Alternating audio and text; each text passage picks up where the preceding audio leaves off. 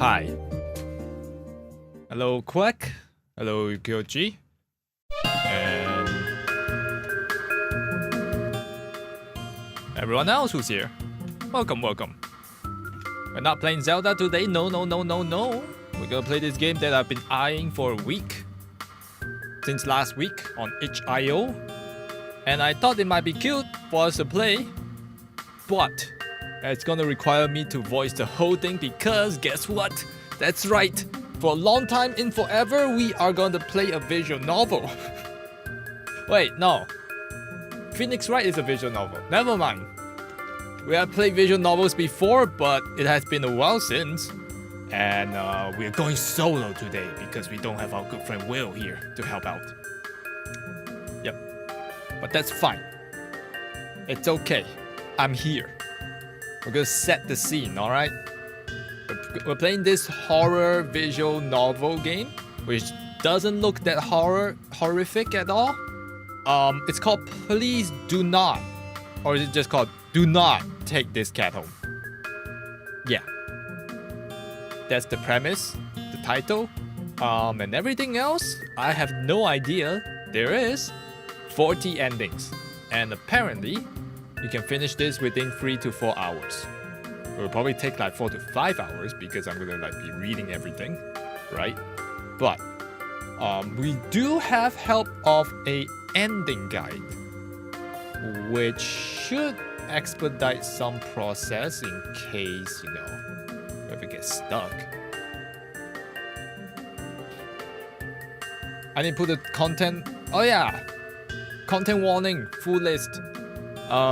So before we go on, the dev of this game has created the whole full list of every single content / trigger warnings.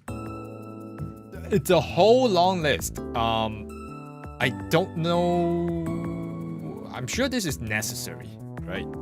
So let's just go over it all. This game is not suitable for children or the easily disturbed. It includes depiction of horror elements, human-animal violence and death, abuse and abusive relationships, disturbing images, loud noises, flashing images / light, or more. Individuals suffering from anxiety, depression, or certain fears, phobias may not have a safe experience playing this game. For full list of content trigger warning, go to the About section or below. So we have abuse, agoraphobia, amnesia is a trigger warning apparently, amputation, animal abuse, animal death, animals, monsters eating humans, anxiety, blood and gore, body horror, body injury, cannibalism, child abuse, cosmic horror, dead bodies and body parts, death, dying, decapitation, depression, dissociation, doll animation. What? Why? I guess some people are scared of dolls. Emotional abuse, entrapment, epilepsy warning, glitches, hallucination, glitches? That's a okay. Heart attack, intrusive thoughts, isolation, kidnapping, adoption, loss of vision, loud, sudden and repeating noises, manipulation, gaslighting, mental illness, mind control, murder, paranoia, poison, venom. Psychological horror, scary, disturbing images and messages, scopophobia, seizure, self-harm, stalking, suicide, suicidal ideation, tense situations, thalassophobia. I forgot what this is. What is this? Is this the fear of the sea? Yeah, deep water. Timed game. This is a warning. This is a warning. Timed gameplay. Oh no, this game is gonna be way too long. Oh god. Violence and vomiting. Hello, Zamster. Yes, that is a lot of stuff I knew. But it's okay. I'm sure it's not gonna be that bad. I'm sure the dev is just being considerate and be sure to encapsulate everything, even how minute it may be, that it's gonna trigger some people. Did I not put TW in the title? I did. Trigger warning, a lot apparently. So much that I cannot fit inside. Yeah, at least it's telling me, which is good, but I don't get the time gameplay. I don't get why that is a warning, but it's not like we have not played long games before. Yes, welcome all and all to a visual novel. And because it's not voiced, we're going to be reading this. And be sure to get into the mood. Alright? So without stalling any further, let's go!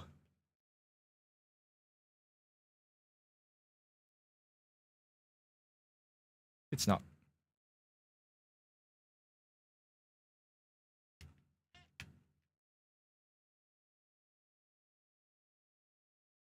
Time gameplay is probably for warning for those people who don't have good reflexes. I don't think a visual novel ever has QTE. If this game has it, that will be a first I've ever seen. But I guess we shall see, because I have literally no idea what this game is going to be about.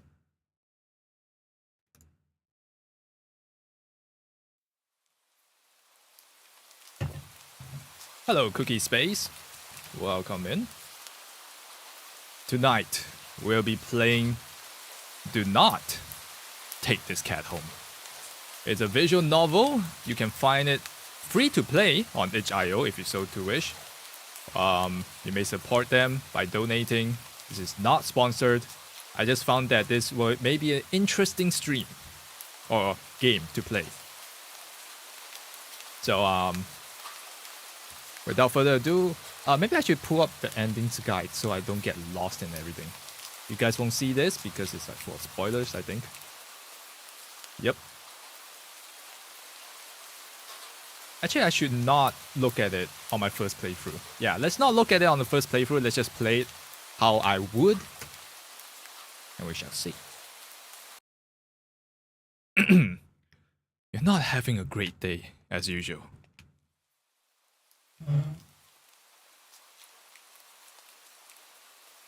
Oh, great. It's the first time in a while that you have felt like going out. But in the middle of your walk, it starts to rain. Typical. But maybe this is just a sign that you should have stayed home today. Yeah, you can always try again tomorrow. Right? You turn to head home when... Meow? Huh? What was that? There are only a few people around on the street. Makes sense due to the increase of missing persons around the area recently. What? Okay. Well, that and the weather.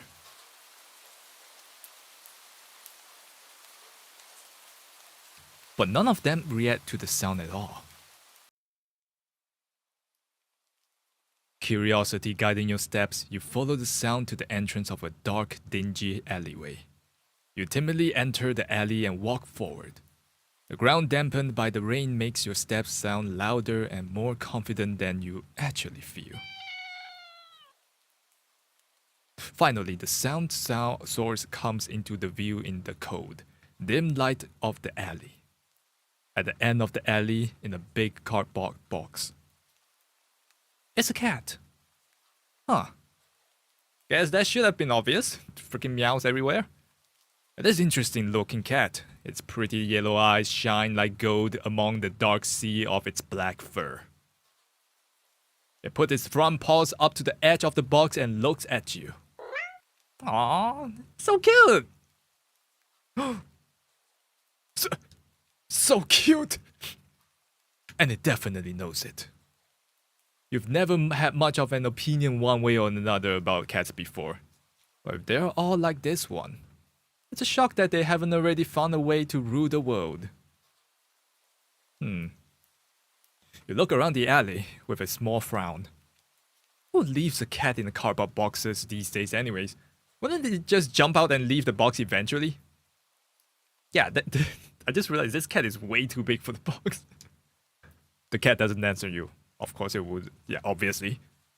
It also doesn't do as you suggest and leave the box. It's just looking at you, as if waiting for you to make the next move. I'm gonna take this cat home. You know what?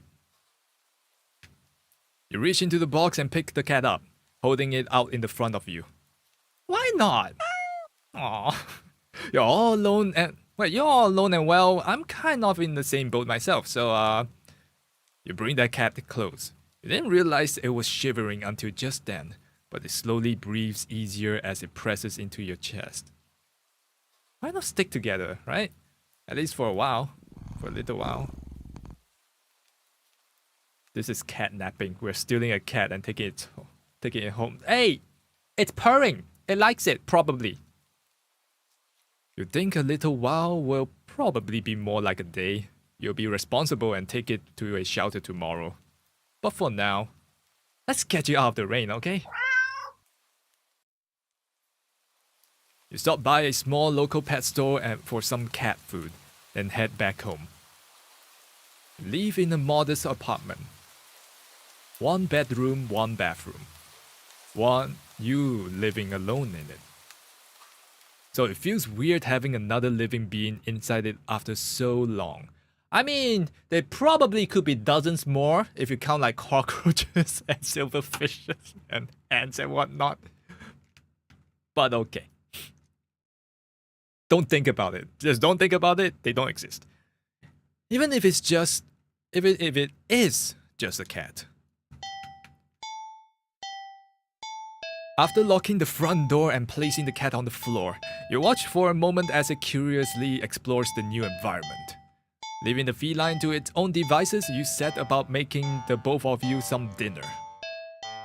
You take out the can of cat food and open it with the tap on top. You put the cat food on a saucer and click your tongue to call the cat over to you. It perks up at your beckoning and rushes over.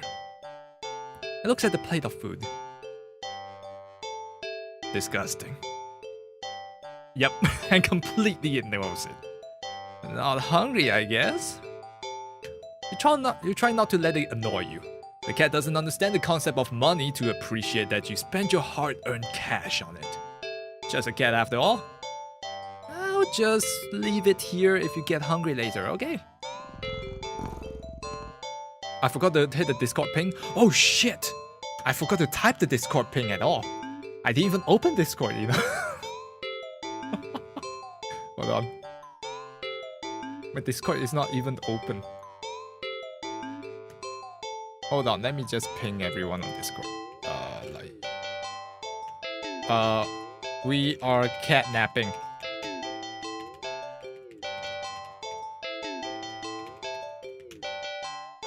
Alright, there you go.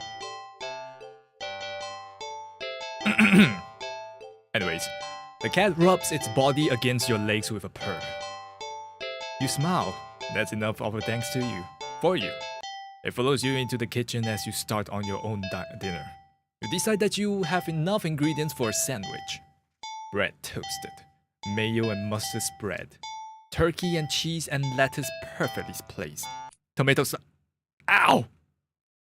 Did I slice my own finger? You winced as you cut your finger on the knife with while slicing a tomato.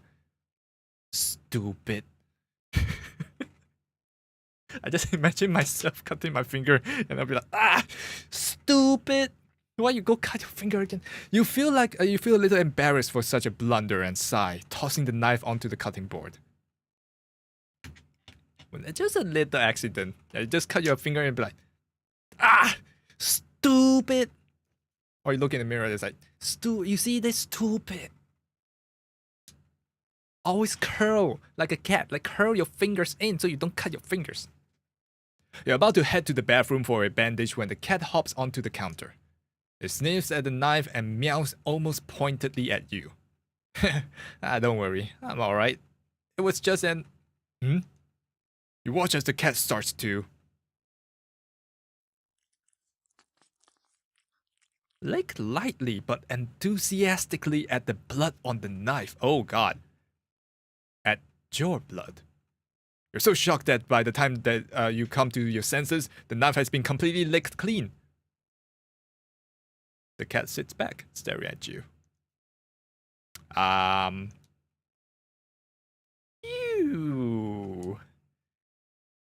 You feel a little uneasy. Sure, cats are meat-eating predators, but that was a little weird. Right? Like, sure, you're not, cat expert, but that was definitely not something an ordinary cat would do. Right? Do not meow at me, you little devil. Well, regardless, you're not about to abandon the cat in need while it's still raining outside. Not after all your efforts. No, no, no, no, no. You're going to just take it to another shelter tomorrow anyway. What's one night of awkwardness, huh? Weird or not, it's just a cat. The rest of the evening, unfortunately, goes downhill from there. Even after covering up your finger cuts with a bandage, the cat keeps trying to lick the wound while you're eating your sandwich.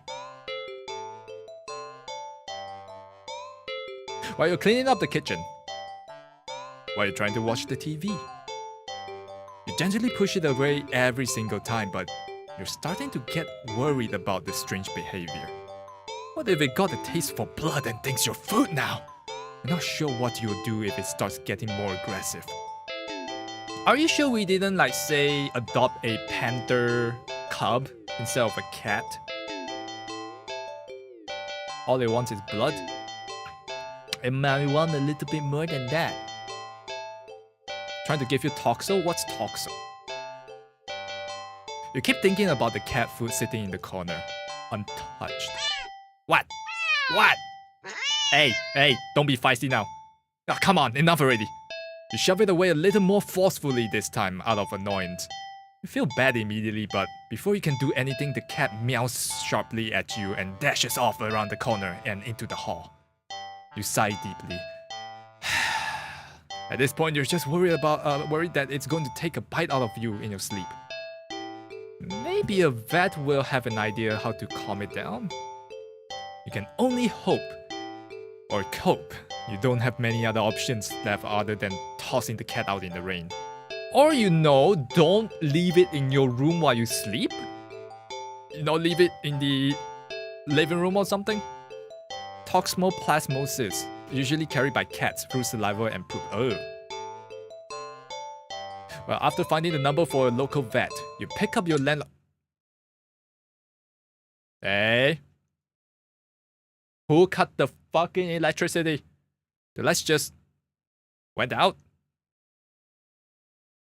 Great! Just great! Rain must have knocked out the power. You check your cell phone only to find that it's out of batteries as well.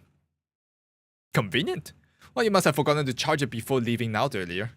The outing had been so spur on the moment that it had no doubt messed with your usual routine. You grab a flashlight and turn it on. Where's the darn cat? It's quiet. Too quiet. Did the rain stop? But then, why did the power go out? You look outside. The sky is pitch black. What time is it?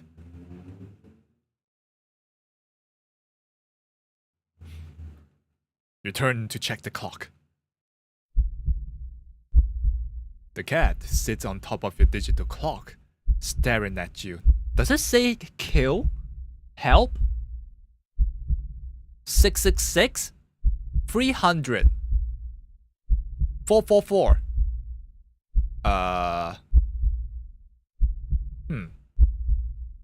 Thinking now, you realize the clock shouldn't be working at all with the power outage, but the numbers are lit up and going completely haywire.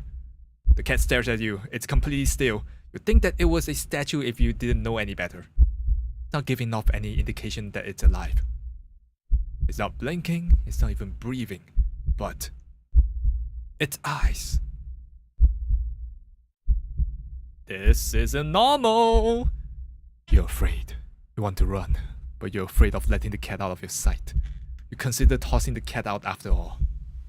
But as soon as the thought enters your head, you feel a sharp urge to vomit. And those eyes, its eyes hold you still, even with your flashlight trained on it. Its pupils are large, round. The flashlight flickers.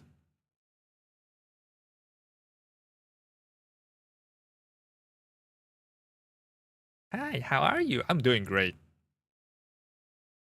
And the cat is gone. Fear immediately grips your mind. The silence punctuated with a rapid pumping of your blood in your heart. is overwritten as your ears slowly start to pick up the sound of static all around you. How is the clock working with no power? Don't know why such a question matters at the moment, but you feel as if having the answer will make sense out of everything that's happening. That order will be restored. But no answer comes to mind. You back away from the clock and feel as if the air itself coils tightly and abruptly in response, like a predator prepared to pounce, but waiting for your next move. But you're afraid to move. You're afraid to even take a breath. But you cannot stay still forever, right? Whatever is watching you, you can already feel its impatience. It's too eager. You don't know how you know this, but you can sense it as clearly as if it had whispered.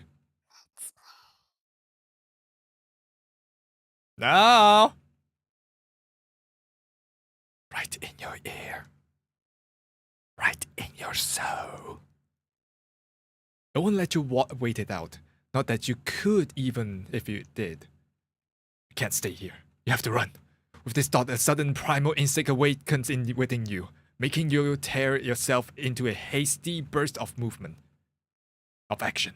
But still weak from the fierce grip on your mind, your legs tangle together under you in your haste, and you fall to the ground. That's sprained my ankle. Okay. A sharp pain explodes in the center of your foot. What? Did I step on a knife?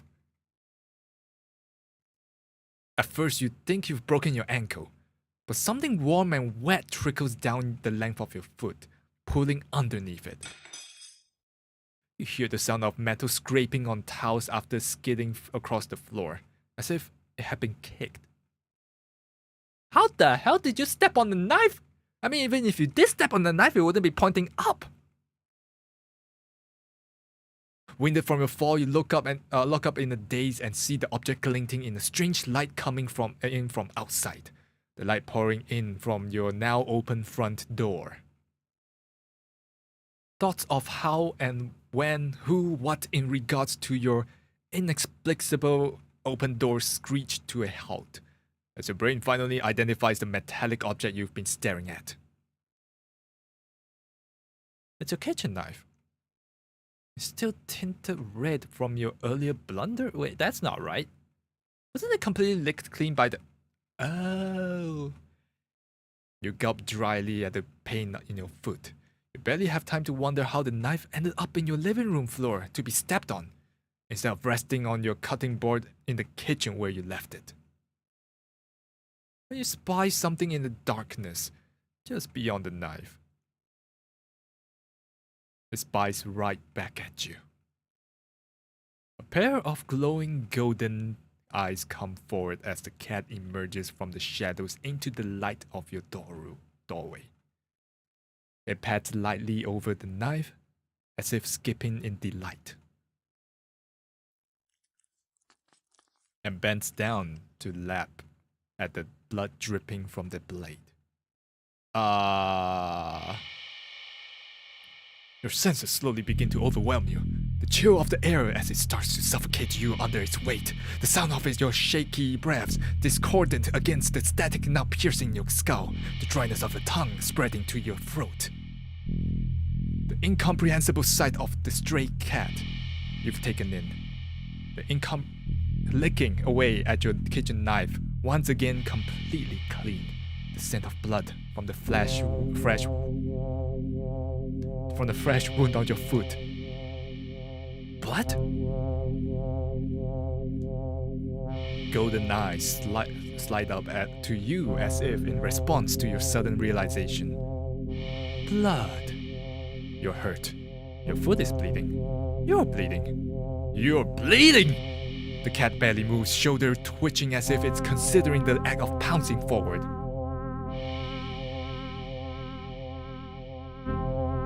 But you're already on your feet and out the door. You run, or rather limp, down the empty street. The sky is black and bleeding red, but there's a strange light emitting from nowhere that casts everything else in white. The houses, the trees, the road, even you. Everything. Except your blood. You can just barely glimpse the bloody imprints your injured foot leaves in your wake with every impact it makes with the ground. It hurts. It hurts. But you can't stop. You don't stop. Not when the shadows grow around you. Not when you feel the gaze of the eyes all over you. Not when the road ahead of you is darkened by the long shadow of something behind you. Even then, you don't stop running. Because if that's the cat right there ahead of you, then what in the world is behind you?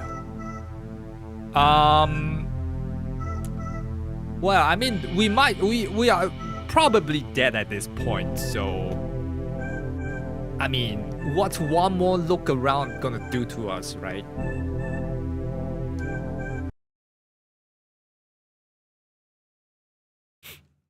Huh? Interesting. How very, very interesting. Ending 0, it begins. One out of 40. Okay, alright, this is where we start. 40 endings, here we go.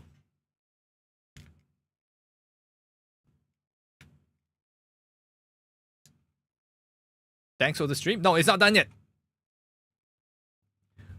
You're walking. Right, of course. It's the first time in a while that you felt like going out, and you're actually glad that you did. The weather is absolutely perfect today. That's a good sign, right? Maybe your luck is finally starting to turn around. You tentatively allow yourself to feel excited for the possibility where you could go, or what you could do, or maybe finally getting a girlfriend for once. Or a friend. Or maybe even who you could meet. Hello, Elsa. You're so deep in thought that you almost missed it. Not a cat. Huh? What was that? Curiosity guiding your steps, you follow the sound to the entrance of a lonely alleyway. The sunlight only just manages to reach down in between the tall buildings on either side. You timidly enter the alley and walk forward, the loose gravel and scattered debris on the ground softening your steps. That's a cat. Finally, the sound source comes into view in the warm, almost ethereal light of the alley. At the end of the alley, in a big cardboard box. It's a cat! Of course! Huh. I guess that should have been obvious? Aw, he's so cute. It's an interesting looking cat. Its pretty yellow eyes shine like gold among the dark sea of its black fur. This is all deja vu all over again. It puts the front paw on the edge of the box and looks at you. So... Huh? You look so... familiar. Right? No. You know what? Then again, it is a cat. Not many different ways for a standard black cat to look after all. This one sure is a cutie though. Just look. It's not glaring at you or hissing at you for getting this close like other stray cats have in the past. Just sitting there patiently, waiting for you to do something. I'm having deja vu.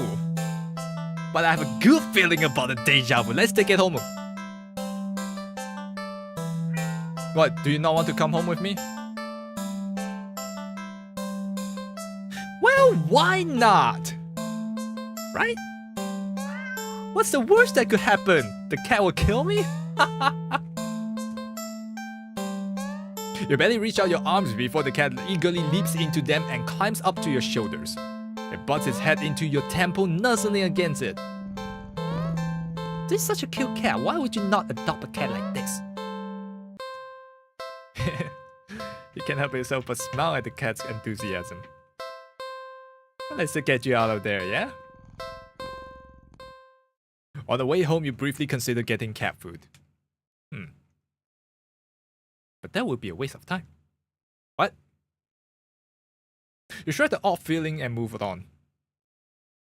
You live in a modest apartment. 1 bedroom and 1 bathroom. One you living alone in it.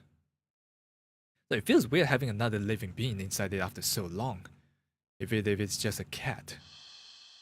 After locking the front door and placing the cat on the floor, you wait for it to walk away and explore the new environment. Who's breathing so heavily? Is it me? Am I a mouth breather?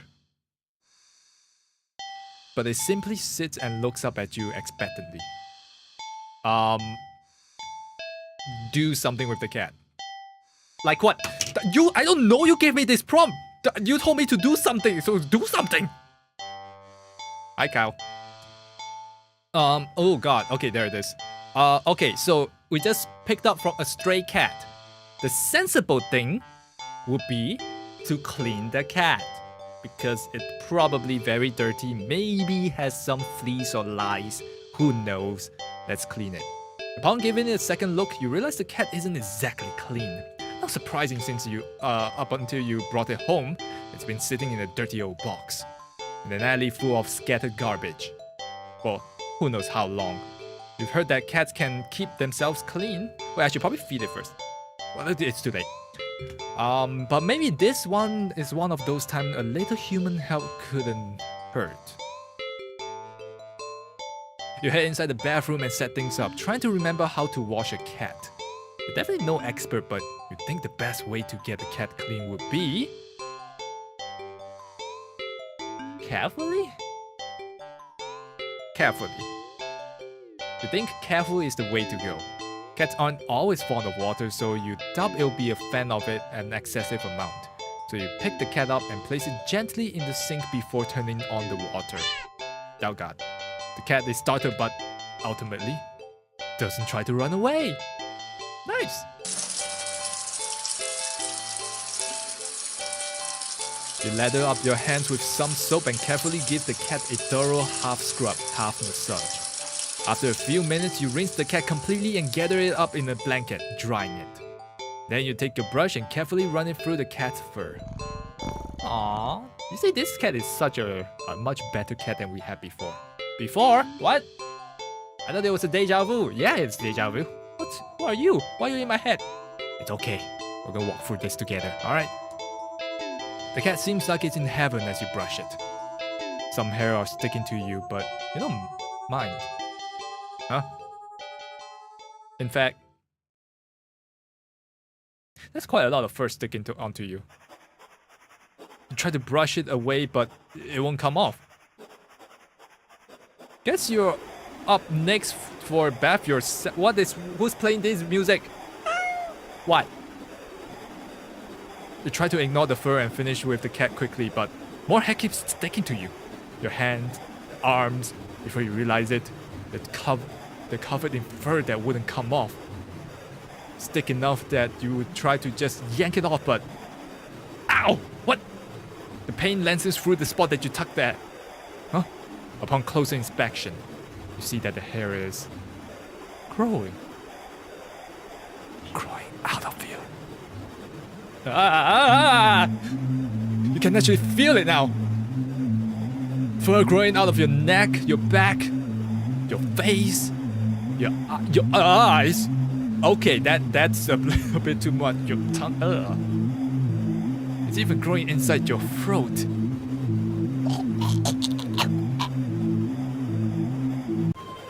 Oh, I suffocated. I'm dead. As you collapse and start to choke on the thickening hair of fur in your esophagus, the cat leans up to the lap at the fur growing on your forehead, grooming your hair as thoroughly as you did for it earlier. You'd think it'll be sweet if you weren't currently losing hair. Still, feels nice at least to be looked after and cared for in some way, even if it's just for a little while longer. The cat's careful grooming is the last thing you feel before you are no longer able to breathe. Ending 15, self-care buddies. Damn, that's horrific. Holy shit. I thought it's just becoming a furry, But I didn't think like the insides will also be. Oh god.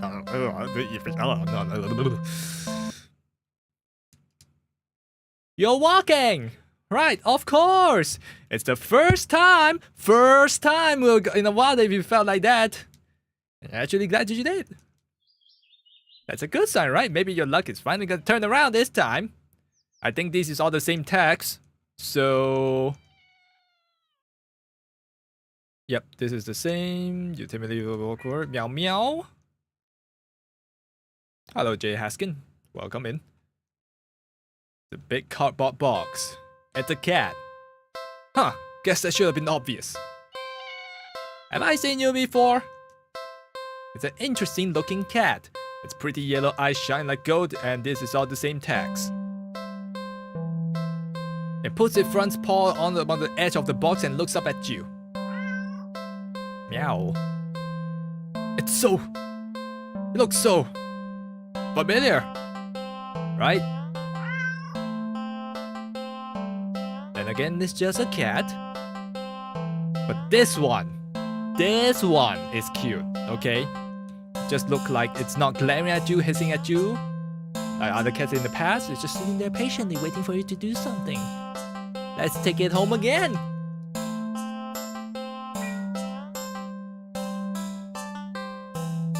Why not, right? Yeah.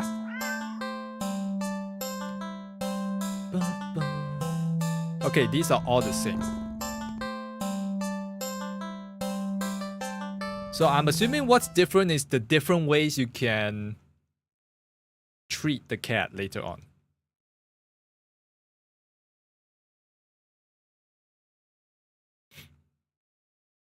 Feels weird. Okay, let's get to the cat.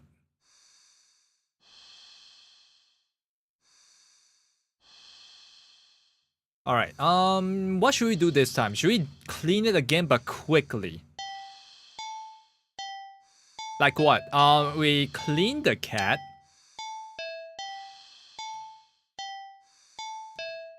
But quickly. Cats don't like water. You think. So a quick wash would be the way to go, right? You decide to do everything at once, filling the tub deep with soapy, bubbly, warm water. A quick dunk here, a short scrubbing there, then rinse and dry. The cat won't even know what hit it before it's over.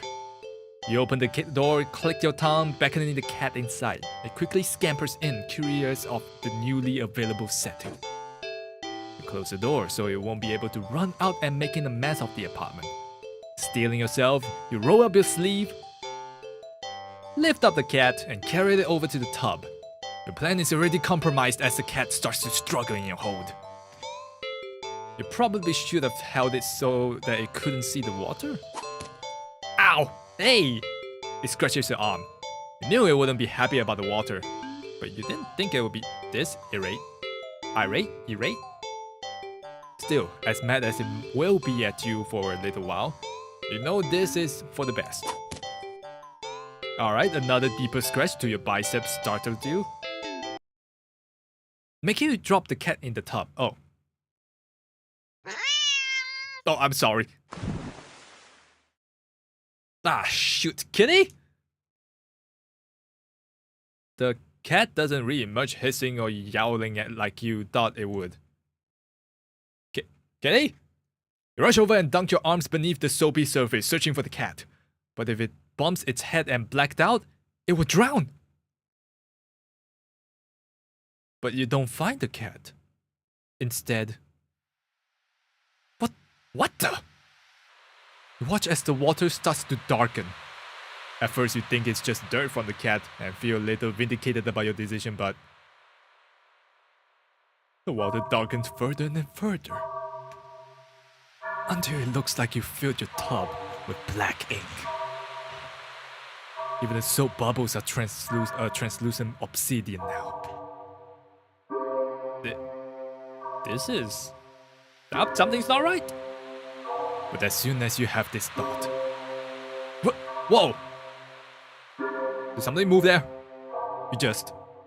felt something tugging you from under the water. Oh no. You tried to pull away but your arm wouldn't budge. Whatever it is, it pulls you closer towards the water. You try to use your free hand to release the drain plug.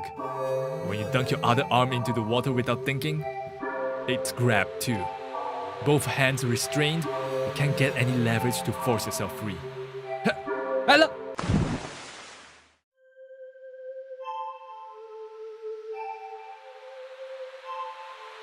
You're dragged into the murky waters to the tub.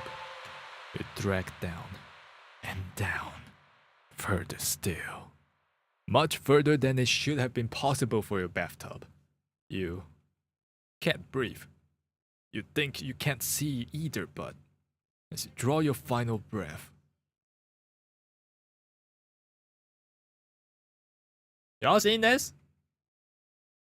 you think you see what has been pulling you down. Something resting deep, deep down below. Something waiting for you. Bath hater? Wow. What a freaking cat. I love him. You're very confused about this? So am I. We're trying to figure this out as we go. Alright, there must be an overarching plot as to what this cat may be. So far it feels like it's a what do you call it? What do you call Cthulhu and all those like beings? There's a name for it, but yeah, it feels like it's a very much a cryptic being from another world that for some reason keeps looping time and tries to kill us.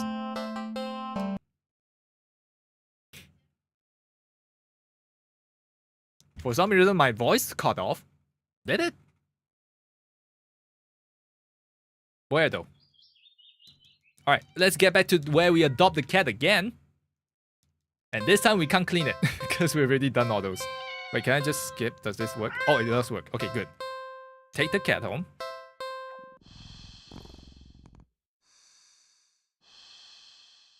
Alright, let's do something for the cat. Like what? Okay, so we tried cleaning the cat. Let's try to do the next sensible thing, which is to feed the cat.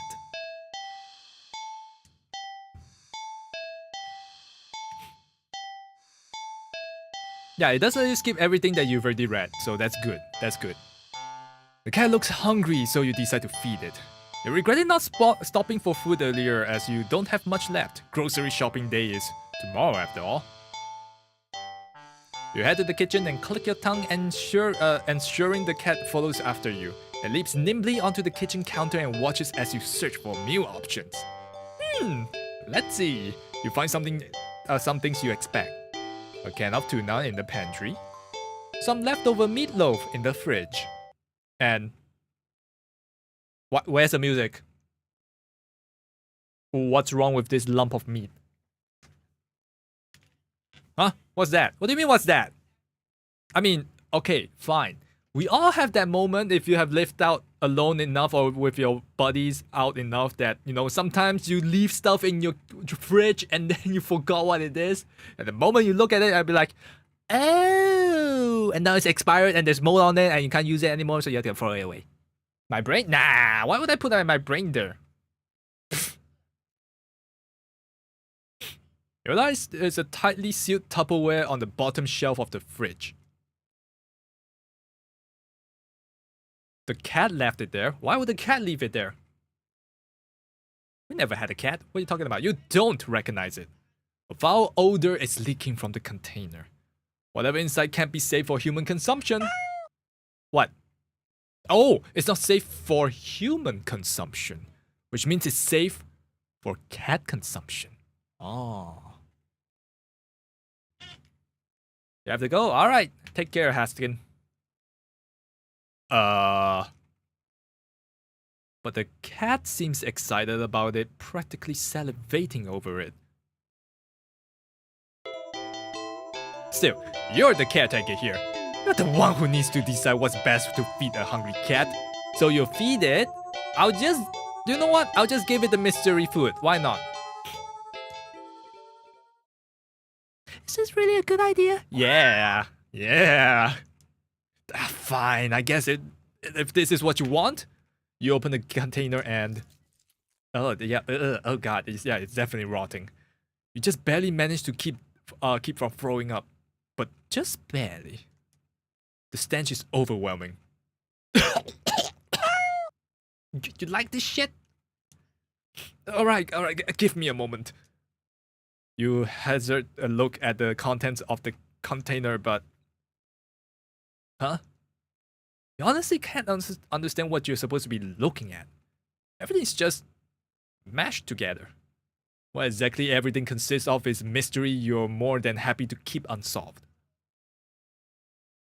Different shapes, different sizes, different textures. Not the color though. All of it is the same color. The most unfortunate looking shade of grey you've ever seen. Tainted with a nauseating wet green film over it on top of it. Ugh. Am I supposed to warm it up, or you don't even know how to serve it? Any utensil or plate that touches it is getting thrown out immediately. No exceptions.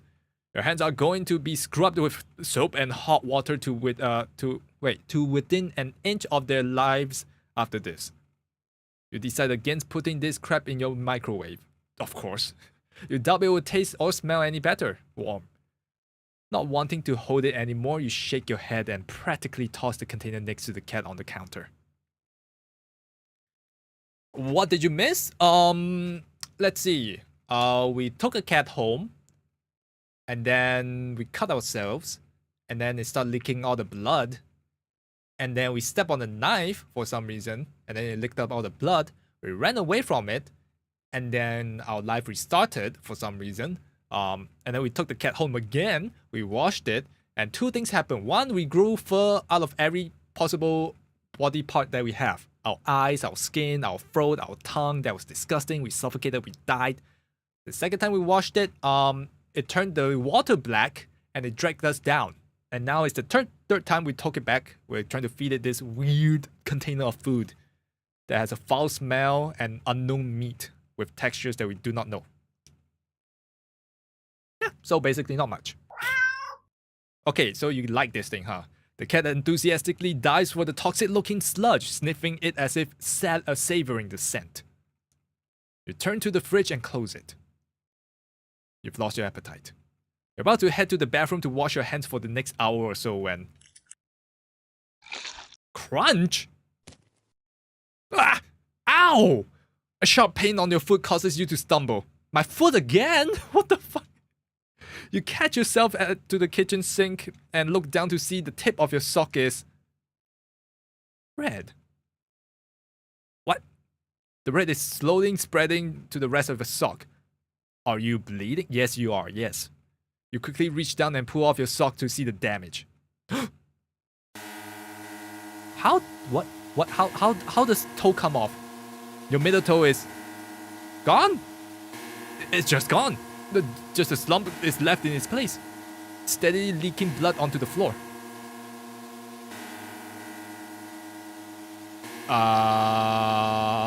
You clumsily step back as if it would help you to get away from what you're seeing. The blood trail simply follow your movement. 911, 911, where's the phone? I have to call 911. Don't. What? Your tongue is...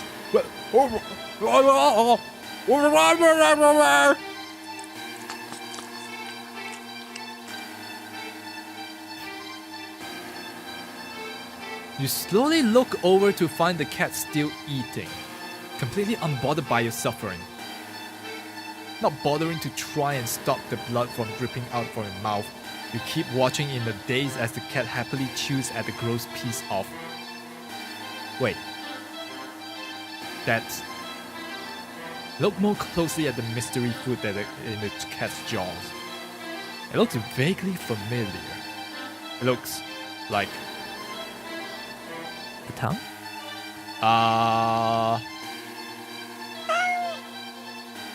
Before you can even think out to do anything to stop it, the cat dives into the container again and bites into another piece that looks like... You collapse to the floor, clutching your torso. You writhe around blood-streaked towels, crying. Something inside you just... Blood pours out of deep within you. Whatever that was felt important. My liver? And now it's probably gone too. It hurts. It hurts so much. Stop, boy! You quickly try to reach up to the cat on the counter above you. From your tears, from...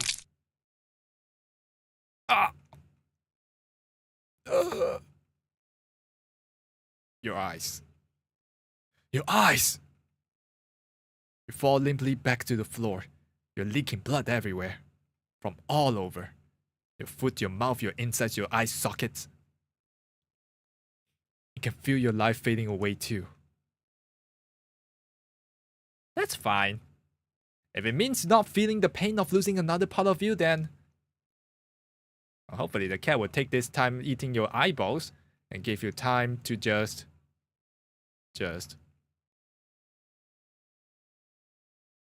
Ending 10. You are what you eat.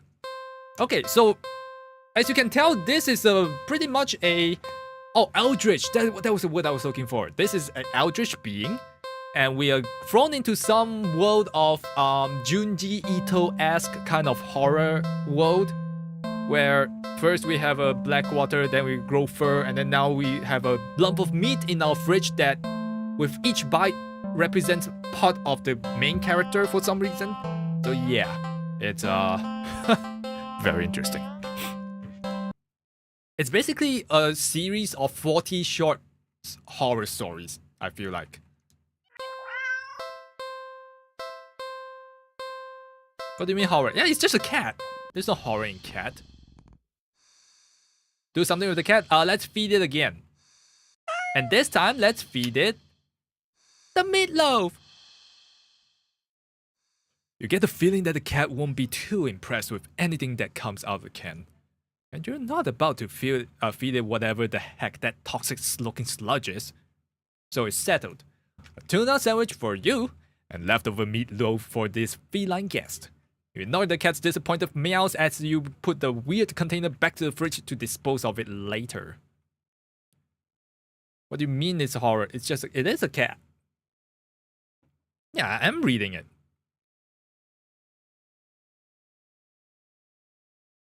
Oh yeah, have you been raiding Final Fantasy? Are you enjoying it? I hope you are. You subbed? Well, thank you, I love foxes. I hope you're enjoying here too. You warm up to the meatloaf in the microwave.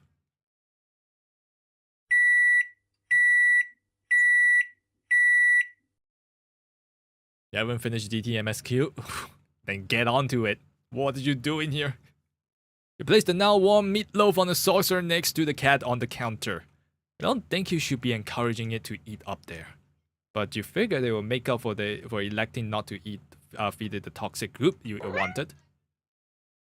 The cat looks at it, finds the meatloaf interesting. I missed your joke. There was a joke. I didn't get a joke. Works for you. Eat up, kitty. As the cat digs into its meat, you go about searching for some bread for your tuna sandwich. You're so distracted by your search that you only just barely hear... splat. Huh?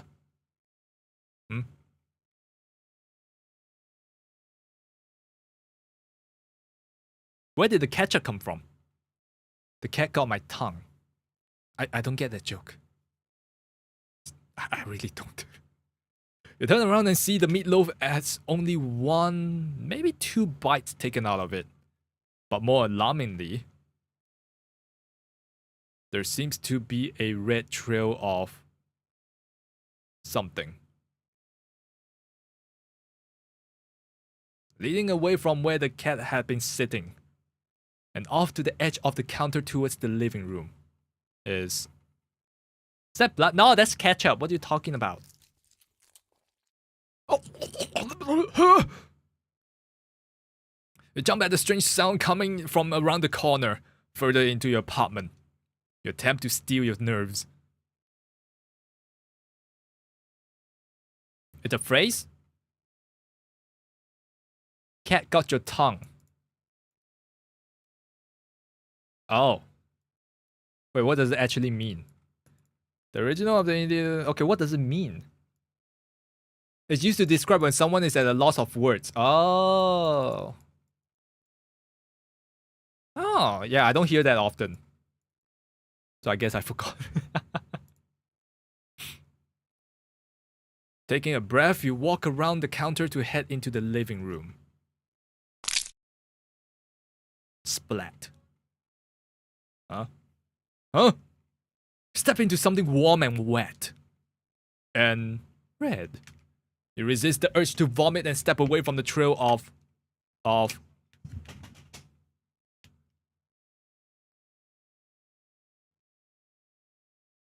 what? You follow the trail into the living room and see that it leads into the hall.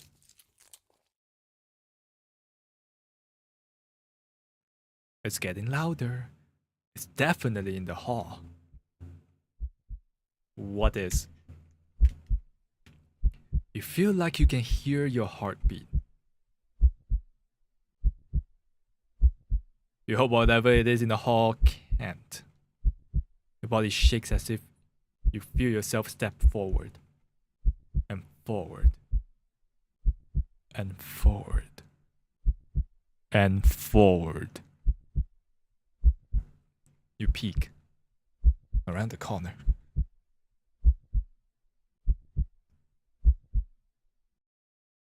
Nothing. There's nothing there. What? You walk further into the hall and see that the trail leads all the way down to the end of it. But there's nothing there. I don't quite feel relief, but at least...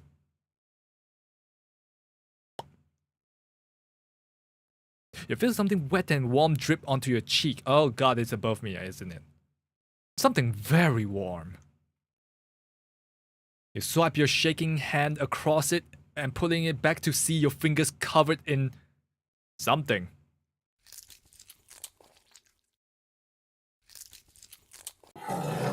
I don't recall adopting a eldritch being. You look up and seeing what can only be described as meat. The entire ceiling of the hallway is covered in a thick, undulating, withering layer of pulsing meat. At its center is a single glowing eyeball, frantically rolling around in every direction.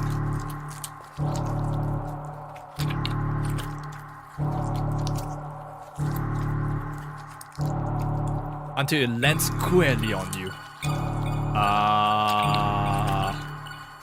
Try to take a step back, desperate to escape the hallway, to escape this thing. But... oh shit. Yeah, I think we're dead. Before you can even scream, meaty tendrils shoot out and grab you. No! Let me go! They pull you up and up. Then into a pair of slowly opening jaws. And then... yep, I'm dead.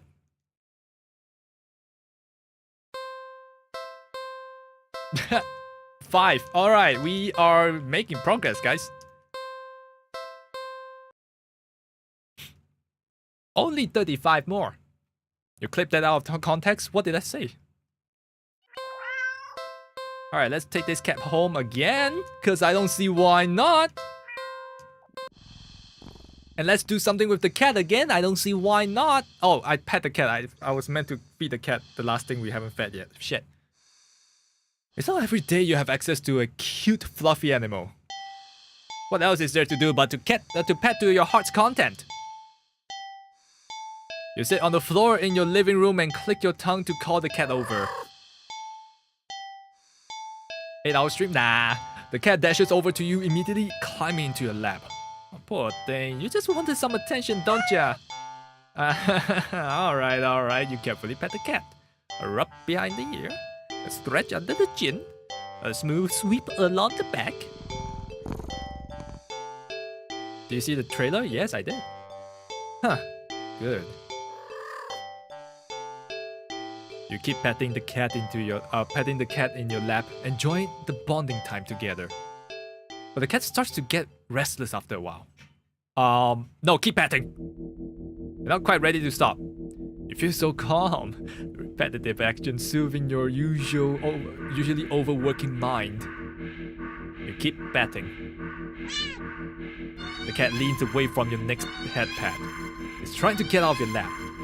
Keep patting. When you scratch under the cat's chin, it bites your finger. You might be bleeding, but it barely hurts. More of a warning than anything. The cat struggles in your hold. It's watching you closely.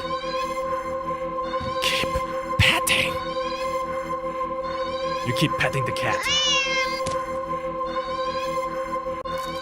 Oh! It's just a playful thing. That's alright. The cat bites off your finger. It hurts. You're definitely bleeding now, but for some reason, you just can't stop. You don't know what it is. Its fur is so much softer than you realize. You think it will be the shining in the faint light of your living room, but it's as if the darkness of the cat's black fur is sucking in all the illumination around it, rendering it completely dull. No, you're drawn to it, like you're somehow holding a deep dark abyss right in your lap. It seems calmer now, munching on your severed finger. The stump between your thumb and middle finger is leaking.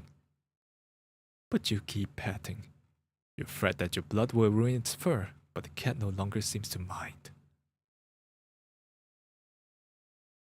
Time passes. It's dark out now.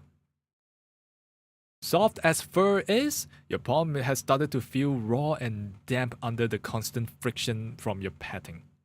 Why damp? You think faintly that maybe you have had enough. Maybe. You start to lift your hand from the cat, when in a flash,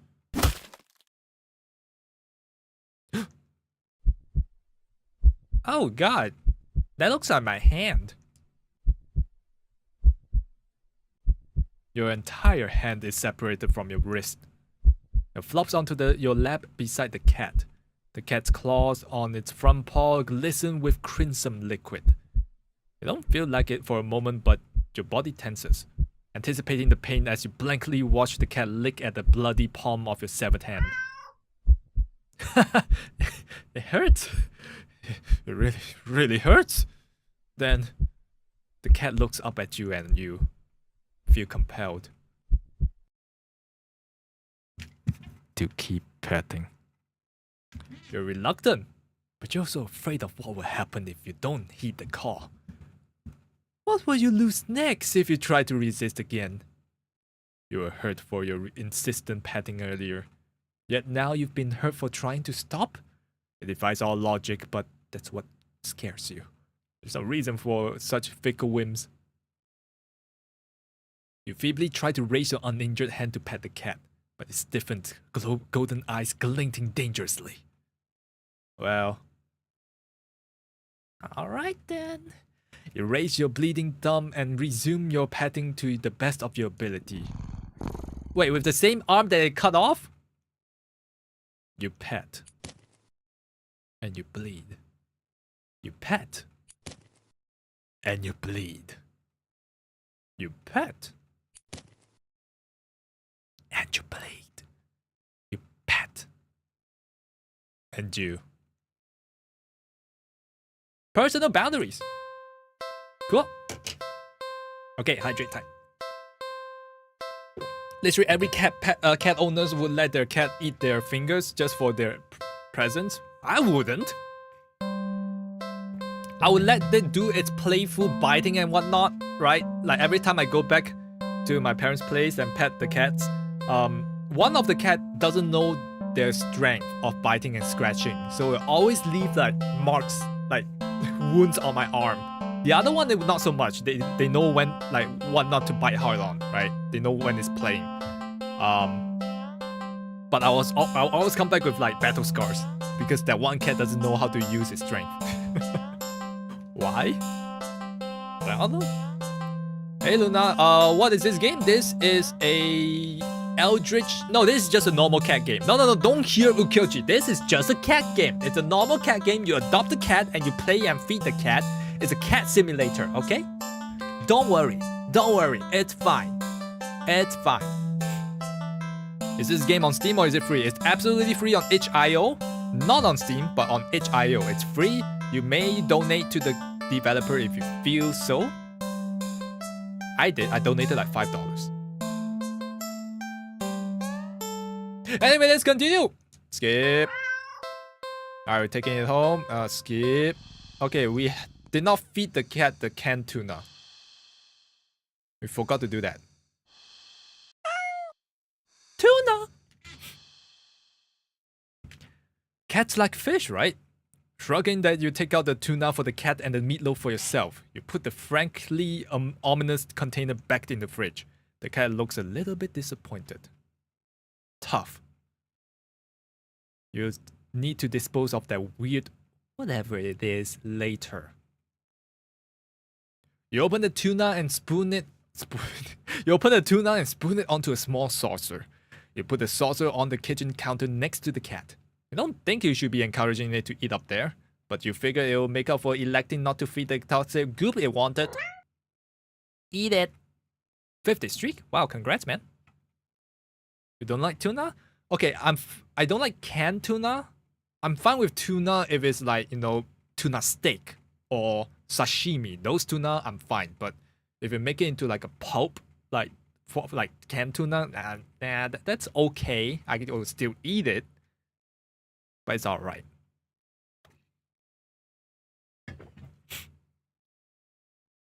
You played this game before? Just watch. Just stay and watch. You'll get it. The cat looks like it finds the tuna acceptable. You take it. Eat up, kitty. Aww. As the cat digs into its meal, you go about heating up the meatloaf in the microwave. While setting the time, you hear... Huh? You turn and see that the plate is completely empty. Okay, well, okay, that was quick. You need to pace yourself.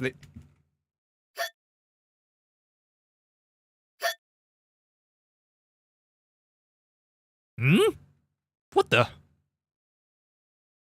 You watch baffled as the cat continues to hiccup, causing little bubbles to float out of its mouth. Okay. That's normal. That's okay. You can process this. It's not completely out of the realm of what's possible, right? Right. Best not to think too hard about it. Soon enough, the room is full of floating bubbles. The cat releases a final tiny bubble before yawning and laying down right there on the counter. Well, glad you enjoyed it. The bubbles haven't left the room or popped. They seem to be pretty resilient. Wait, what? What's that? As one of the bubbles floats closer to you. You see that there's actually something inside. A tiny, furry fish? Well, this is just getting weirder and weirder. Still, you can't help but marvel at the impossible wonder in front of you. You lift your hand. You extend a finger towards the bubble. Carefully press it against the surface. Oh, it bit me! The little fish inside lashes out, viciously sinking its tiny fangs onto your finger. Doesn't really hurt that much at first, but then... Oh! What? Pain starts to climb from your finger to the rest of your hand. Past your wrist. Could it be some kind of venom? You fling your arm around in an attempt to dislodge the fish, but... Oh, you gone and pop every single... Okay, you fucked up. You accidentally knock your arm into several bubbles floating around. More tiny, ravenous fish latch onto your flesh. You stumble back out of the pain and sudden bout of dizziness, only to bump into more bubbles. More fish digging their teeth into your back. It hurts. You're getting dizzy. Got to get out.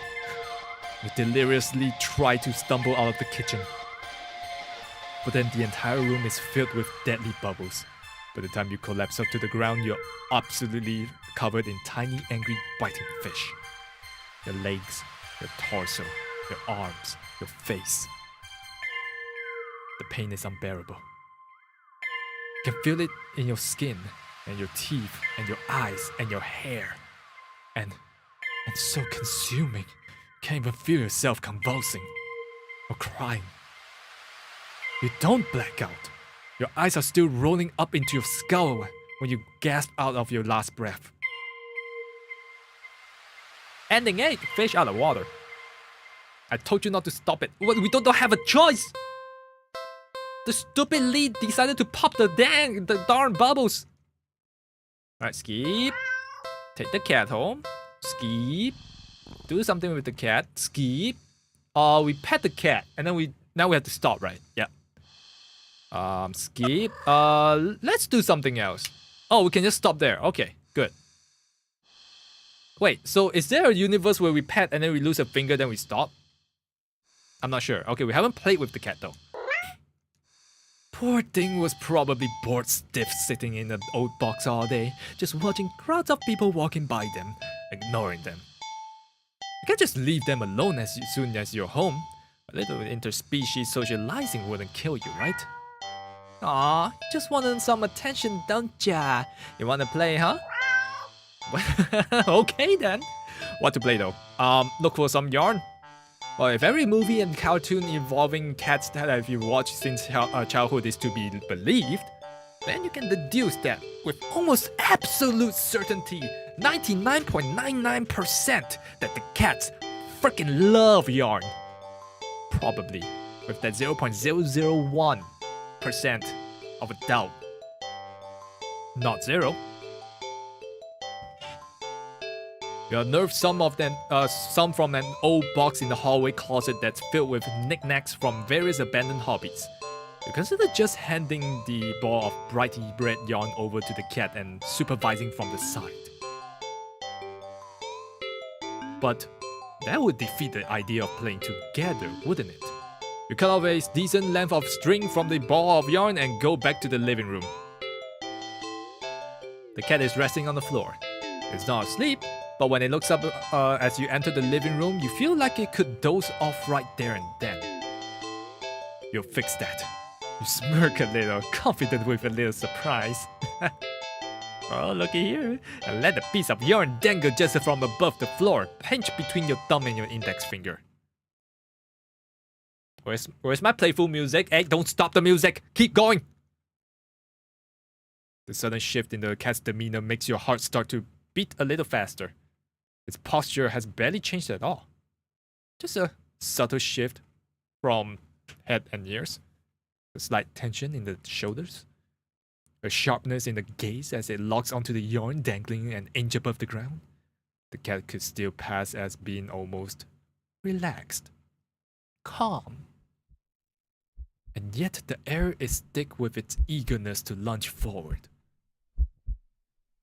It rolled its eyes back. That's not good.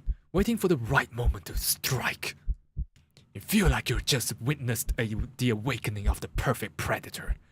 You're almost afraid of what it will become or happen once you make the first move. But it will be you who makes the first move. You take a deep breath. Relax your shoulders. And yoink! The cat had lunged in the instant you wiggle the yarn. But you're faster! It completely misses as you flick your wrist, making the yarn recoil out of its reach like a terrified snake. Having overshot the landing in its eagerness, the cat stumbles and looks around as if shocked at its failed attack. You generously click your tongue to help reorientate it. The cat whips its head around at the sound. You're slightly taken aback at the intensity of its stare at the yarn. But you persist. You wiggle the little yarn again, encouragingly. And yes, maybe a little tauntingly. This time, the cat anticipates the yarn's upward dodge and leaps up and swipes at it. Oh, wait, there goes our hand. Oh, but you're just one step ahead, puppeting the yarn to dance gracefully out of the reach once more. Come on, you can do it. A little condescending, but you can't seem to help it. And for some reason, it feels a little good knocking the feline down a peg or two. Or at least it seems like to be enjoying yourself, right? Well, you hope, anyway. You keep going. The cat's movements have gotten more aggressive. It must be getting frustrated. You could swear it took a shot at your eye the last time it had jumped so high erratically. You've been keeping the yarn in a constant motion, afraid to slow down. Your wrist is starting to get tired. The cat doesn't seem to be losing any energy though. It's like it's getting faster and faster. Flick, flick, flick. Your wrist finally cramps sharply, making you lose control of the yarn's motion at the tip of its brush. As the tip of it brushes lightly against your stomach. Oh. Oh.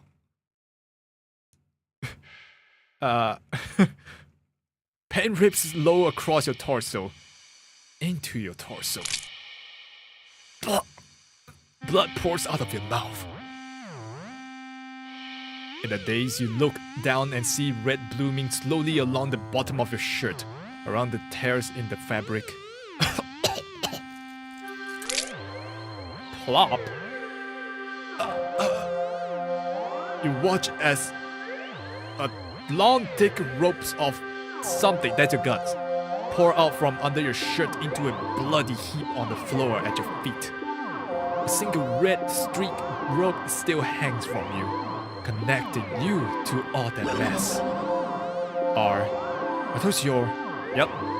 You crumble to the ground and topple over onto your side. Your vision has gone blurry, but...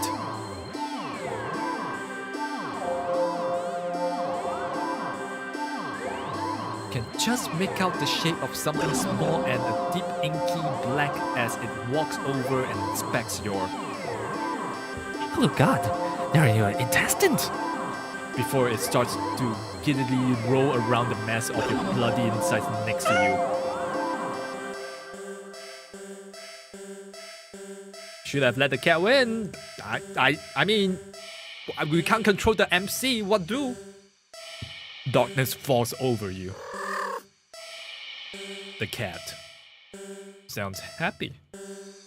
Nonsensically, you wonder where the yarn has gone, but there's really no need to worry about it. The cat seems content with the next best thing. Ending 11 at the end of your row. Okay. Are these all gonna be puns?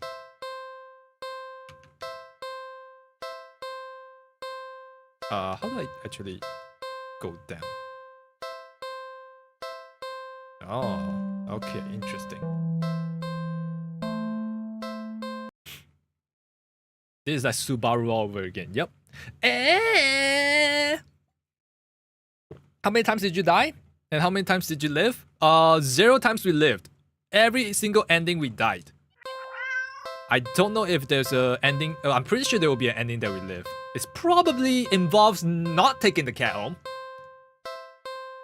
It probably involves not taking the cat home. I don't know.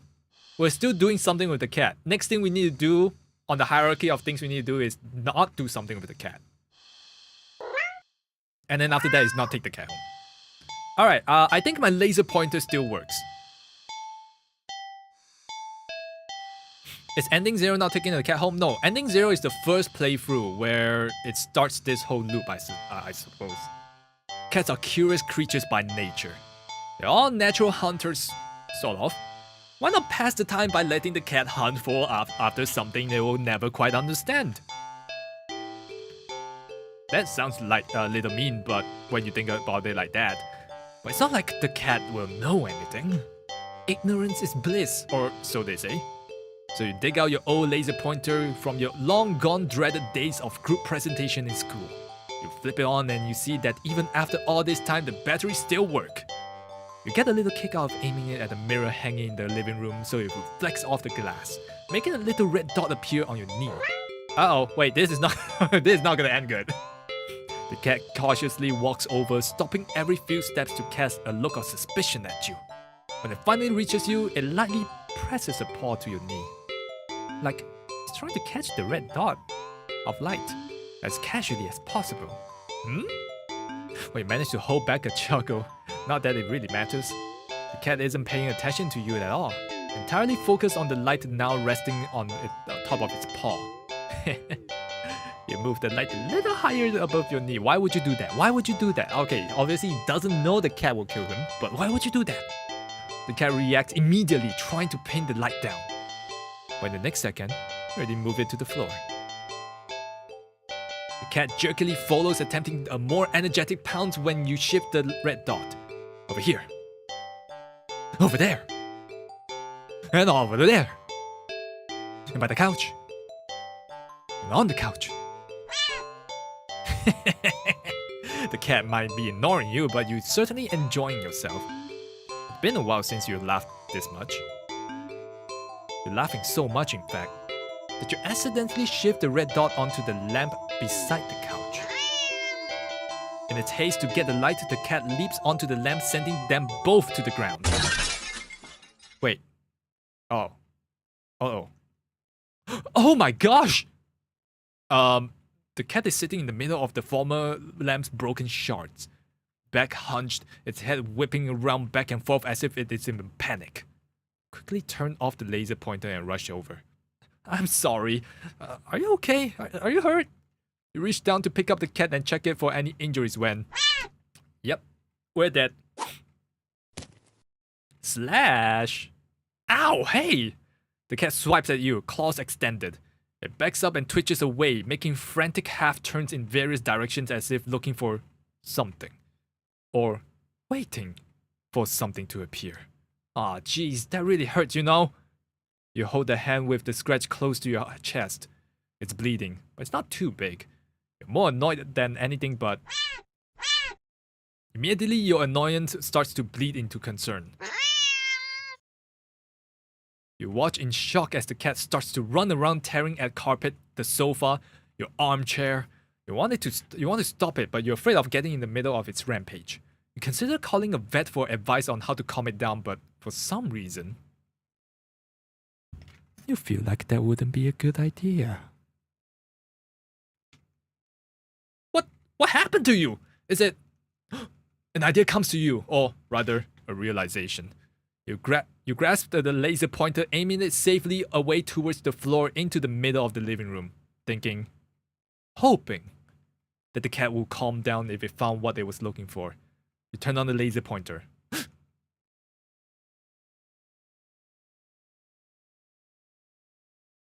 The cat's reaction is immediate.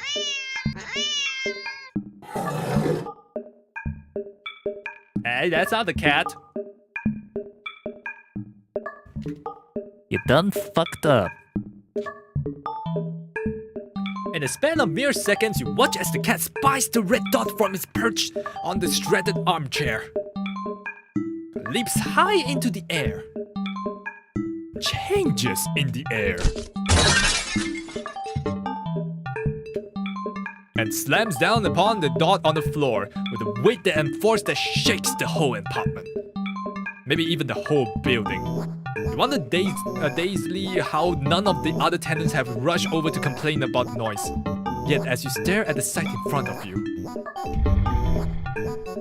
the cat has somehow grown in size. Eyes bulging and glowing, tail flashing, teeth enlarged, barred, and covered alarmingly in bubbly froth. Oh yeah, that thing has, what you call it? Rabies. Yep, this thing has rabies. We need to go. Its giant claws rip and shred through the carpet, through the floor tiles, and even below them. Ravenously trying to get at the red dot. Your hands are shaking. You don't know what to do. If you're trapped, you have to get away. Get it away from you. You slowly back up towards the door. The light moves with you. Instinctively, you flick the light away, this way and that, the cat stampeding after it. So fast. Smashing through the TV, breaking the couch in half. Too fast. Bulldozing through the wall into the hallway. chance. You turn into a bolting out of the door and never come back. But in your haste, you forget something. You forget several somethings. You forget your laser pointer gripped like a lifeline in your hand. You forget the mirror still miraculously hanging on the wall next to the hallway. The laser reflecting off of it, putting a small glowing red dot on the back of your head. As you reach the door, you forget that it's locked.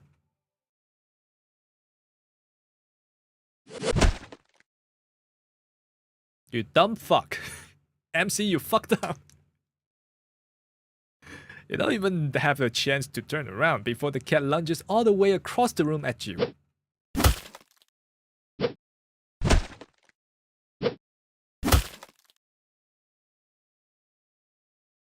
You're torn into shreds before you can even blink. At least switch it off. I would have just pointed it at the window and make it crash out of the building or something. Right? That would like literally solve the problem. Right?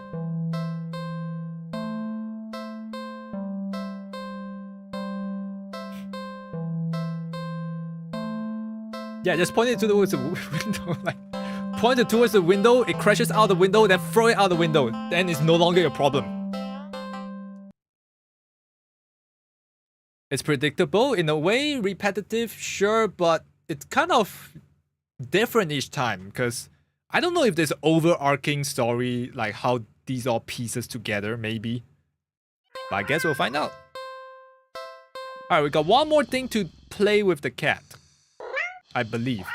And that is hide and seek. Bad idea. What about hide and seek?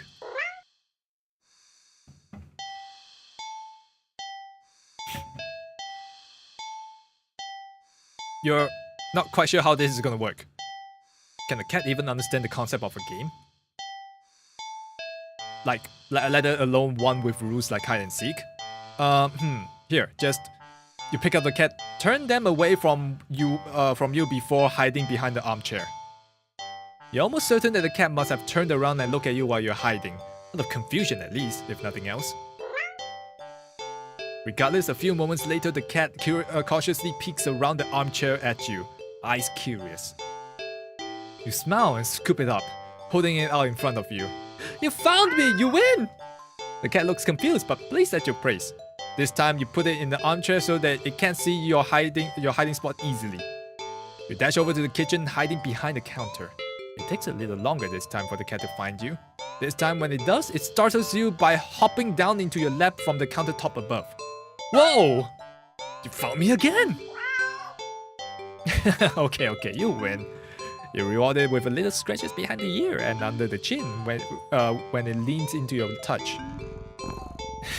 Okay, why don't you give it a try? You go and stand in the middle of the living room. The cat followed you. You make a show of covering your eyes and turning around. Okay.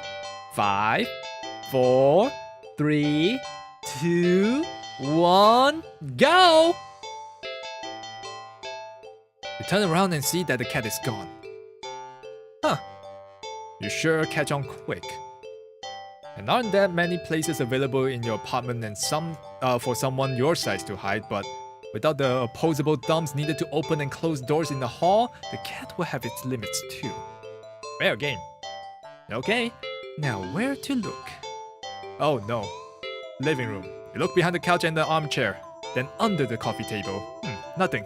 The living room is pretty sparse when it comes to furniture after all. Kitchen. You peek around the counter, grab a chair, and check the top of the fridge. You even open the cupboards along the floor just in case the cat managed to squeeze inside. Nothing. You decide that's for the best. The kitchen is for making food, not playing games. Hallway. You peek around the corner into the hall. Nothing. Not sure what you're expecting. With all the doors closed, there's no way in the hall for the cat to hide. You couldn't find the cat anywhere. You start to get a little worried when you hear a soft sound coming from the hall. You head to the hall again and listen again. Sounded like coming from your bedroom, but you walk down the hall to your room and gingerly open the door. Gah! The cat trots out and runs around your legs, meowing insistently. It looks disappointed somehow. Perhaps in your apparently subpar seeking skills, but you lifted the cat into your arms and look at your bedroom door. How did you get into my room? You know the door was closed, right? But the cat wiggles out of your hold and runs out of the hall. You follow to see it sitting in the middle of the living room. Upon seeing you, the cat promptly turns around. Guess it wants to take its turn seeking? You're about to indulge it by hiding around the counter again when... The lights. Did the power go out again? Again? Yes, again. What do you mean by again? You've been here before. What do you mean before? This is my first time. Shit. As you wait for your eyes to adjust to the darkness, you notice that the cat hasn't moved an inch. Was it scared? Hey, are you... Ah, the shadow looks different. What? For some reason, your heart starts to beat faster. You consider going over to your cat, the cat. But when you do, the thought makes you feel... You feel like your life is in danger. You need to hide. Now! Oh, fuck! Get out of the apartment! Ah! You look over the door and several monks look at you. Now you peek over at the cat. It's not looking at you. You feel the wave of disappointment following you. It feels almost like a warning. That you back away from the door and feel it slowly subsides, letting you breathe again. There's no getting out then. You need to hide. Oh, fuck. We have 79 seconds, 78. Hide in the closet. You quietly slip into the hallway closet. The door wouldn't open because of the heavy box and blocking it before you squeeze in. If you try to go in any further, the cat might hear it. That's it. You haven't heard this. This won't work. Hurry. Time gameplay. Yep, this is it. Hide in the bathroom. You rush in the bathroom and click. What? The door is locked. Well, you freeze upon realizing that much of the sound is just in the doorknob and hold your breath, listening. Yep. Okay. No good. All right. Just hide behind the counter. Well, you hide there before it wouldn't work. Fuck. Head to your bedroom then.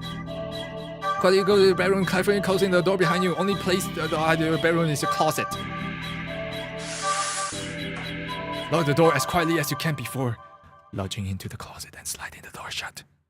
As soon as you secured yourself into the closet, there's a sudden shift throughout the entire apartment. As if something can sense that you're as ready as you'll ever be. As if it can sense that you're ready to be haunted. A horrible chill runs down your spine as you realize that what this game has become. This isn't a simple game of hide and seek anymore. This is being hunted by a predator as prey. It never really mattered the way you choose to hide, did it?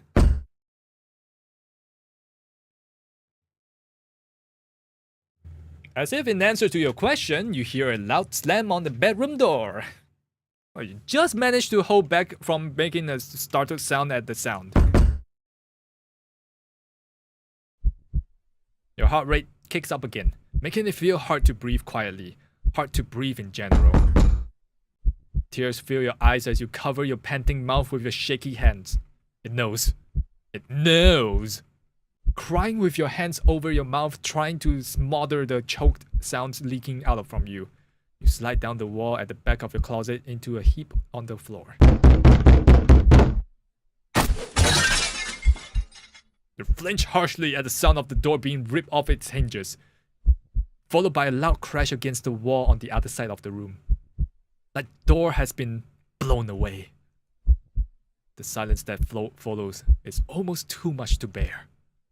You can't. A single sob escapes through your nose.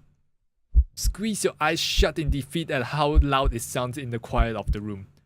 Not much point in hiding it anymore anyway, is there?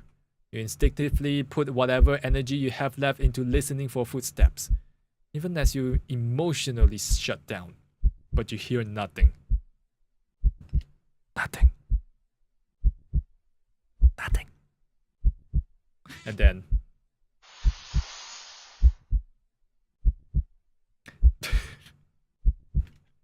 Sorry. I was like, sheesh! No, that's stupid. What? Who's making a sheesh sound so far away? Something slides open the closet door. You curled in on yourself, knees up, back curved forward, head down, mouth covered, eyes shut tight, so tight it hurts. You don't want to look. You don't want to look. But that's what it's waiting for. It won't end without its final act of cruelty, of making you look at it before it takes your life. So cruel. Just want this to be over with. So, you open your eyes.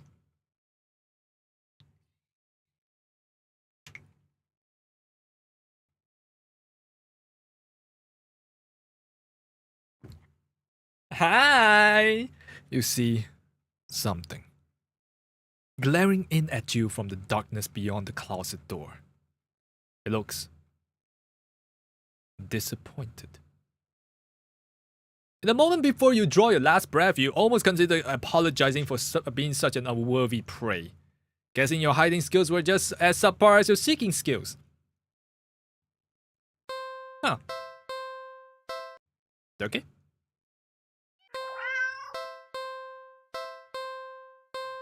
Alright, so we've done everything we can with the cat, and now we leave it alone. Like what? Clean the apartment. You decide that even if it's your day off, that doesn't mean that you should be completely unproductive. You know, you have a guest and all, but you really shouldn't put off your chores. Best to get them done while you're in the mood for doing so. So for now, you get dressed, roll up your sleeve, and get to work on cleaning the apartment.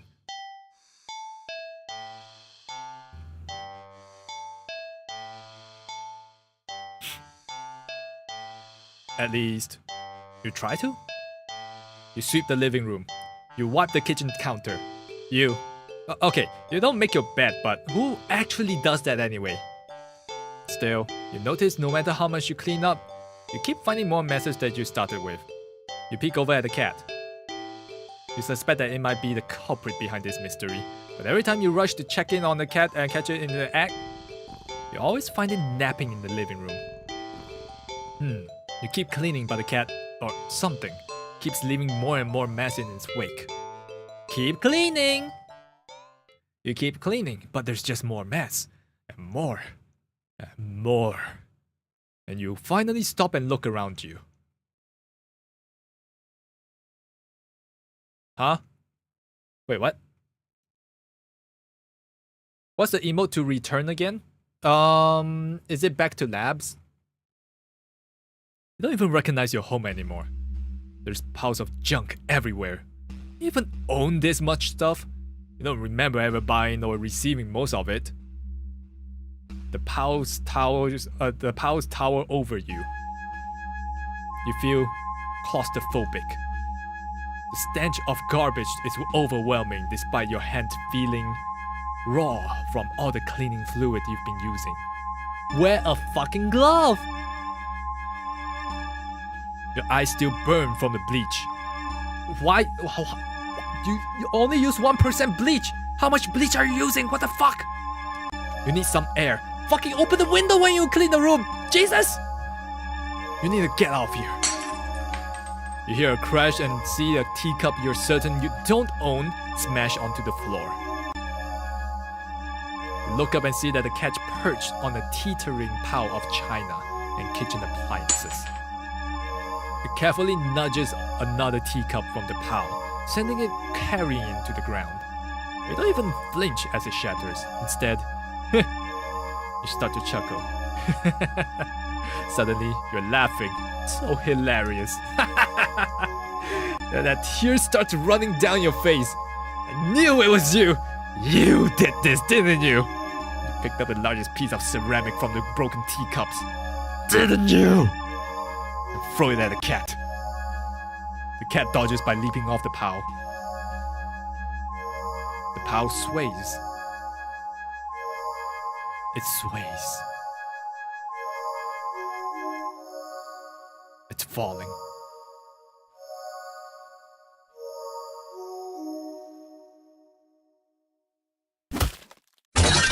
Really? That's how we die? You can't move. You're buried. The pile fell on top of you. Broken shards of fine china and sharp utensils are piercing your skin. Your organs. The bone feels loose and limb crushed under the heavy appliances.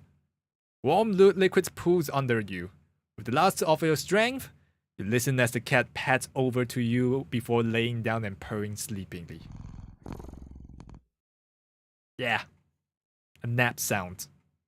Pretty. Good. A not so clean getaway.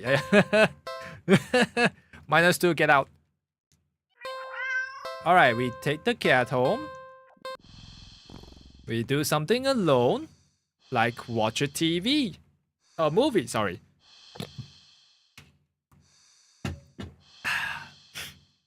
You're not tired enough for a nap, but you're too lazy to get started on any of your chores. So you decide to watch a movie.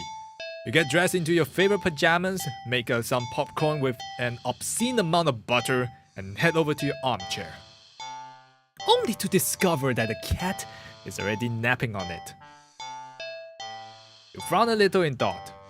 Your couch isn't at the best angle for optimal TV viewing pleasure, and you don't feel like pushing it around and having to put it back later. The only options you have left is to sit on the floor, or move the cat and reclaim the throne. I guess we sit on the floor. You decide to sit on the floor, and the cat is a guest after all, and you pride yourself on being a good host if nothing else. Well, at least you would if you have ever had any guests over. Friends, am I right? Who are they? You grab a blanket and some pillows and make a comfy nest in the front of the chair. You pop in a random movie from your collection and can tell instantly that it is one of your favorite horror films. You've seen it a few times already, and it never fails to get your blood pumping. A few minutes in and you're already invested, getting reacquainted with the story and characters. The scares won't come until later, but for some reason you feel like something is watching you from behind. Well, you know it's probably nothing, but you feel compelled to check anyway. You peek over your shoulder and... Only to jump out of your skin, jostling a few pieces of popcorn out of the bowl on your lap. The cat is awake and looking right at you. Hi, kitty.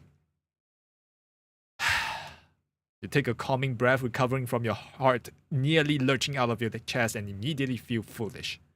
It was just a cat, of course. It was so quiet you had forgotten it was right behind you. Even though it's the whole reason you're sitting on the floor in the first place. You shakily pick up the remote, intending to rewind some of the parts you missed. However, as soon as you press the rewind button,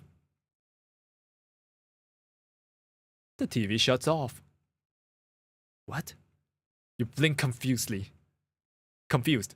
Nothing else turned off. The kitchen dimmed light was still on. The digital clock was still glowing, and the movie player was still rewinding. Then, the power clearly didn't go out, so why? Why? You feel a chill run down your spine as you catch the cat's reflection in the dark TV screen. It's still looking at you. Cats stare, silly. It's kind of their thing, right? And your new addition to it in its life, of course, is going to study you closely to see if you're trustworthy. As you mentally reassure yourself, you turn the TV back on. What? The TV's on, but the movie isn't what's playing on the screen. It's... What the fuck is that? It's you? That's not us. You're still here? Well, I'm glad that you're still here to watch how we die again. You watch yourself frown on screen as you feel your brow furrow in tandem. It's like footage of you in real time, like you're being recorded. You feel the familiar sensation of your mind focusing on small details to avoid bigger picture of your current situation. Avoiding the questions of how this is happening, of who or what is doing this? And why? Suddenly, your mirrored self smiles and waves at you, all on its own. You don't wave back, too stunned to move. No, we wave back. Hi. Hi, me. How are you? I bet you have friends, huh? Fuck you.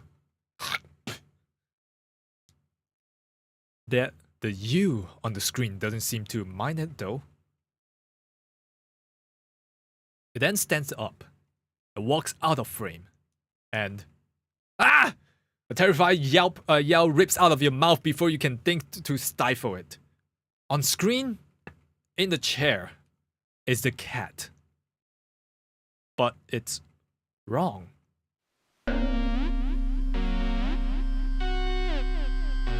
It's become a large swollen mass of black fur. Its twitching pulse arrhythmical with its slow, almost methodical breaths. Its mouth is a yawning entrance to a black abyss, framed by a set of teeth that look very, very sharp. Glowing eyes bulge all over its body. It's still looking at you. It doesn't even acknowledge your on-screen persona as they walk back into the frame and pet it almost lovingly. Then, the you inside the TV touches one of the cat's fangs. You flinch at the sudden sharp pain in your palm. You look down and sure enough, your hand is bleeding. You're not particularly afraid of blood, but for some reason, the sight of it leaking out of your hand sends you another chill down your spine. A thought, clear and terrible, flashes across your mind.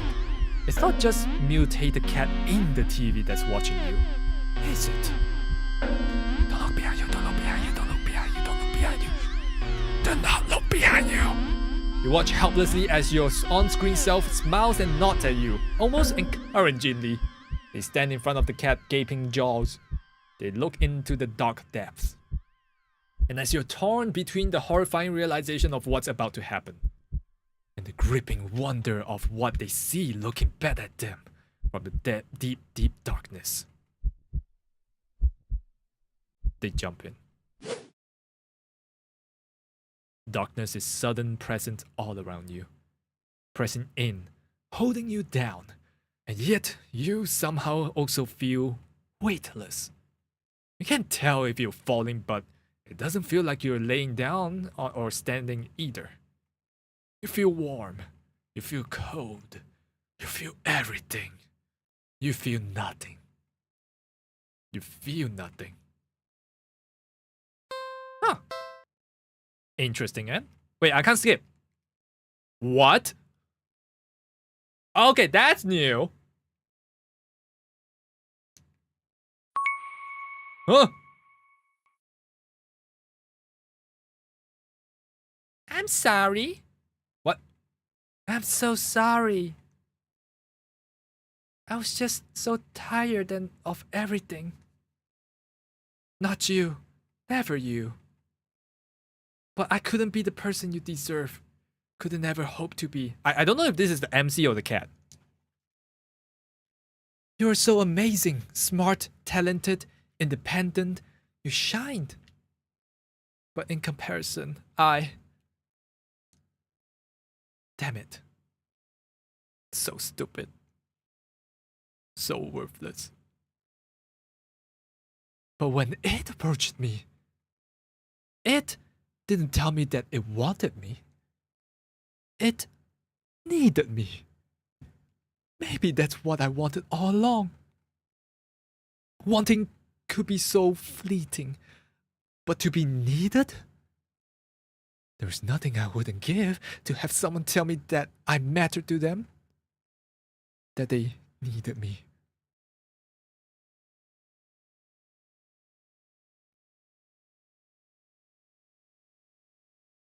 You're walking! Right, of course. And now we skip. Wait, oh, we can't skip anymore.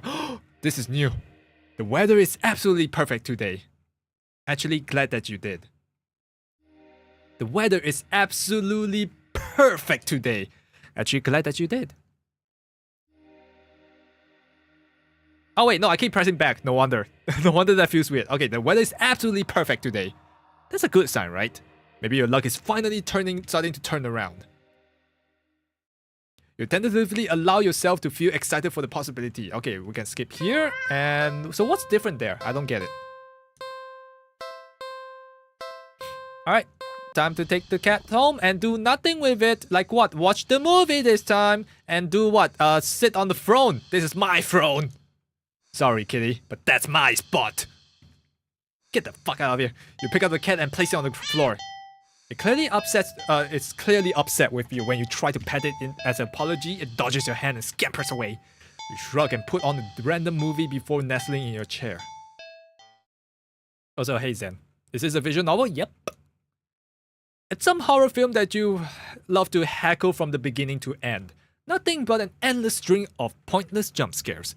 Did the writers not know what the meaning of the word subtle is? What was that? Was that the bathroom? The cat must have gotten into the medicine cabinet and knocked something over. Calming your thundering heart with a deep breath, you pause the movie and get up to investigate. Whoa! The cat dashes between your legs from the hall. Well, fleeing the scene only makes you look guiltier, you know? You're even more reluctant to see the damage now. You just want to relax and watch your bad horror movie. You go into the bathroom, turn on the light. Just as you thought, all the stuff in your medicine cabinet is scattered onto the towels. You sigh. At least none of it looks broken or damaged. You crouch down to pick everything up. Huh? Did the door just close? Did you bump into it when you crouched down? Well, at least the cat can't come in and make any more mess this way. The lights? Didn't you just replace the bulb? They weren't faulty, were they? Oh, you never remember to hold onto your receipts for situations like these. You doubt you'll be able to get your money back though. You stand up.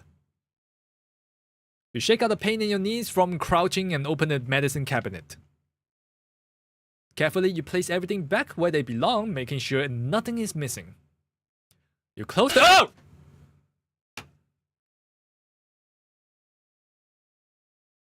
We were just talking about cheap jump scares. Fuck.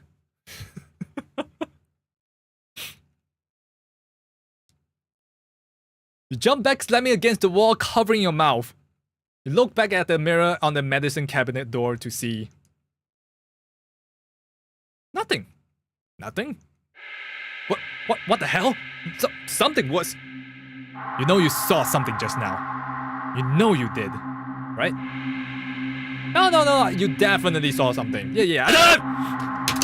Stupid jump scares. Oh no, they're going down the cheap jump scare route. You rush out of the bathroom and slam the door behind you without looking. You enter the hall and— Oh, not again. Fuck. No, it's gonna be jump scare. Jump scare warning, people. It's gonna be another cheap jump scare. Brace yourself. No. No.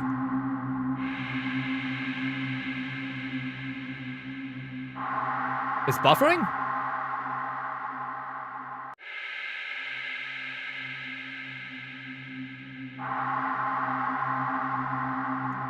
How is this game making it buffer? It doesn't even make sense.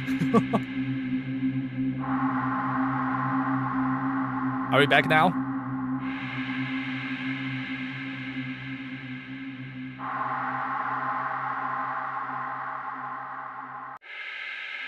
We're back for now? Okay, the jump scare got OBS? Okay, let's test it and see if that is it.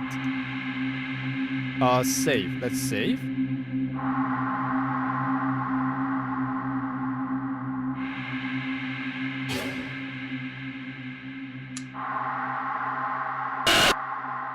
Okay, we're back here.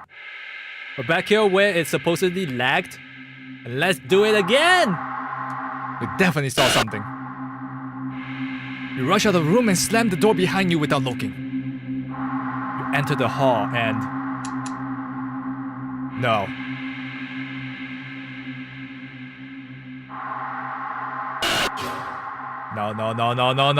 No. You shoot yourself with your arms and... Nothing. Nothing again. You peek through your fingers and see.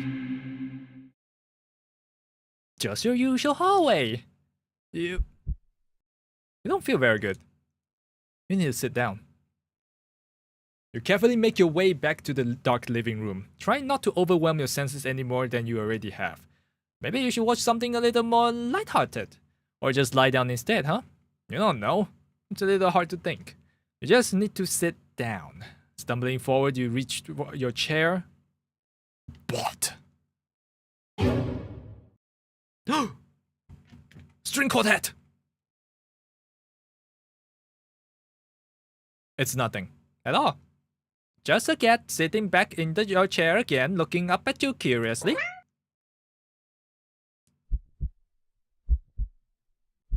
But it's enough. Your heart lurched so harshly out of a mixture of fear and anticipation that it completely gives out. Your eyes rolled up into your skull, you feel yourself falling back. You're dead before you even hit the ground. Oh. So we got a heart attack from all the jump scare. Wow. Dude, this is so ironic. He was literally watching a crappy, scary movie about like overused jump scare and he died from jump scare.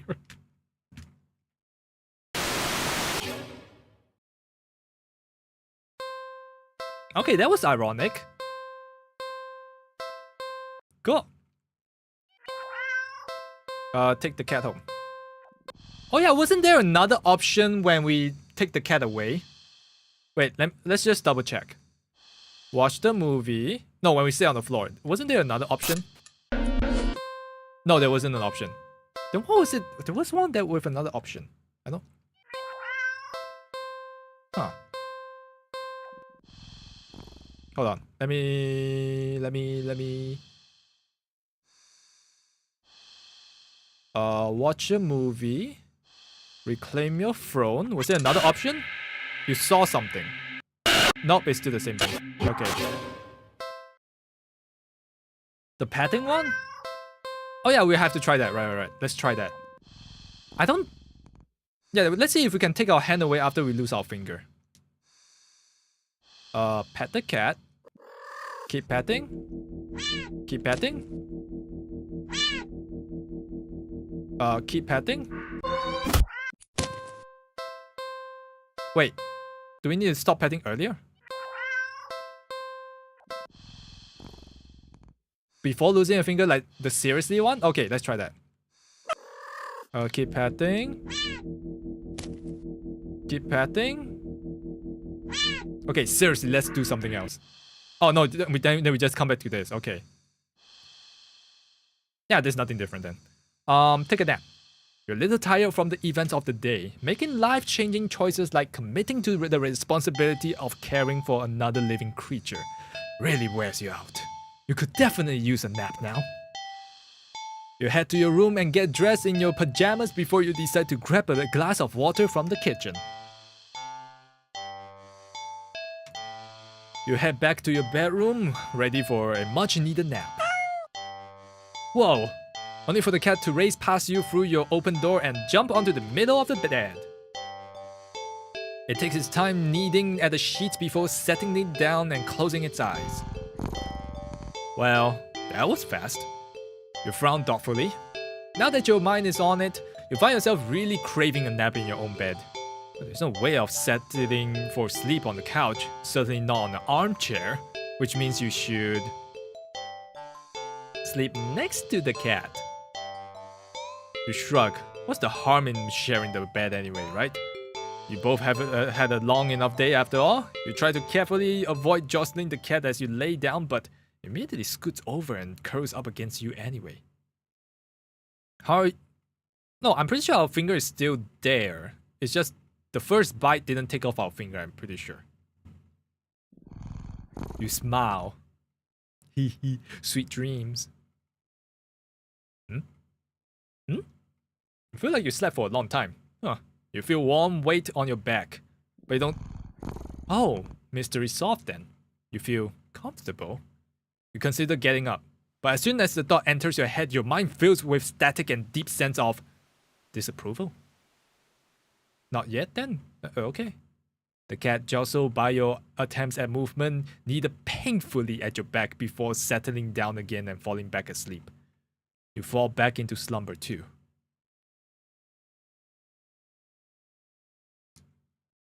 It's night. You want to get up. Claws dig into your back like a warning. Tomorrow then, right? It's morning. You're gonna be late for work. But the cat doesn't budge. You don't even try to get up this time. You just close your eyes and drift off again. What's happening? I guess the cat just doesn't want us to get up. It's the next day. Since the last several days. Or has it been weeks? Or longer? You're not quite sure. You're hungry. You don't know how long you've been lying down. You feel sore on your back, but also on your stomach, your arms, and your face. Everywhere! You can't remember your last meal. The last time you drank anything. You've been sleeping all this time, but you feel exhausted, more tired than you ever have felt in your life. It feels like a giant hand is pressing into your bed. You can't even remember the last time even moving. But somehow you know that you needed just to go back to sleep anyway. Everything will be fine if you just go back to sleep. You think you're hallucinating when the cat finally stirs. He stretches languidly before hopping off your back. You hear his feet paddling through your still open bedroom door, if steps fading down the hall. You don't open your eyes. You don't move. You're afraid. You don't remember how. You're afraid that the static will return if you try. But you eventually do try. You try to prop up yourself on your arm. It's thinner than you ever seen it. Thinner than you think should be possible. Oh God. The arm snaps under the weight of your body and crumbles to dust on the bed sheets. It doesn't hurt in the slightest, as if even your nerves have dried up and become as useless as you feel in general. Just how long have you been laying in bed? You don't have much time to think about it. Your failed attempt at sitting up sends you tumbling over the side of the bed like a rag doll. But you think you're probably closer to being a ceramic doll, as your body shatters instantly upon impacting with the floor. Your head rolls towards the door, letting you watch as the rest of your strewn body parts crack and crumble, and turned into a broken ruin as your consciousness begins to fade. The cat strolls into your view, then poking and prodding at the remains of your brittle limbs. "Hey, kitty!" you tried to say. But you think your jaw might have snapped off earlier as well. Well, your head at least, as you watch with your final cautious seconds as it lays down, curling in its body around you. It feels warm. Well, Maybe another nap couldn't hurt. yeah, it'll be a last nap though. Alright, yeah, that's something. Do something alone. Take a nap. Move the cat. You tentatively nudge the cat in an attempt to make it move on its own. Move it. It doesn't budge in the slightest. Move the cat again. Keep trying. This is your bed. You push a little more firmly this time. The cat sounds annoyed with you. Again? You will sleep in your own bed. The cat opens one yellow eyes and slides it up, looking at you. Is its voice a little deeper than before? Ah, you're just hallucinating. Move the cat! You move forward, ready to shove the cat with all your might. What happened to me? Ah! You're thrown back by some invisible force and crash into the dresser before falling to the ground. Wind knocked out of you. You look up in a daze. You don't quite comprehend what you're seeing. A strong swirling wind has picked up, throwing items all over the place, as if a miniature hurricane has taken form in your room. And right there, Dad, is the cat. Hovering in the air above the bed, its eyes open, glowing like molten lava. That's not a cat. You're not a cat. Tatsumaki. Oh, that's a portal to the underground, huh? You watch as the vortex rips open the center of your bed, and panic as if swirling winds turns into a vacuum, dragging you towards the bed. Ah! Your nails catch and tear as you desperately try to cling onto the carpet, the floorboards, and any and every piece of furniture within your reach. Bloody fingers slipping clumsily on every surface. But there's nothing you can do. As you touch the vortex, your body starts to disintegrate. Tiny particles of your body separating and floating into nothing. Oh, so it's like a dark hole, huh? The last thing you see is the cat landing nimbly on the bed and kneading at your sheets, before it curls up and falls back to sleep.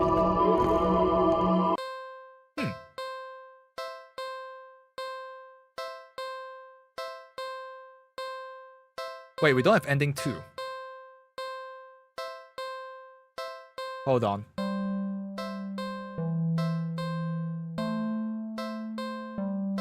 Oh, we missed that. Okay.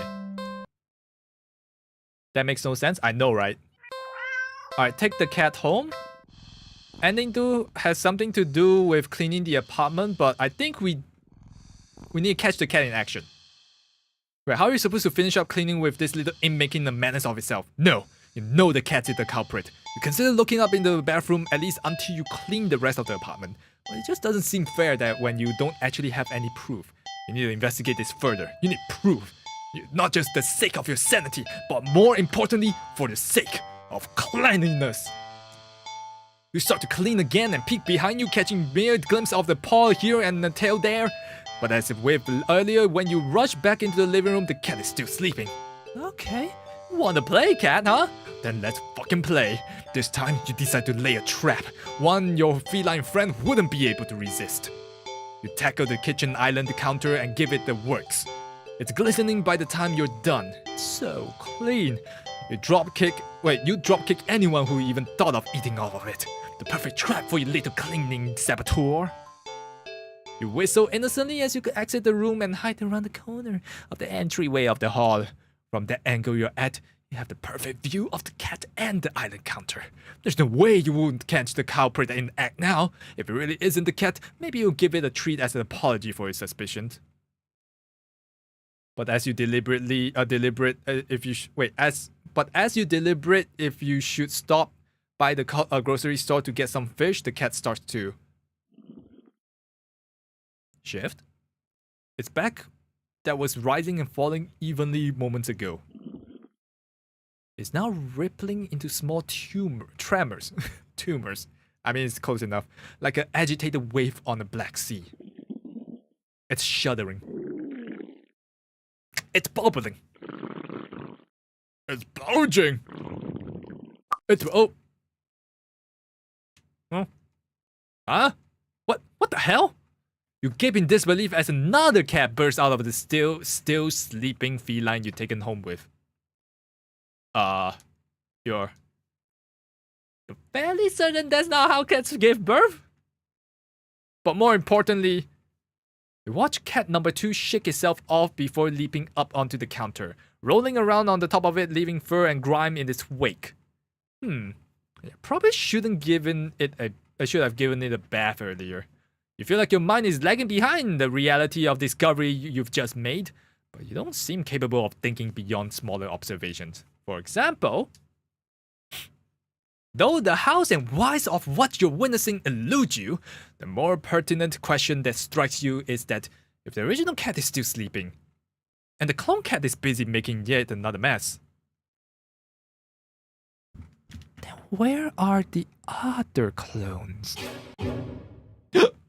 Suddenly the two cats look directly in you in perfect unison. Their eyes pin you to the spot with their intensity, but you realize with the familiar sinking feeling of being watched from behind that they're not the only ones looking at you. You slowly turn around.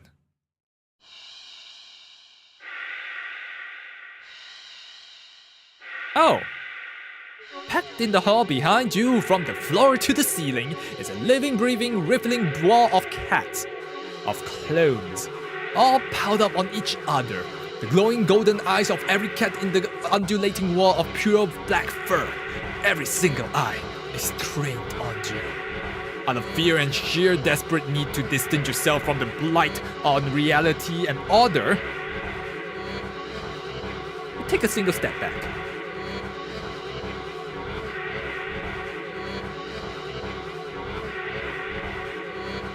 And in response, the wall just breaks. The cats all stampeding over you. It'd be kind of cute if their soft paws weren't hiding claws as sharp as fucking knives. You try to protect yourself, but there's just too many of them. Blood leaks steadily from your scratches. You feel dizzy. With little strength you have, you turn your head and watch as the cats tear your carpet and upholstery, knock over vases and dishes and lamps, claw at the walls. It's gonna take forever to clean this up, you think? Maybe you'll tackle it all again later, right after you take a short nap. With an annoyed sigh, you breathe your last breath. Yeah, I bet this is... Yeah, I guess this is better than being eaten alive. Sorry, you gotta go. That's okay. I hope you enjoy your stay here. Have a good one. Alright, so that's all the endings I think I can get out of bringing the cat home. We're 16 out of 40. Let's see what we can do by not bringing the cat home. Nope, I don't want you. Sadly, as cute as the cat is, you never take this thing home with you. You just can't take it home with you. You're a responsible adult. You are! With rent and bills to pay for, not to mention that you need to buy food to survive, there's no way you could care for a cat long term, right? You can barely afford a little outing of your day off. No, shut up, cat. What to do? Okay, let's just go through all of these one by one. Leave cat. You don't think it's a good idea to leave to get the cat's hopes up of having someone look after it if they're not willing to commit. What if it gets attached and somehow tracks you down back into her home? Wait, what? You'll never get away from it then.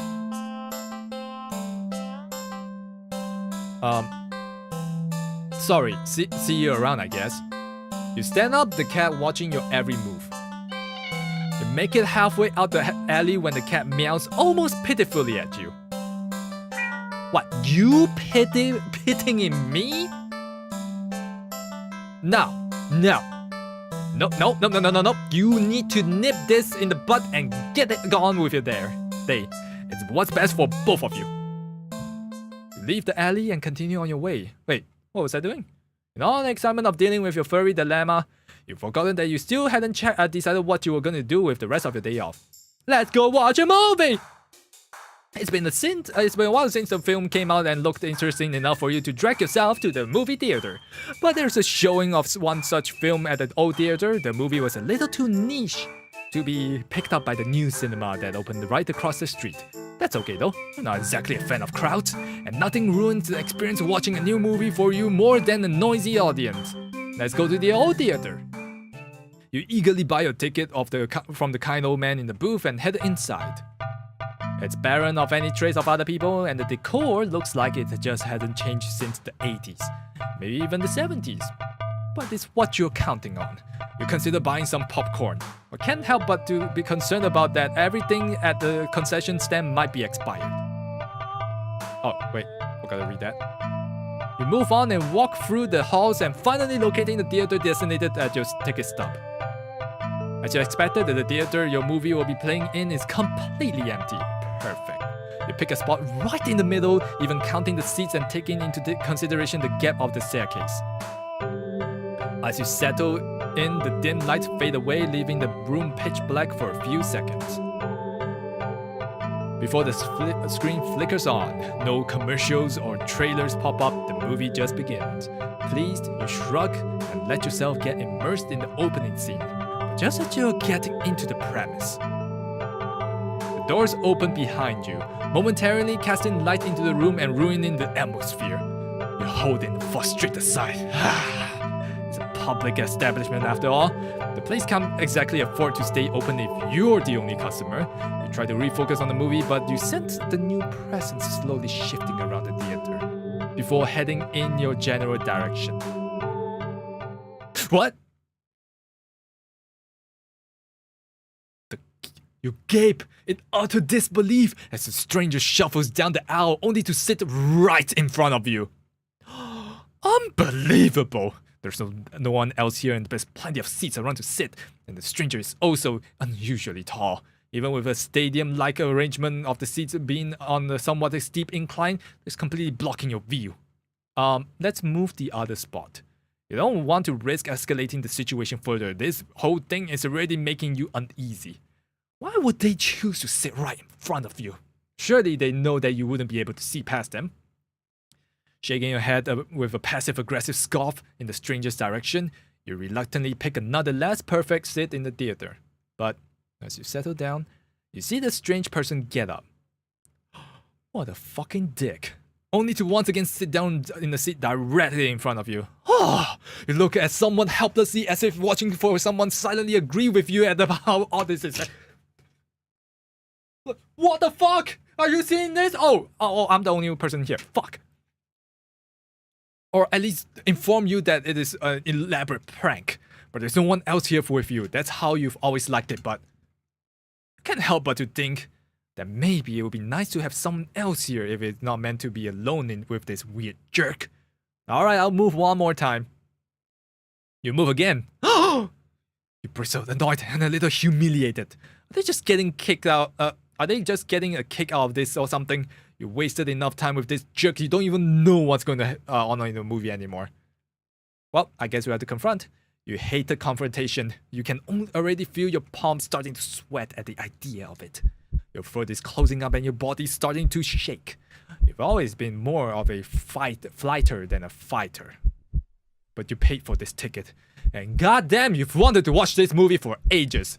And now this stranger has ruined the entire experience for you. All alone in this theater, there's no one who will help you if something goes wrong. But you're angry enough that you ignore the signs of your body begging you to put as much distance as you can between yourself and this stranger. You stand up. Even standing higher up in the incline, the stranger is still at least a head taller than you. The movie continues to play in the background, but you feel as if a hush immediately falls heavily over the theater at your movement. As if you can sense the stranger anticipating what you plan to do next. You square your shoulders and force a little bass into your voice. Hey! The effort makes your words come out more harshly than you intended, like a sudden vicious bark. But you figured they deserve it anyway. You're being a real jerk, you know that? Just what are you playing at, huh? Are you trying to piss me off? The silence that follows your words is deafening. So much so that you glance at the screen only to find that the movie has paused? Your attention is ripped back to the stranger in front of you as they shift slightly, like a small animal trying desperately to anticipate the move of a predator. You don't move an inch. You don't look away. You don't dare to blink. Instead, your eyes widen as the person's head turns. Then turns some more. Then turns more beyond what they should possibly be possible, neck bones cracking, to face you directly. You can't move. Wide glowing eyes resting above a wider grin mouth gaze down at you. The stranger opens their mouth and what comes out is something impossible to comprehend. Nya?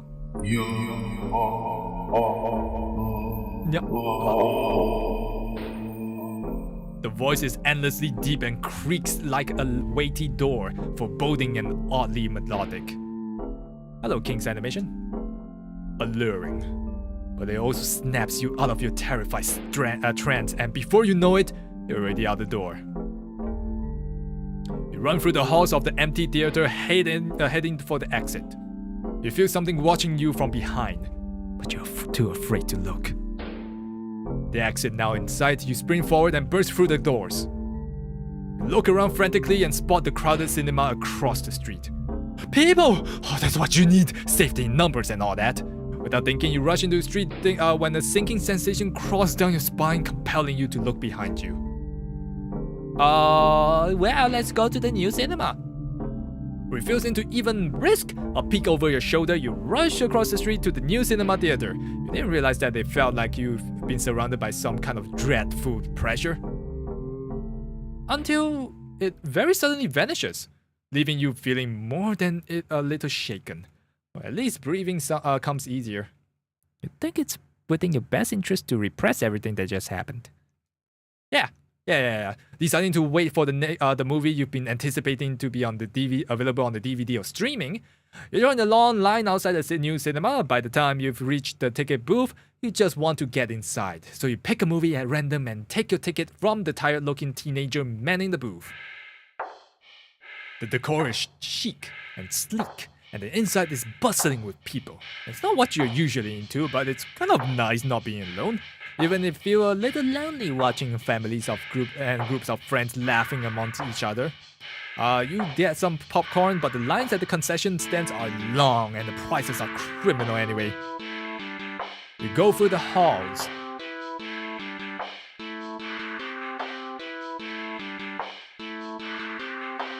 The first time you played, you obviously didn't take it. I took it. Why would you not take it? Cats are cute? What do you mean? No, we're already taking the cat home. So now we're going all the not taking the cat home route, I think. But I'm sure one of the route will extend to us actually taking the cat home, in which then I think we just need to restart or something. And follow the signs to the theater designated on your ticket before heading inside.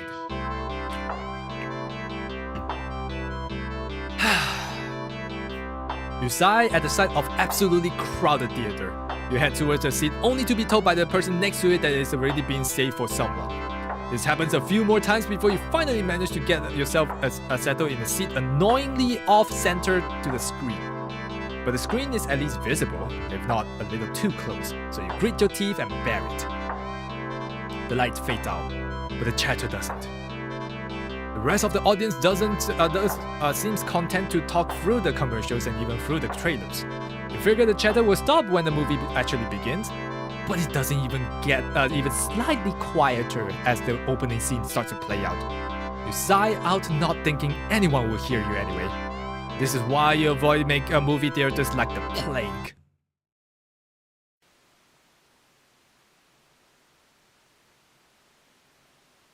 Suddenly, the screen changes, showing the face of a black cat. Hey, I know you! A familiar black cat. Confused murmurs fill the room, but then the cat on the screen meows.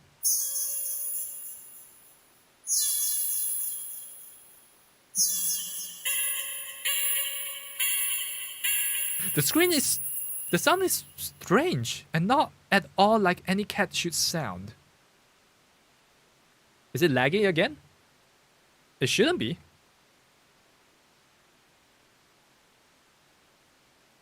I'm actually watching the encoder. There's no overload this time. Should be fine. Haunting, almost melodic. And layered as if made of multiple voices of different creatures. Creatures that would probably never say.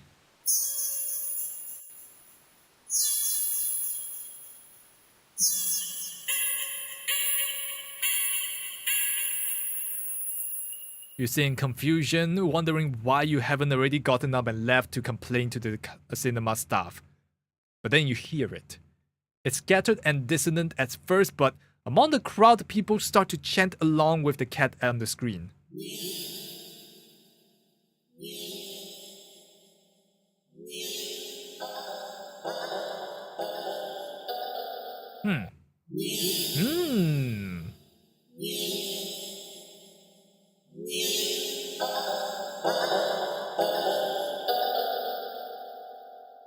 Okay. Okay. They just keep going.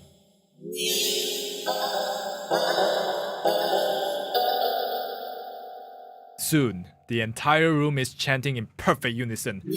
Everyone staring intently at the cat on the screen. You're feeling strangely drawn to the screen yourself, but the compulsion to stare blankly like the others isn't that strong. For now. Also, you start to notice out of the corner of your eye that some of the people in your immediate vicinity are looking at you. No?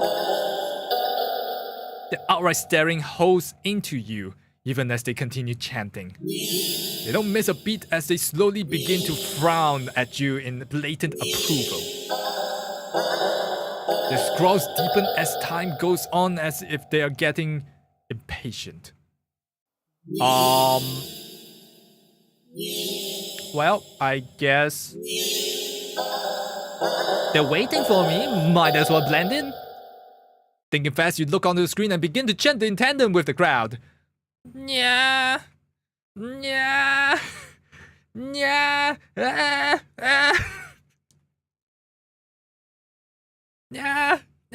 yeah.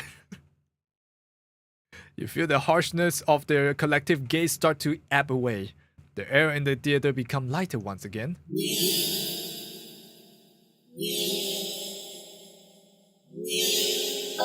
You release air shakily, just realizing that you've been holding your breath earlier. You feel stuck. Surely you can't just up and leave now. Not after whatever all that was. The people around you all seem fine now, but there's no telling if they're gonna get aggressive at you or even moving too much. Never mind outright getting up and leaving. You decide to let this run its course. Hopefully someone will come along, right? Right? Or at least turn the film off.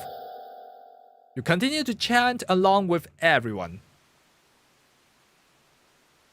You start to feel lightheaded. You feel as if you could fall asleep, but your eyes don't feel heavy in the slightest. You try to look around and gauge the other's emotional state.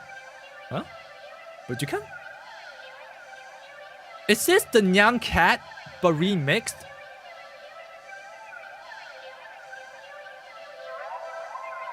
But you can't seem to look away from the screen. You try again, but you're still locked into the eye contact with the cat on screen. Yeah. You attempt to physically force your line of vision away. You steel your nerves, ready to throw yourself to the ground if you need to. But your body only gets as far as tensing up for a moment before completely loosening itself again, making you lay back limply into your seat.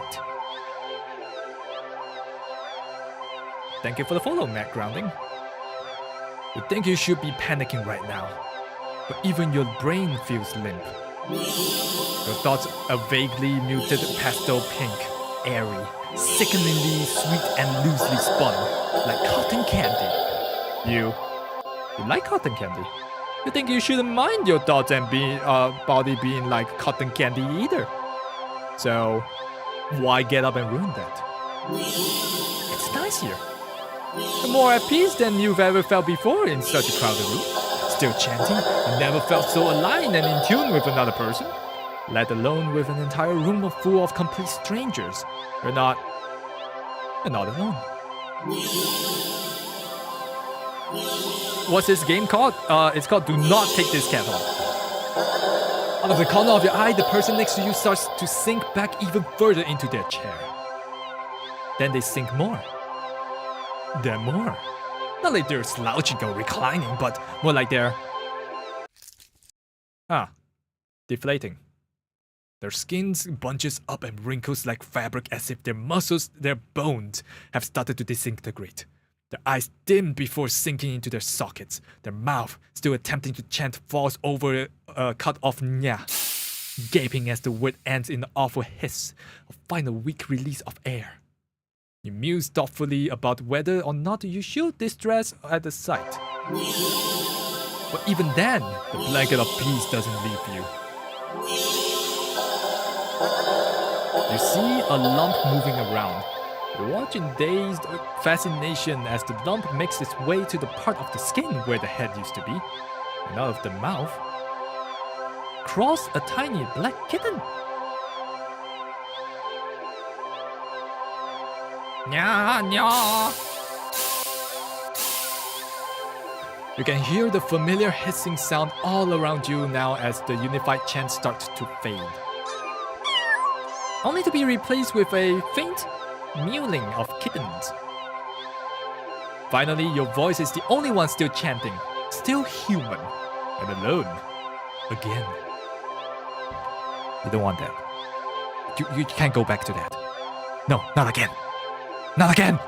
Please! Just then, you completely limp. Your body feels light, but it might as well weigh several tons, because you realize that quite suddenly that you can't move. Not an inch. You can't shift your eyes to even look away, look around. You can't even breathe. But somehow, the chant continues to creak weakly from your mouth.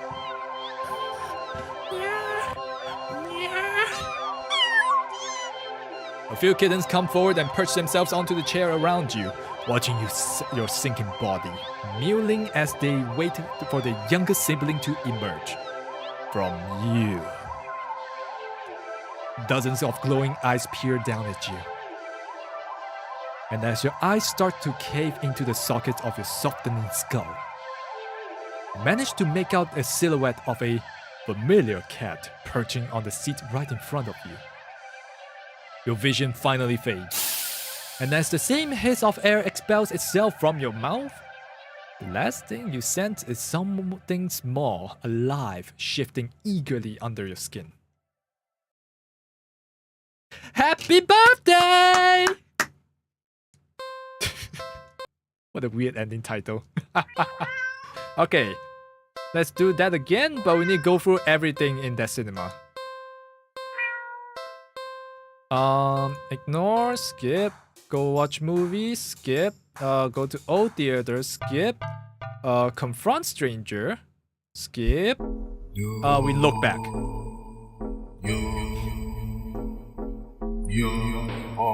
Despite your resistance, you feel your head turning to look back on its own accord. While in the middle of the street,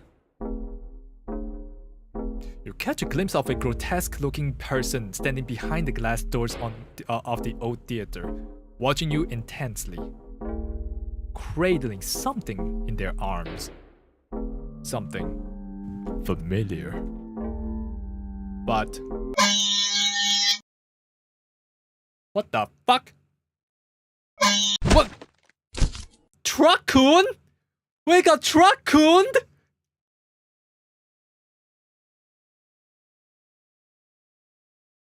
A glimpse is all you get, as a truck speeds forward and crashes into your body.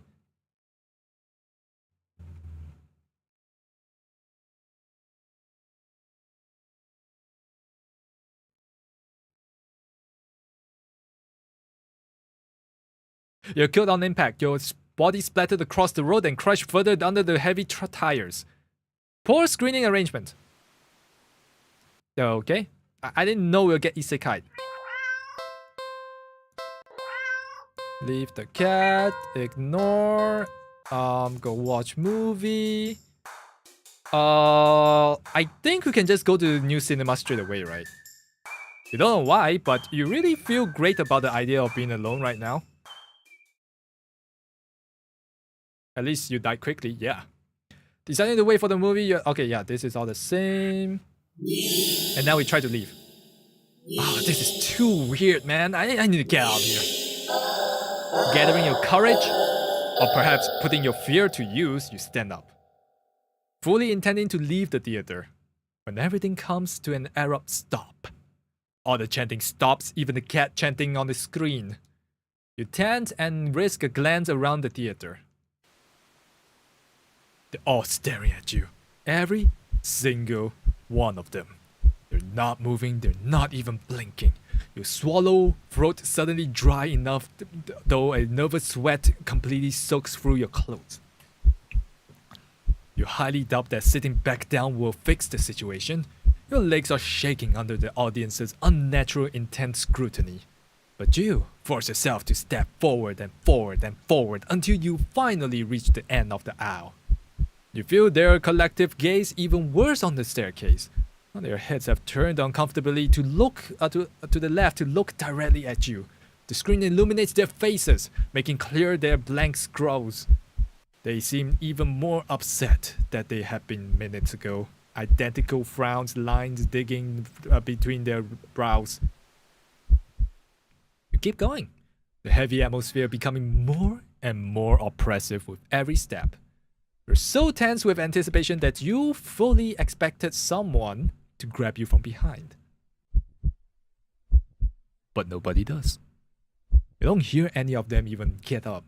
You exit the theater holding your breath as the doors close behind you. You briskly walk through the halls, putting as much distance as possible between you and that theater full of people. Finally reaching the lobby, you barely just manage to catch yourself from falling to the floor as you gulp in a huge gas of air.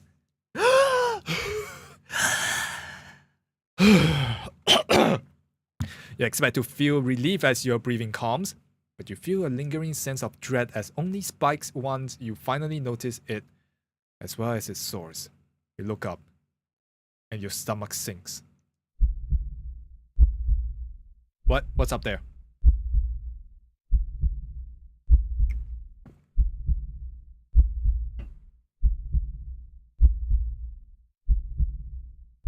All the people in the lobby area of the movie theater, everyone in line at the concession stand, all of them are staring at you.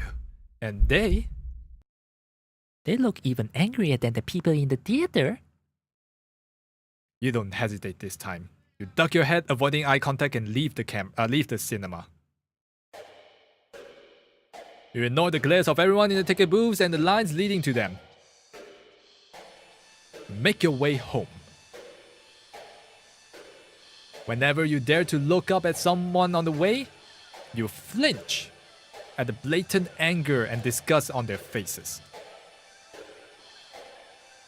You think you start to hear a faint sound of a cat meowing behind you, or maybe a kitten.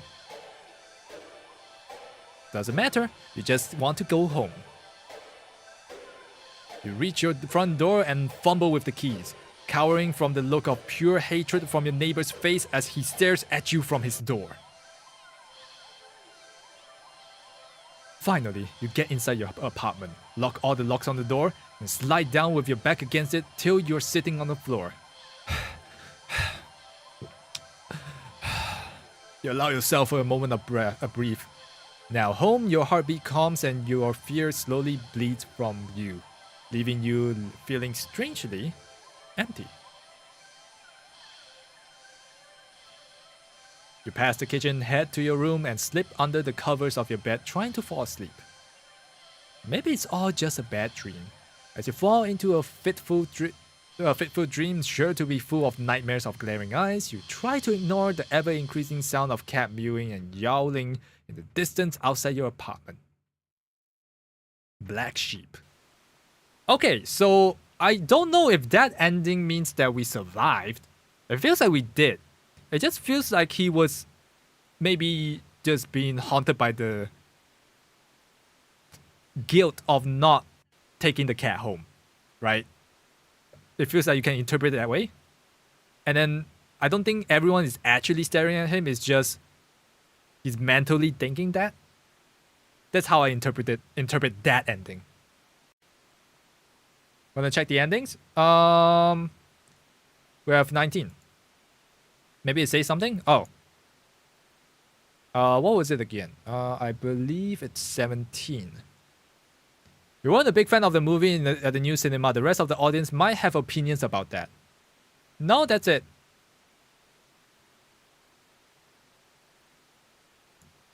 Not enough information.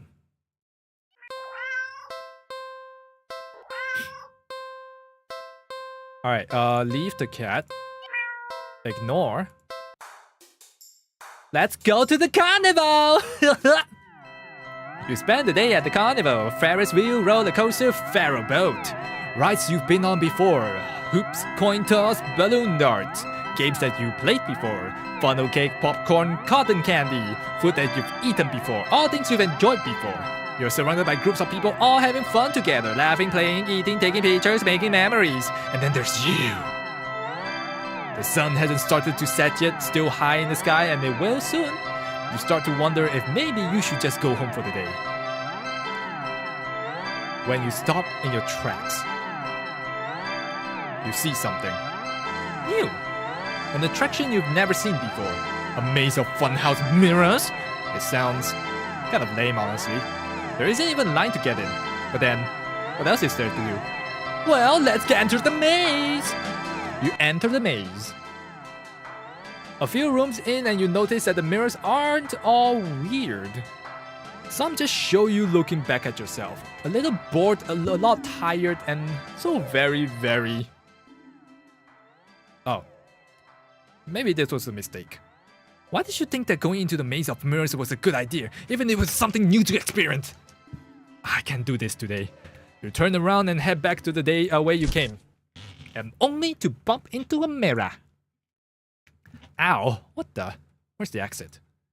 You try again only to find another mirror blocking your way. By the time you're all turned around, you realize that the way you came is completely gone. Okay, don't panic. Just have to keep going forward, right? Right. You step through the only opening you can find and nearly trip over something on the ground. You bend down and pick it up. Wait, what's this doing here? In your hands rests a worn-looking flashlight. Curious, you flick it on. Huh. The light doesn't look very... Crap! The lights! Did the power go out or did the attraction operator forget that you were in here? How long have you been in here, actually? You pull out your phone to check the time and maybe call the police. Your phone is dead. You grip the flashlight in your hand. The light that I made earlier was dim enough for you to know that there's probably not enough juice left. Best to reserve it for the worst case scenario to feel your way out. Yeah, you can do this. You take a calming breath. Well, forward we go. Hello, darling adventurer! Who's that? Welcome to the Mirror Maze. Would you like to know how to navigate the maze? Yes, I need help.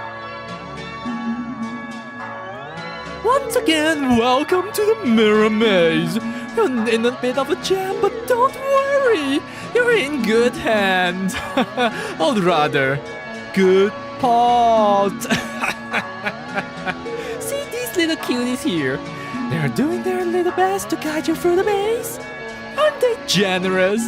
When you enter a room, the emergency light will flash, let you see the path before you for a second, and also what lies beyond them. Whenever you see these little kind kitties, just go where they are and you will be reached to the next room. Unfortunately, they're not the only things in there. It's highly suggested that you refrain from following any of our other guests. They can be sneaky or distracting, but they are always hostile.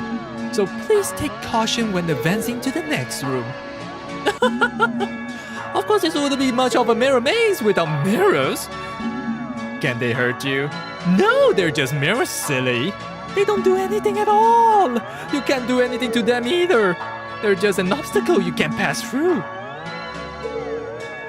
Go left, go center, or go right. The choice is yours. Though, if you find a room with no helpful kittens in sight, and all the paths lead to a mirror or something else, it is recommended that you stay put. Or just maybe they'll work itself out. Now have your navigation tools. The flashlight that you found doesn't have much juice left. It will only let you get a quick extra peek around your surroundings for about 5 times. So try not to use it all at once. You can keep track of all your progress through the rooms up in the top left. Okay, for shorts people in YouTube Shorts, we have 25 rooms to go through. We have 3 lives. And your life is to the top right. You got 3 lives, so be careful to avoid the less friendly guests lurking around. Why only 3 lives, you ask? Because you're soft and squishy. It wouldn't take much of a damage to damage you beyond repair. And besides, you're a human. And humans usually only have 1 life, yes? And yet here you got 3. Don't you think you ought to show a little bit more gratitude? And that's the end of this tutorial. Hopefully it was helpful. Are you ready to play? Okay. Wow. Oh, okay. So this is to increase or decrease the difficulty, I see. Alright, let's just try with the regular settings. Okay. 3, 2, 1, stare. Go! Okay, we go right. Okay, next room. We go right. We go left. We stay. The room feels off. Just wait. I think something just changed. Oh, no, definitely don't go right. Oh, go left. Holy shit, go left. We stay. Feels wrong. Just wait. Okay. Something changed. Alright, we go center. Go right. Go right. Go right. Go right. Go center. Go center. Stay.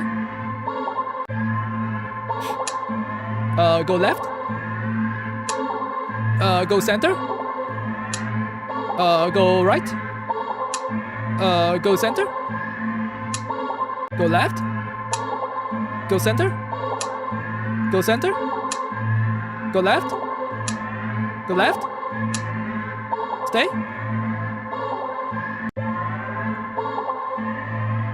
You see it! The exit! You run forward, but as you do, the scenery shifts. Just slightly at first. But you're running too fast to stop yourself from colliding into glass. Really? Really? Do I die here because I collide to glass? You don't quite go into the glass. You don't exactly collide with it either. Wait, what? You simply pass through it. And on the other side, you see an endless white void. Omori, is that you? Yourself? Dozens of you. Hundreds of wandering around. Aimless, faceless, and empty. So empty and listless. They don't even acknowledge your presence. You try to turn back, but the glass doesn't give past the glass. A familiar black cat walks up and looks at you. You think it meows at you, but you can't make out the sound. It tilts its head and then walks away. The glass goes dark.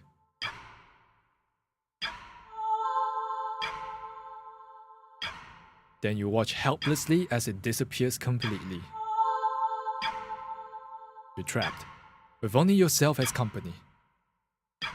You beat the maze! What the fucking end. Okay, so now we need to fill the maze, I believe. Don't take it home. Leave the cat. Ignore. Go to the carnival. Enter the maze.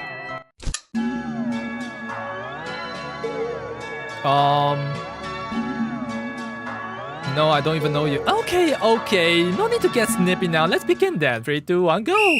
Alright, we just need to kill ourselves, right? In-game. Ow. Ow. Oh no! Oh no! I can't tell the red eyes and the white eyes apart!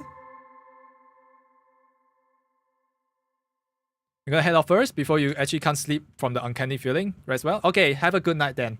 Thanks for joining us. Suddenly, the lights turn on From the sudden brightness, your eyes burn. As your visions adjust, you see that you're completely surrounded by mirrors. The reflections all grotesque in unique ways. Look nothing like you. But they do look hungry. You back up. You don't know where to go. But was there even a way to begin with? You bump into the mirror and feel a hand firmly grip your shoulder. Ow! Ah! There's a sharp pain in your other shoulder. You rip away, looking to see something leaning towards out of the mirror. Its face has no features, save for a large gaping mouth stained in your blood. Looking behind, around in panic, you think that the mirrors feel closer than before. The path you come from is long gone. You're surrounded, and every time you blink, you could swear that the mirrors were getting closer and closer and closer. Your horrifying reflections looking hungrier and hungrier.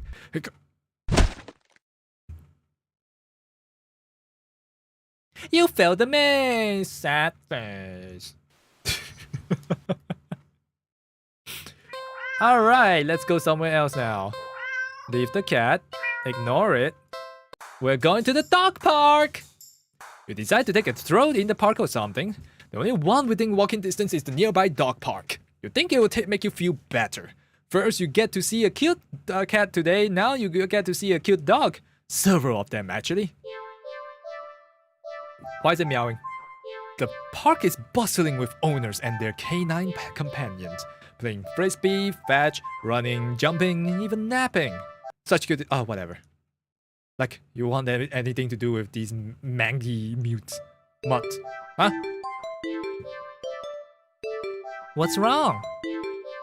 You didn't think that? Huh. You decide to move on. The dogs are all so adorable. You want to pet every single one of them you come across.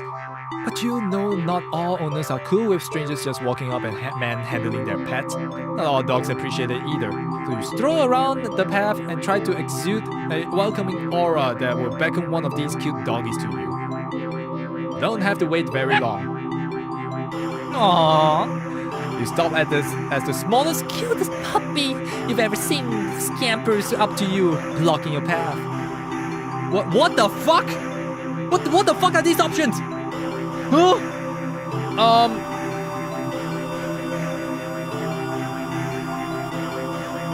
Wait a second.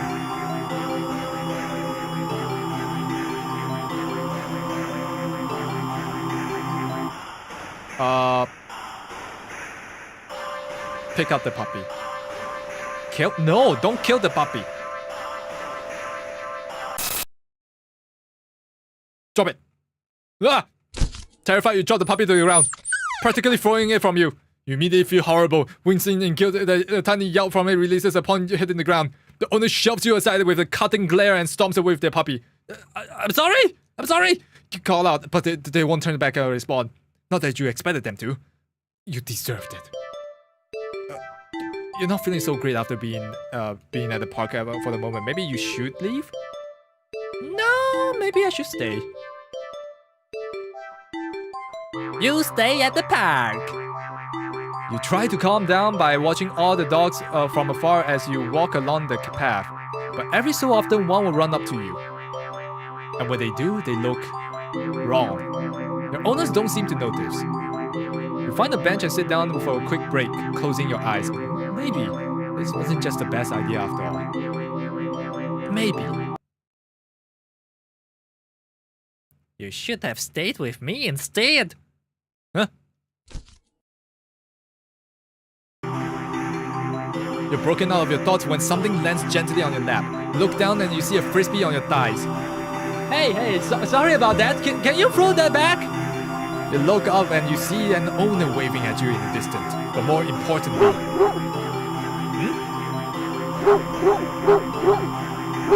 Aww, wait, what did they say? What did they say? Hold on. A series of excited box jerks that your face race forward and you see a large dog sprinting towards you. It turned something just now.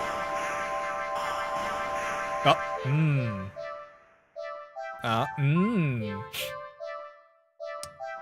Okay.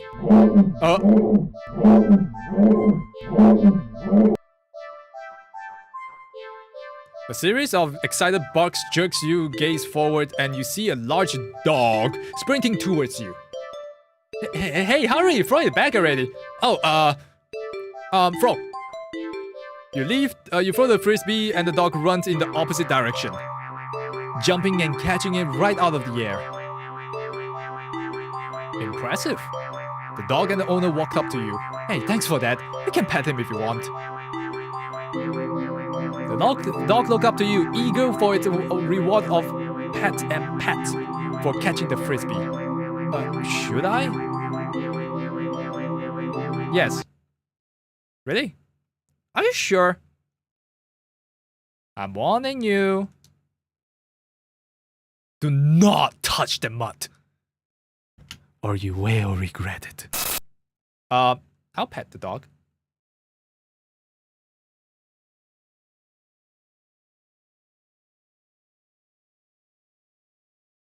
You reach out your hand and you pet the dog.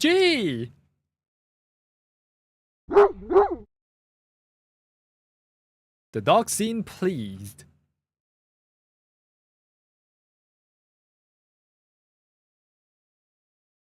You don't feel well.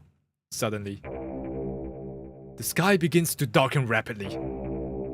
You look up along with all the pet owners to see that the sun has been eclipsed by the moon in the blink of an eye.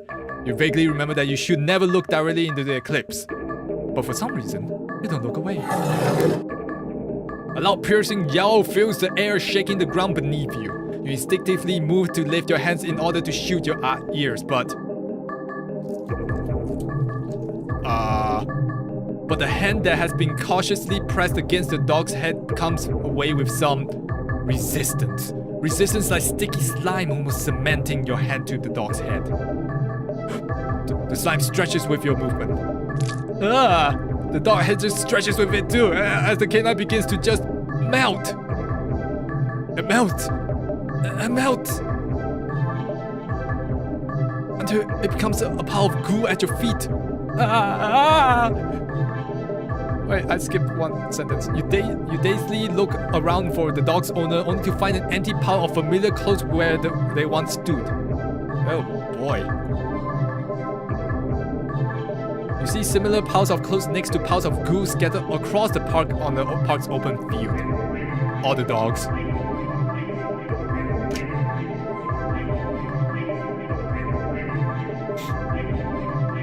All their owners. The melted goo of the dog in front of you then starts to move with a shudder.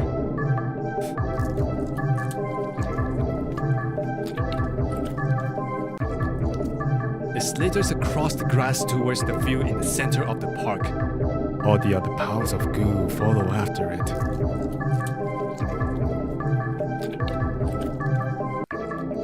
They mix and melt together into a single entity that shifts, undulates, and bulges and grows. You watch in dazed horror as it then fills out and shapes itself.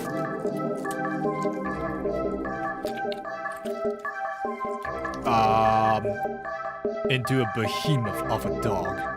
Snarling and frothing at the mouth, red eyes frantic and searching. Before the glowing orbs land directly on you. The rumbling growl it emits is so low and deep, you can feel the sound of it crash into you. Leave the park? Now? No. You had your chance. Better start running. You try to run, but you're not fast enough. The behemoth barely takes a few leaps before it already towers over you. Oh, fuck with that. Yep.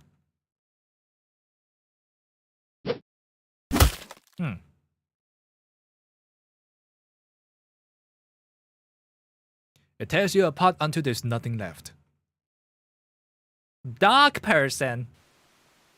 Alright, wait, let me see how many endings we have right now. Okay, so for the next few endings, we have to do them in order to unlock the rest of the endings. So, well, a few of the endings. So, yep. Let's just do it. Okay, so do not take the cat home. Leave the cat. And we haven't tried turning back. Aww. Are you supposed to walk away from... How are you supposed to walk away from that? What kind of monster would you be if you could? You sigh a little and walk back towards the cat. Looks almost hopeful. It's still swishing faster as it leads up a little more towards you, as if eager for your next move. And then stay? It's strange. The more you hesitate to leave the alley, the more you find yourself wondering, what the hell's the point? You'll go, where? Do what? What's the point when you're just always doing all it completely and utterly alone? Even going home to your apartment wouldn't help, would it? One bedroom, one bathroom, and one you living alone in it. It's been like that for so long. So long. You started when you feel an impossible soft paw press into your wet cheek. You didn't realize you've been crying, or that your little breakdown had literally brought you to your knees, right in front of the cat's box. You feel slightly embarrassed, but the cat responds as if it can sense your self-deprecating feelings creeping in. Why are you angry at me? It presses its paws on your cheeks 3 times in quick succession, as if trying to slap you out of your melancholic state. But they're so light, the slaps feel more like getting gently and eagerly patted. You can't help but to laugh a little. Can't believe I'm having a meltdown in a dirty old alley with a stray cat comforting me. You smile and show your gratitude with a scratch to the cat's chin. Thanks. I'm fine, really. That just happens sometimes. You really do like being alone most of the time. I mean, I really do like being alone most of the time. It's the only time I feel comfortable being myself, you know? But even I get lonely every now and then. It's easy to ignore when I'm keeping myself busy. That's why I push myself to go out every day. Or today, actually, I think. Or maybe I was hoping to make a friend or something. Though I guess that wouldn't be a good idea. I doubt someone like me would make a very good friend to anyone. Okay. Maybe I won't go so far as to say that, but... You stay. What was that? And just talk to the cat. And anything that comes to mind... Okay, the song is going crazy. Your isolation, your loneliness, your many fears, your losses, your emptiness. Although, the longer you stay there, the smaller that one's significant emptiness feels. It's been so long since someone just listened. Your words shift to gentler topics, your hopes, your dreams, happy memories of the past. What's happening to my body? As you talk, you even notice the once cold concrete walls of the alley become flashlight. Oh. Warm and pink. Its softness slowly engulfing the both of you. The sound of your own voice feels hypnotic as it reaches your ears, encouraging you to speak more of the depths of your heart into the open. You give in easily. When you do run out of words, you're not sure how long you've been sitting there, but not knowing doesn't seem to bother you. Still, a strange question enters your mind. Leave and go home? Why would I want to do that? You're too tired to move. Pouring out your heart and soul has taken a surprising toll on you, and you have no regrets. You're so happy. I don't think you've ever felt so heard, so seen. You lean forward to rest your head on the box. You don't feel the rough cardboard you were expecting. Instead, you find yourself resting on a mass of something. Something soft and slightly damp and warm. So warm. But you can't find it in you to care on what it could be. You're so tired. You close your eyes, and you get the feeling that they'll probably never open again. Huh.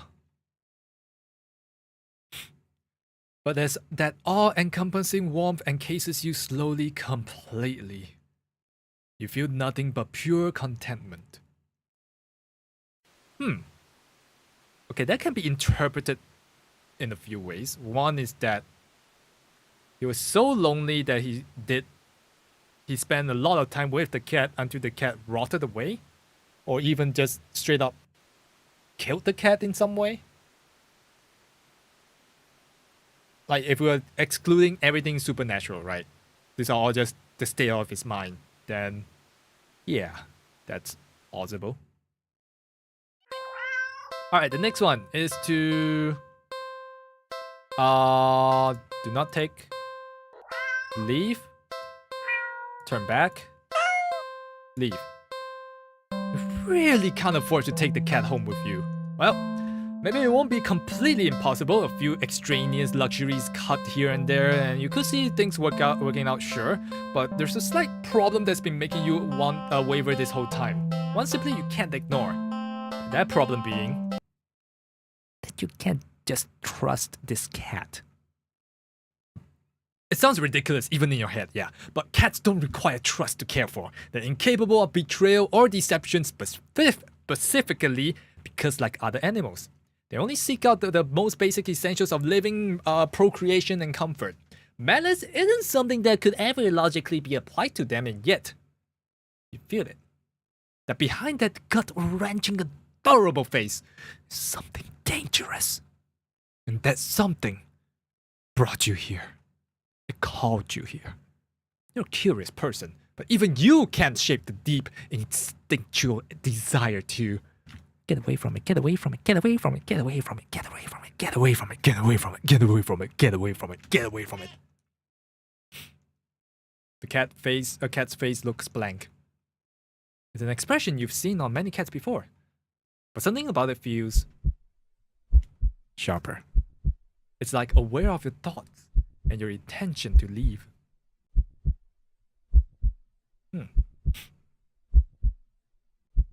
And it's daring you to try.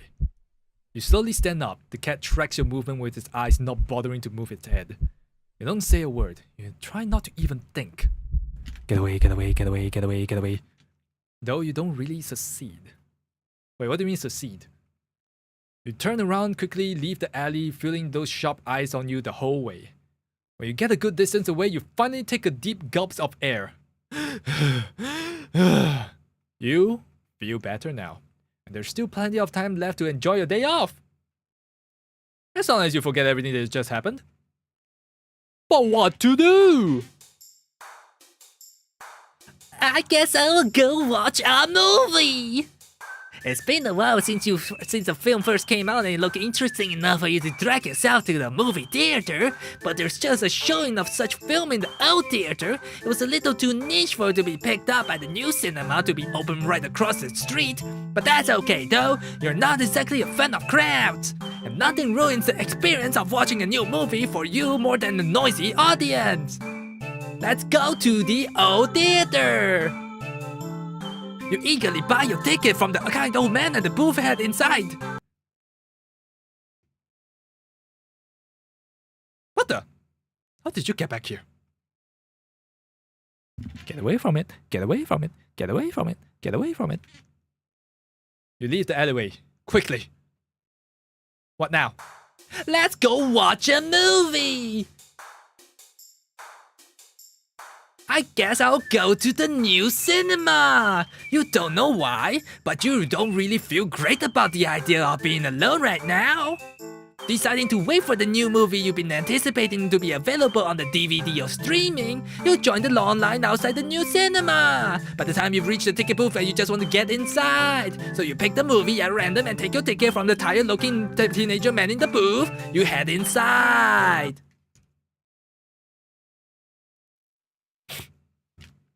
Hi.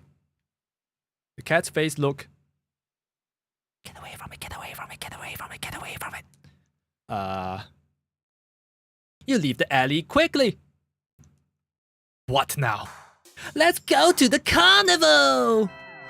You spend the day at the carnival. Ferris wheel, roller coaster, ferro boat, rides that you've been on before, hoops, coin toss, balloon darts, games that you played before, funnel cakes, popcorn, kettle candy, food that you've eaten before, all things you've enjoyed before. You're surrounded by groups of people all having fun together, laughing, playing, eating, taking pictures, making memories, and then there's you.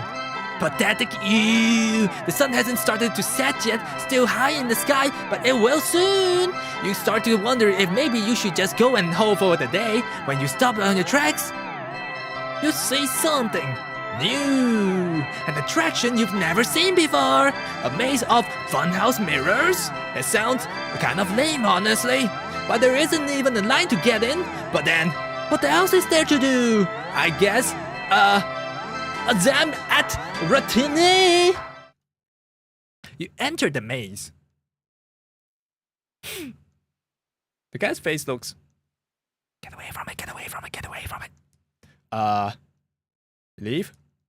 What now? Let's go to the dog park!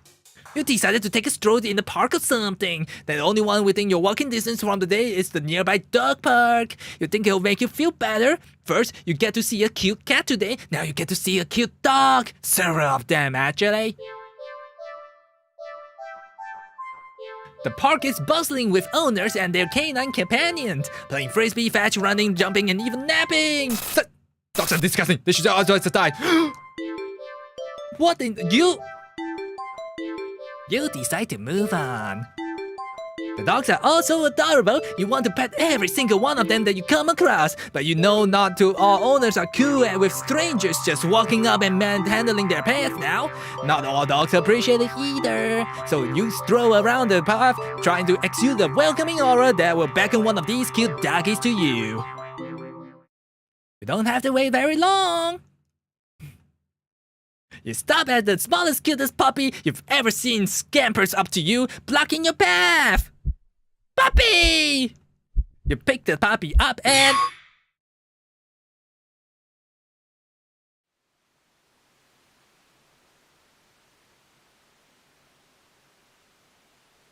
The cat's face looks...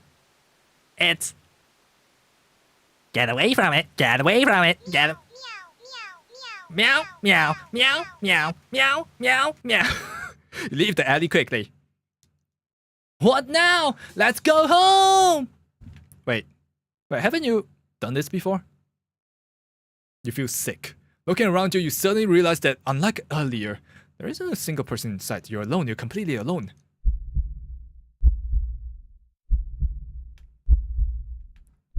So why do you feel like you're being watched right now? You feel your heartbeat start to race. You need to get home. Now! You walk back home, the feeling of the eyes on your back getting worse with each step. You've never seen that before? Well, time to open your eyes. By the time you're fumbling with the keys at your door, you're soaked through with cold sweat. Your skin prickles and itches. The heavy gaze you feel might as well be eyeballs physically pressing onto your flesh. Sticky and unnatural. You finally get inside and...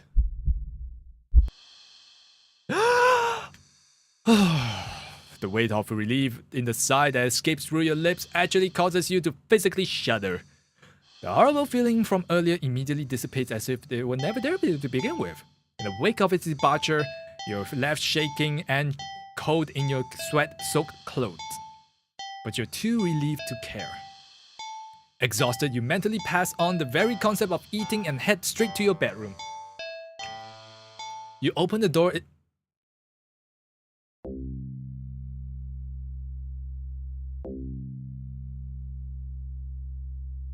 Not again!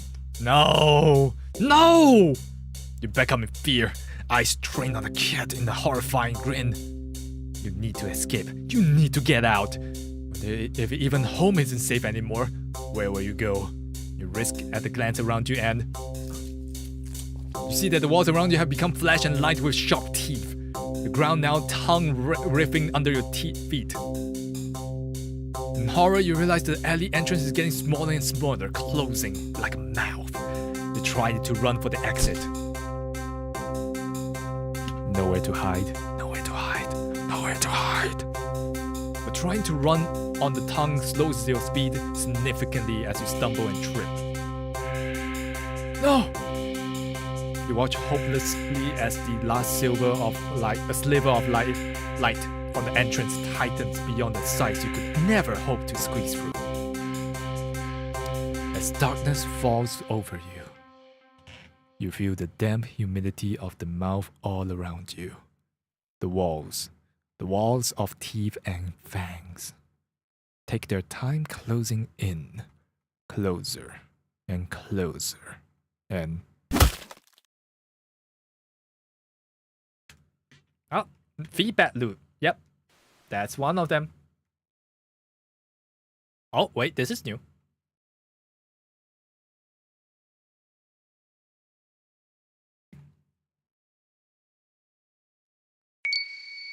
Oh! In the days leading up to my meeting with it, I've been obsessed with a memory. Sometimes someone precious to me have found something precious to them. My best friend. My only friend. I was happy for them, truly. But then I'd been happy for the others too. They promised it wouldn't happen to me again. That they knew how it felt to be told by someone you cared for that they'll outgrown you and your friendship. That they'd never do such a thing to me. That's not the moment that passes now. That I wish I'd risk the pain for their rejection and just believe them. But I didn't. I pulled away before they could, trying to protect my fragile heart. They only hurt all the more. Selfish as it was, I wanted them to fight harder to keep me around. When it appeared before me, it promised to be just that. A friend that would never ever let me go. A friend that would never ever leave me. And all I had to do was promise the same thing in return. Okay, so who is narrating that? Who is it? What is happening? Weather good today. That good thing. Maybe good luck too. Yes, lucky. Lucky, lucky, lucky, lucky, lucky. Lucky, lucky, lucky, lucky, lucky, lucky. Lucky, lucky, lucky, lucky, lucky.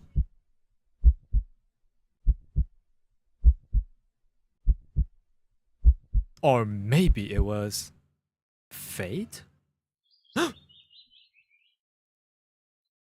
Okay. Alright, we're back here again. Do not take cat home. And now we feed the cat. The cat must be hungry, right? Can't imagine you have much to eat if it's so attached to the box it's in. Though it doesn't exactly seem malnourished either. Surely it must have left the box to search for food then? For some reason, something in the back of your mind tells you that's not the case. And not to think of it any further. Well, either way, you can't exactly enjoy your day without knowing you left behind a hungry cat. Especially when you could have done something to help it. So what do you want to do about the hungry cat? Check my pockets. You dig in your pockets, you find a small piece of string in your left pocket. Not very helpful. The string is far too short. And the eager oh!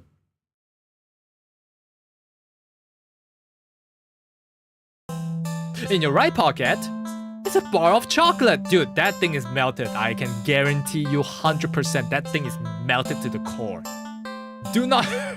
Don't ever put chocolate near anything warm. It's gross, it's disgusting. Don't do that. You find a chocolate bar? Is it not? No, it's not even expired, but it's melted for sure, right? quite the find, actually. You're about to offer it to the cat when suddenly you're hit with a guilt that as you remember something gut-curdling. Chocolate is toxic to cats. Oh my gosh, I'm so... Okay, you resist the urge to vomit at your near mistake. You feel so guilty, you throw the chocolate bar away into a nearby trash bin. An almost cat killer doesn't deserve chocolate. You go back to the cat, barely able to stand its innocent, oblivious expression. It doesn't even know that you almost... I'm so sorry. I don't even know what to say. You're a horrible person. What? You know what? Stay here. I'll be right back. You leave the alley. And return with a whole fish you bought from the nearby grocery shop.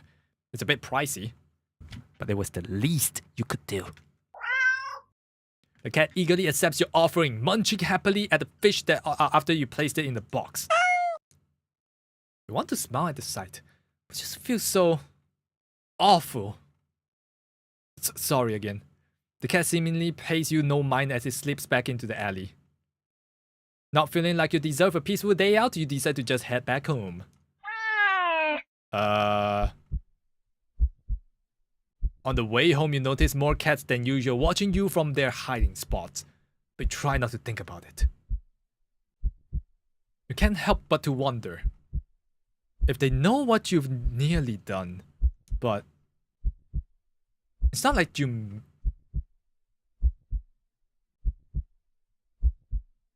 Hold on, we have a encoding crisis.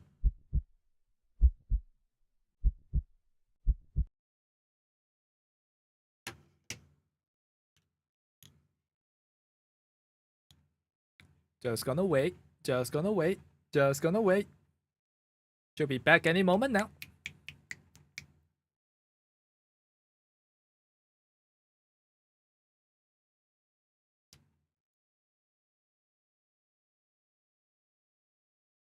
We're back. Wait for what? No, the encoding stopped for a bit just now. So I have to run back the dialogues and then redo them. On the way home, you notice more cats than usual watching you from their hiding spots, but you try not to think about it. You can't help but to wonder if they know what you nearly done. But it's not like you meant to hurt anyone.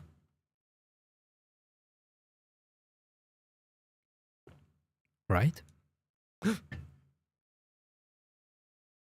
You finally reach your apartment. You're about to unlock the door when...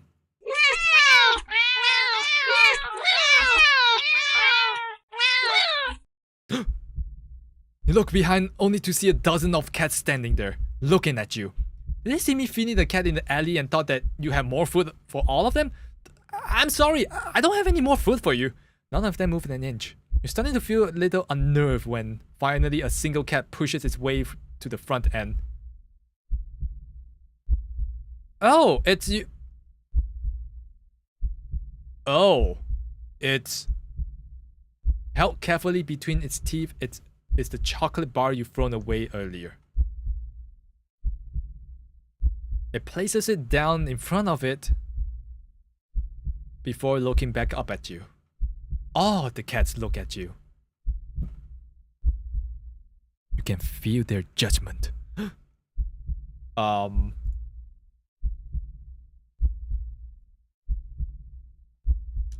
You feel your sins weighing down heavily on you. But without the money to buy enough food for all of them, you don't know what to do.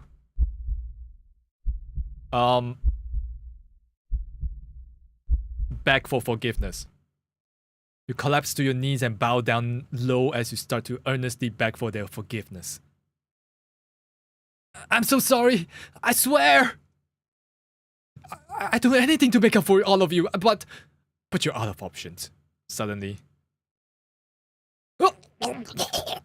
you feel something stirring in your stomach and swimming up its way to your throat, closing off your airway as it tries to force its way out of your esophagus.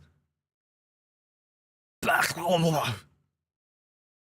finally succeeds with aid from your helpless gagging. What, did a fish come out of my stomach? What the? lying on the ground in front of you.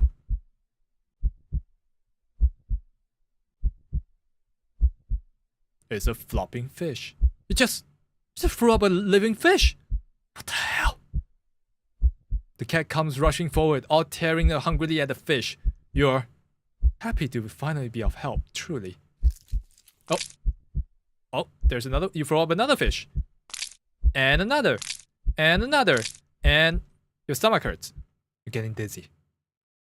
You fall to your knees. Tears and snot streaming down your face by the time you're coughing up a final tiny bloody fish and collapse forward. Your throat and stomach both burn in a way that feels dangerous.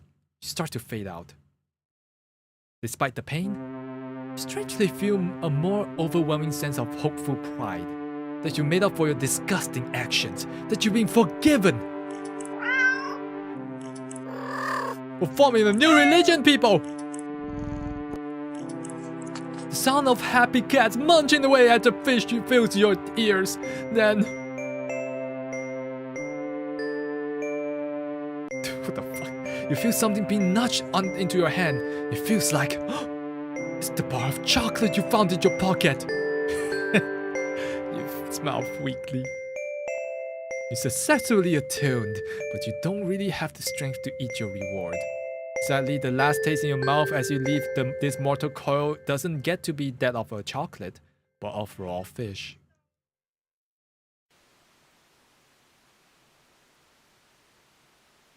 Wow, that was weird.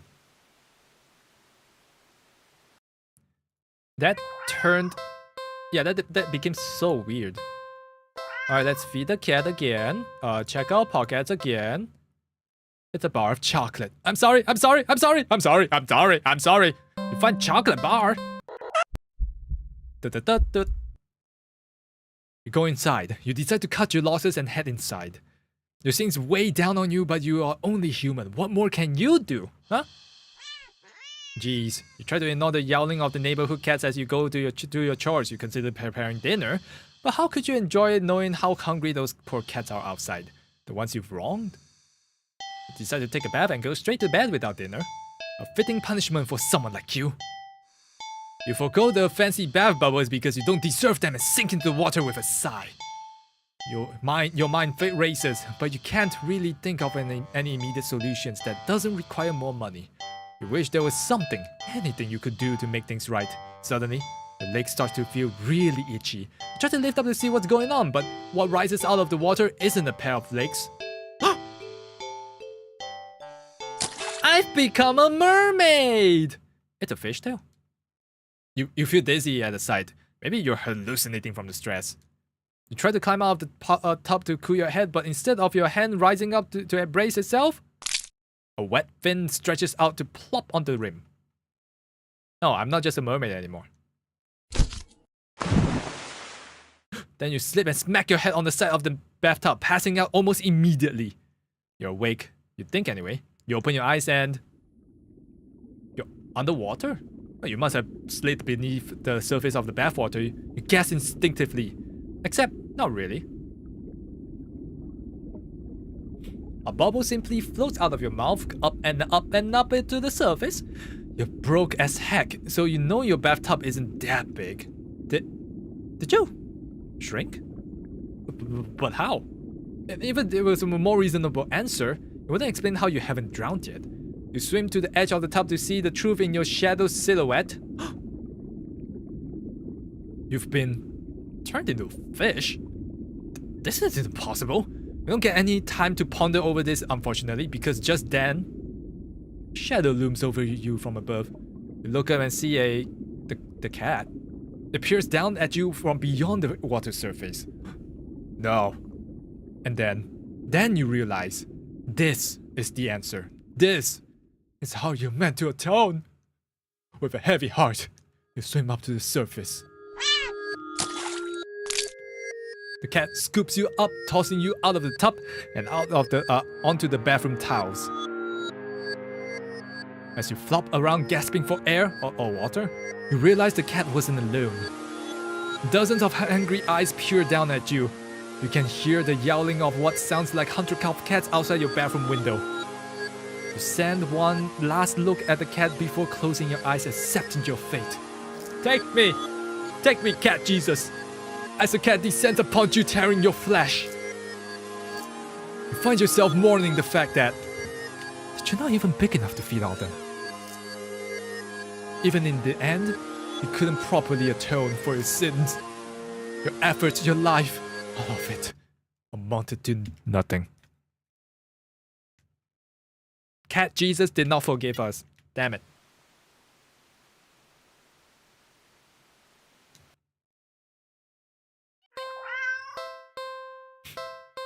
When do we get the cat girl ending?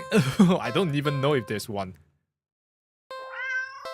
Feed the cat. Look around the area. You glance around the dark, dingy alley and only see garbage bags, trash bins, empty cardboard boxes, and scattered litter here and there. If there is something for the cat to eat, surely you would have found it by now, right? But you don't want to just give it up so easily. You keep looking, you look and only see garbage. You sniff and only smell garbage. You listen and... you just barely make out the sound of a thing scurrying by the trash bin a few feet away. Quietly, oh so quietly, you creep over to the bin and... you lunge. You weren't very graceful in your attempt. You stumble and knocked over a stack of nearby boxes full of more trash, but as you stand up, grasping your hand... it's a tiny mouse. Now you fucking little rat. The mouse squeaks and shrieks in distress, wriggling and struggling desperately in your grip. You're holding it too tightly and carefully for it to be able to bite you and scratch you though. It wears itself out eventually and looks up at you in black eyes. It's completely at your mercy. Feed the mouse. The mouse looks scared as if it senses your intentions. It weakly starts to struggle again. The mouse is reluctant. Feed the mouse to the cat. You feed the mouse to the cat. The cat tears it apart instantly.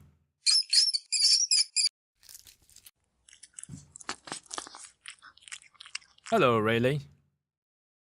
The mouse pained, squeaks, and squeals pierce through you until they abruptly cut off. Satisfied, the cat mews happily at you, red tinting its fangs. The cat curls up in its now blood-stained box and goes to sleep. You take the chance to leave. A well-fed cat will likely follow you home after all.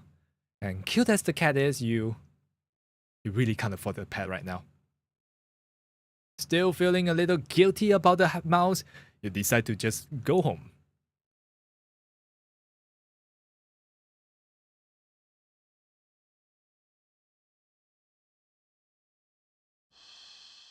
After a long walk home, you finally enter your apartment.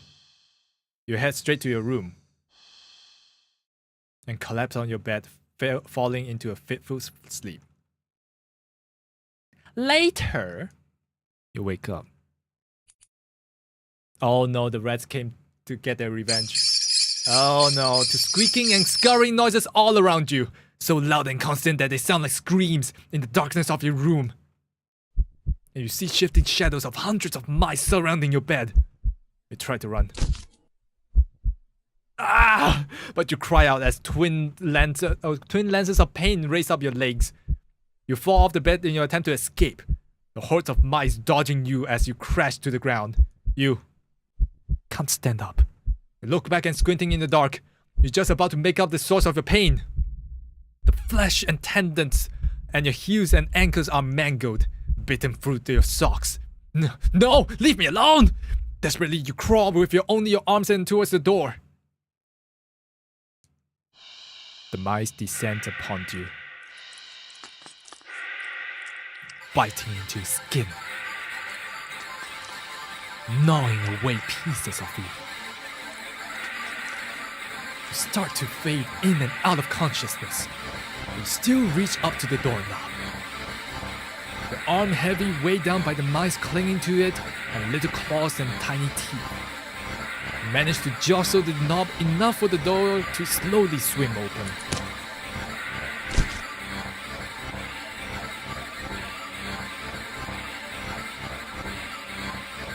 But but your outstretched arm suddenly falls to the ground lifeless.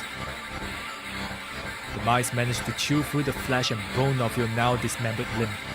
As a few mice creep forward to curiously inspect your arm, you stare blankly at it for a moment before sliding your gaze up.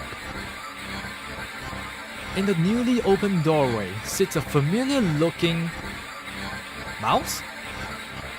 It stares at you.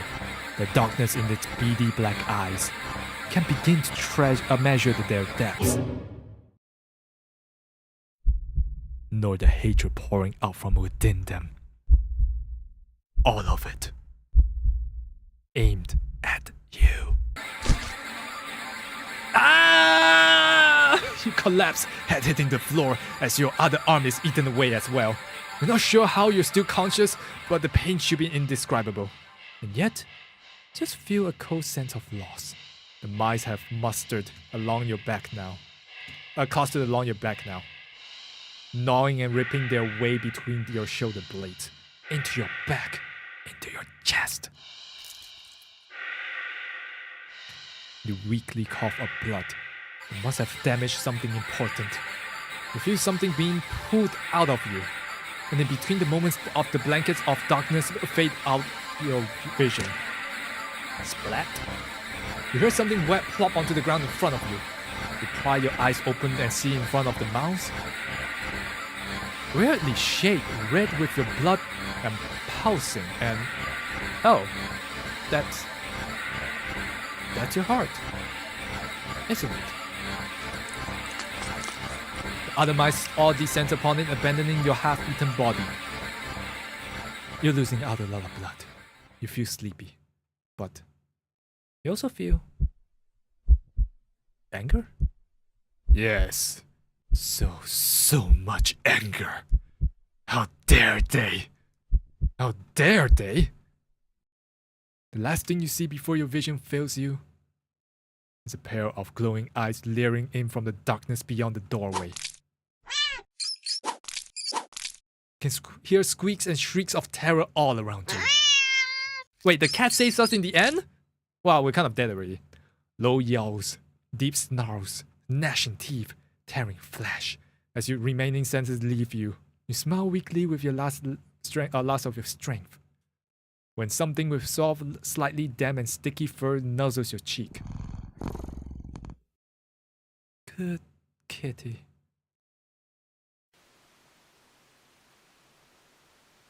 Well, that's kind of a sad ending. The others are all like, oh, you died. Bad ending. This one is like, kind of sad almost. Skip. Don't take the cat home. Feed the cat. Look around the alleyway. We spare the mouse. Are you sure?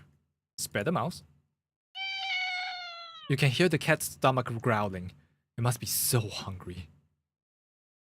It must be starving. Spare the mouse.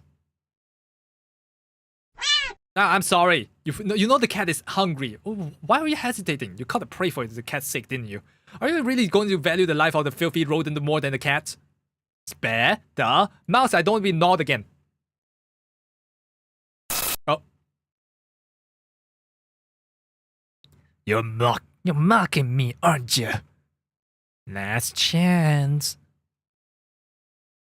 And over the prey. Now. Spare the mouse. You let the mouse go. It scurries away, squeezing into a tiny hole into the wall, but you don't pay it much mind. You don't flinch as the giant claw paw slowly falls in front of you, blocking your path into the alley's entrance. Not that you had any delusions about escaping. The cat is hungry after all. You close your eyes in acceptance as the paw gently pulls you back and back.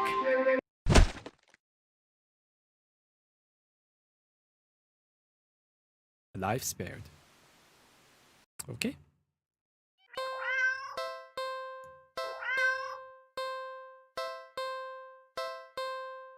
Oh, blood! We can feed blood now! The cat lets out a sad, pleading little sound. It's hungry. It must be starving. So you look around and see a nearby shard of glass. Your body moves as if it knows what to do. What needs to be done?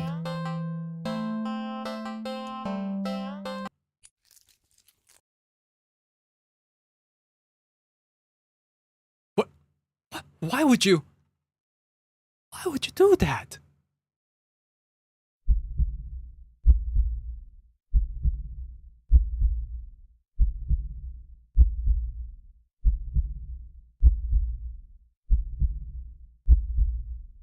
Oh, hey, nostalgia.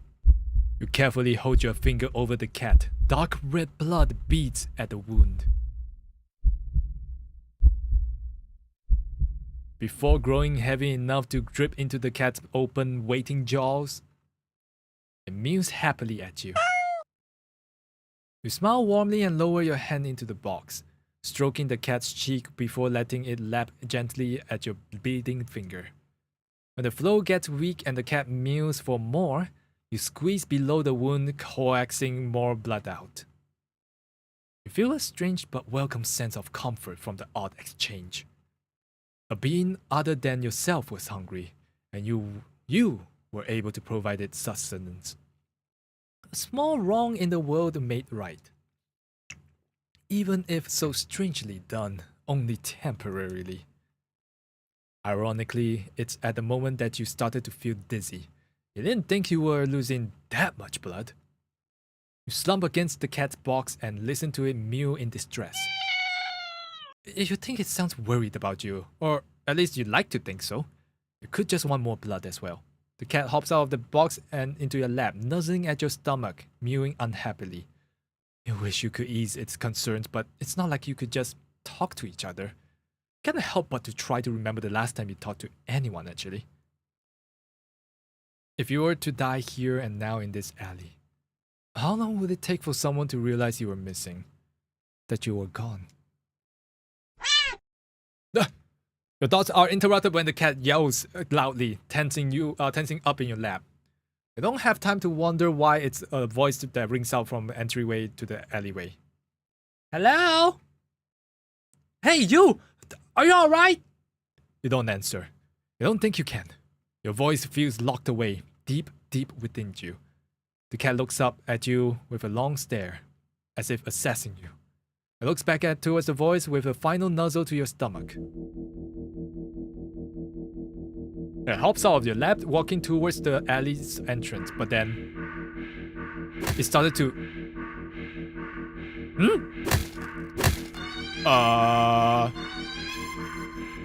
The face opens up. It peels back. And opens up again. I didn't know we were playing Resident Evil. Riffing tendrils peeking out from where you think the mouth should be.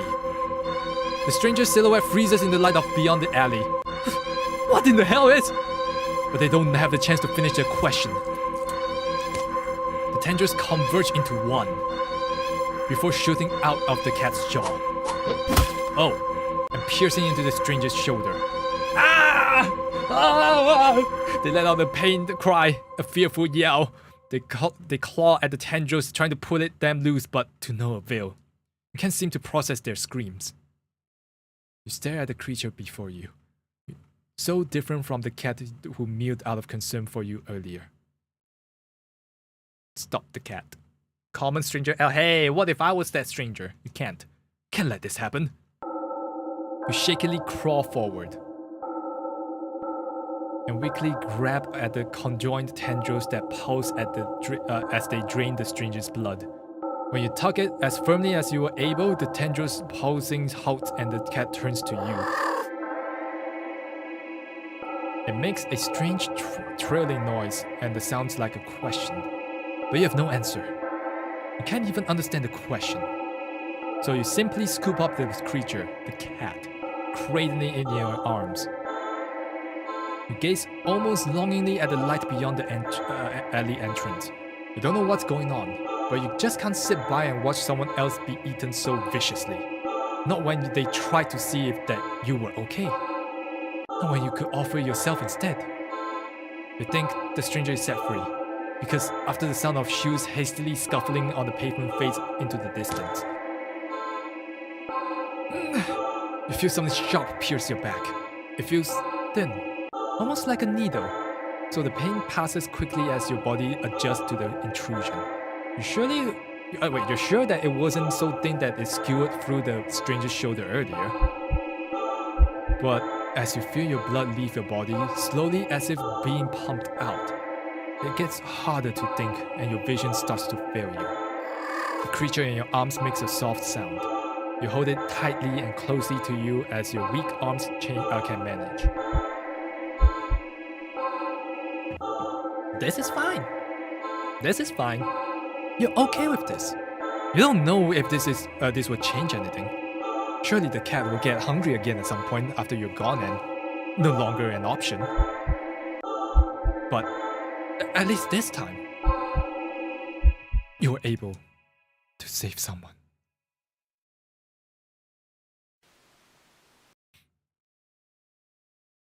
Okay. Feed the cat, blood. Let the cat feed. Ah! Somebody help me! Help!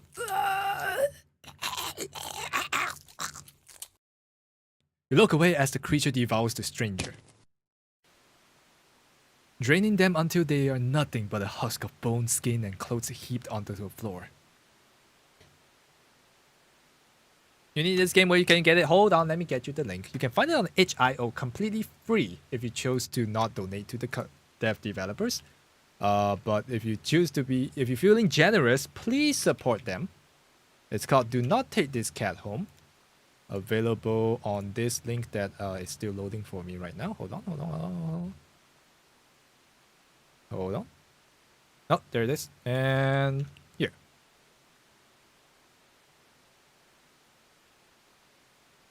You feel awful, but what could you do? The creature is also a living being. Shouldn't it be allowed to eat what it needs to? Doesn't it not have also a right to do what it must to survive? You are not the voice in the back of your head that questions if there could have been another way. It's not that you've tried to see if there could be any other blood. It's not like a human blood. Now did you? The creature purrs and as it rubs its side into your arm. You realize that after a bit of rest, you've already started feeling better. But you also think there's something inside you. Feels a little bit broken too. You're just not quite sure what it is yet. You stand and hold out your arms. Still hungry? The creature thrills happily and hops into your outstretched arm. Let's go then, yeah? You leave the alley together. You go out into the world together. The cat is hungry, and it will be hungry often from now on. Very often. Screams of fear and terror follows you both wherever you go, and without thought of or care or concern for any of it, you just stand back and watch. Wow. Okay, that one is a lot darker than I thought it would be. Jesus Christ. Okay, don't take the cat home, we play with it. Aw, you just want a little attention, don't ya? The poor thing must be bored sitting in the box all day. You're not sure much of an interesting companion, but you're willing to do your best. There's gotta be something you can entertain the little critter with. But what? Check your pockets. You take your pockets and you find a small piece of string in your left pocket. Not very helpful. The string is far too short. An eager and excited. In your right pocket, it's a bar of chocolate. I'm so sorry. I'm sorry. Well, not too helpful either right now. The only other thing you've got is on your phone. It's not much of anything that a cat can play with, but there is something you can do. Post it on Instagram! Yes, if I photo montage! Well, wasn't that fun, right? Well, you enjoy yourself. With nothing else to do and no intention of taking the cat home, you decide it's probably the best to just leave. You don't want the cat to get too attached after all. At least you'll have some memories to take with you. Okay, so see you around. Yeah, I guess. Good luck. Okay. You turn and walk away, but as your phone just got a message. You open it up and what? Aren't I the cutie? It's a picture of a familiar-looking cat. The cat does look cute and happier in the picture, but it's not the picture you recognize. What the heck did I just? You didn't take this picture. You peek over to your shoulder at the cat, but the cat is simply looking at you. It mews sadly, as if pleading for you to come back. I guess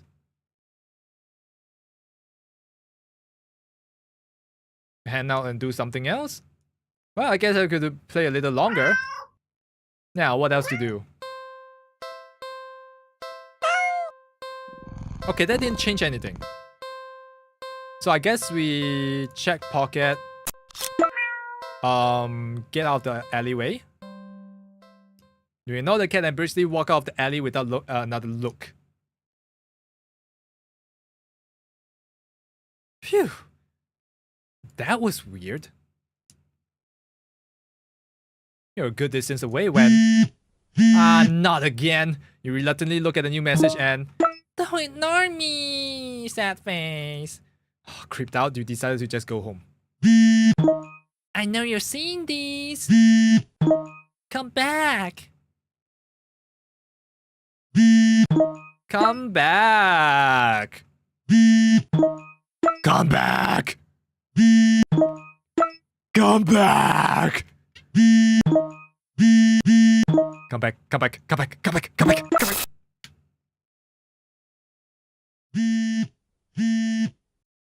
Oh, welcome back. I love foxes.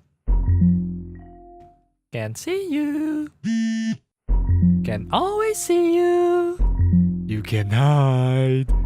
I'll always find you. Oh. Your eyes dart around nervously, certain that you're being followed. But there's nothing there.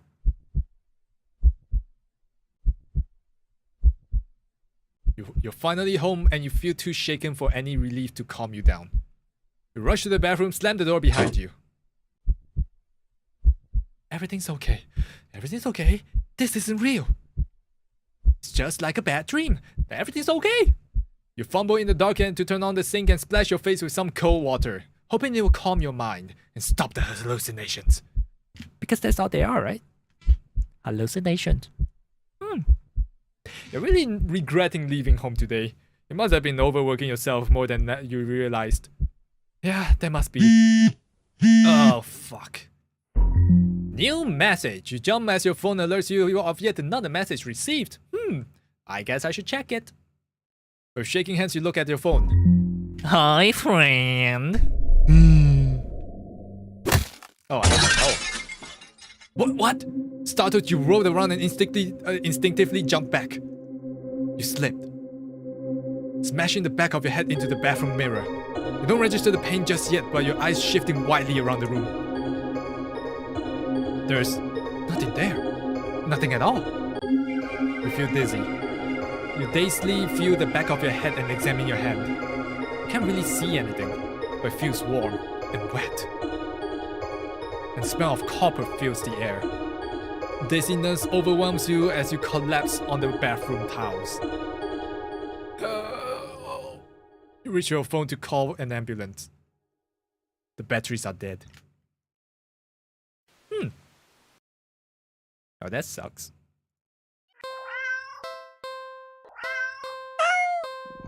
Okay, check pocket. Get out the alleyway and ignore phone. The phone vibrates insistently over and over and over and over, but you just can't look. Why would you? You keep your eyes squeezed shut, your fingers tightly gripped to the sink. In your mind, you beg whoever or whatever is doing this to you, just stop already. Please, please, Please, just put me out of my misery. You mutter this quietly. Oh. Please, put me out of this misery. You don't really mean it. You don't. But as the words take shape into the dark corners of your mind, the phone immediately stops vibrating. You think that this will give you relief. But you only feel dread sinking heavily into your stomach. You can feel eyes on you. You can feel the puffs of air on the back of your neck. Damp and deep and slow. You take a deep breath and open your eyes. You look at the mirror.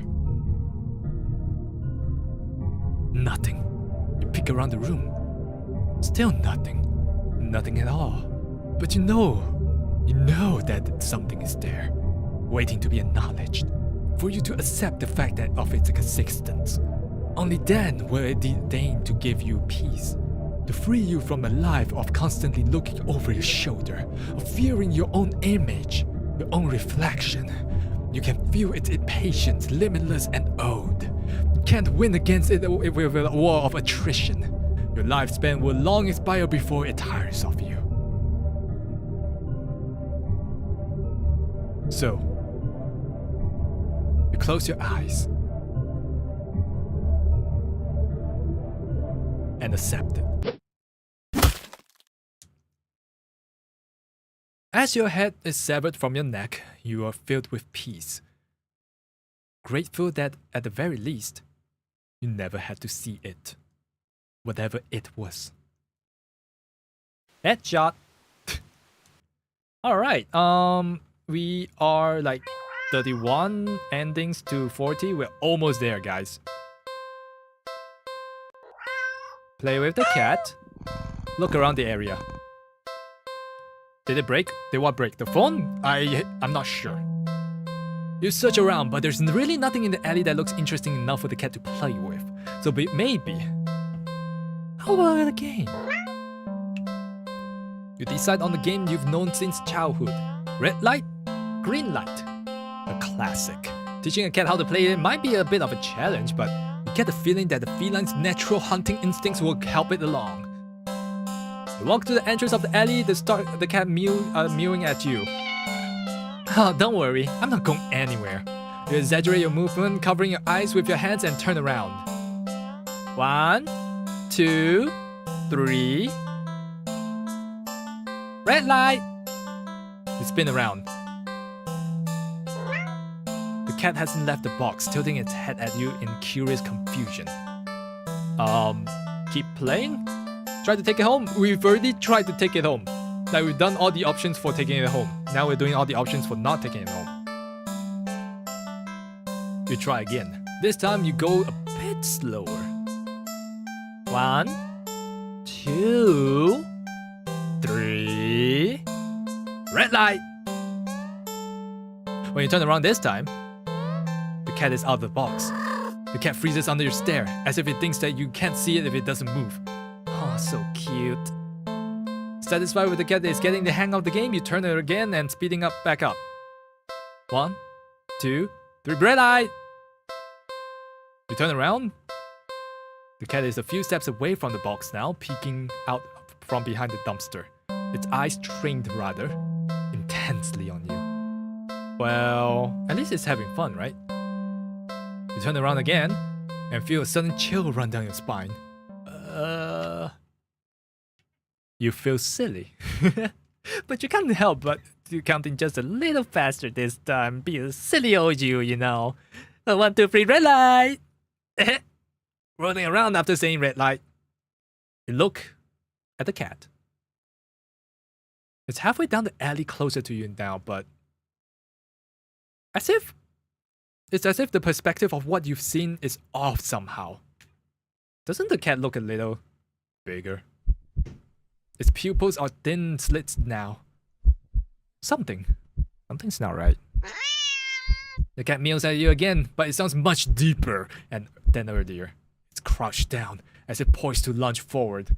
Your breath shudders a little as your heart starts to race. Your foot instinctively shifts back. You freeze immediately. The cat looks impatient. It wants to keep playing, but you gulp and turn around. You gulp and turn around, swiftly counting and turning again as you gasp out. 1, 2, 3, red light! You turn around, shakes as you whirl back around. You find yourself at the long surface of a black fur. You slowly look up and up and up.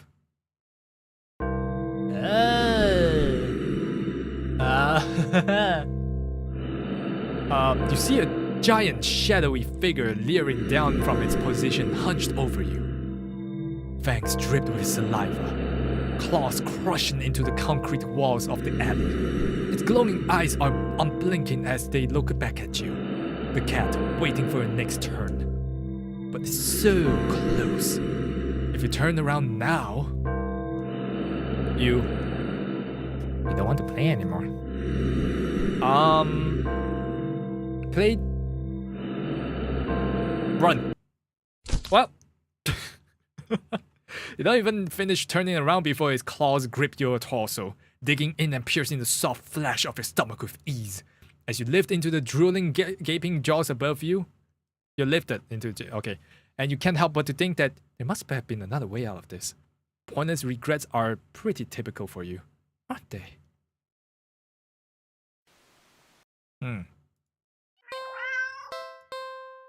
Don't take it home. Play with the cat. Look around the area. Keep playing. And then back up. Keeping your eyes trained onto the giant looming over you. You take a step back. No, that's cheating.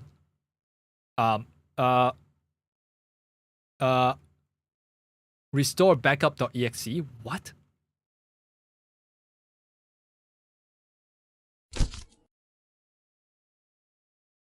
Wait, we've seen this already. That's alright.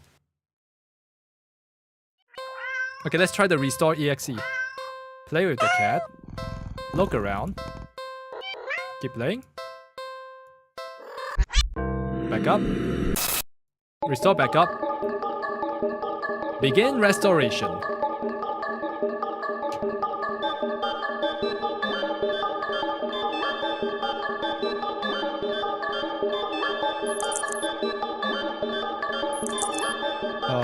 Back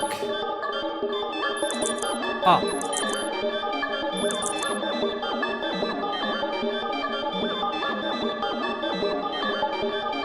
What are you doing? Stop! Don't break everything!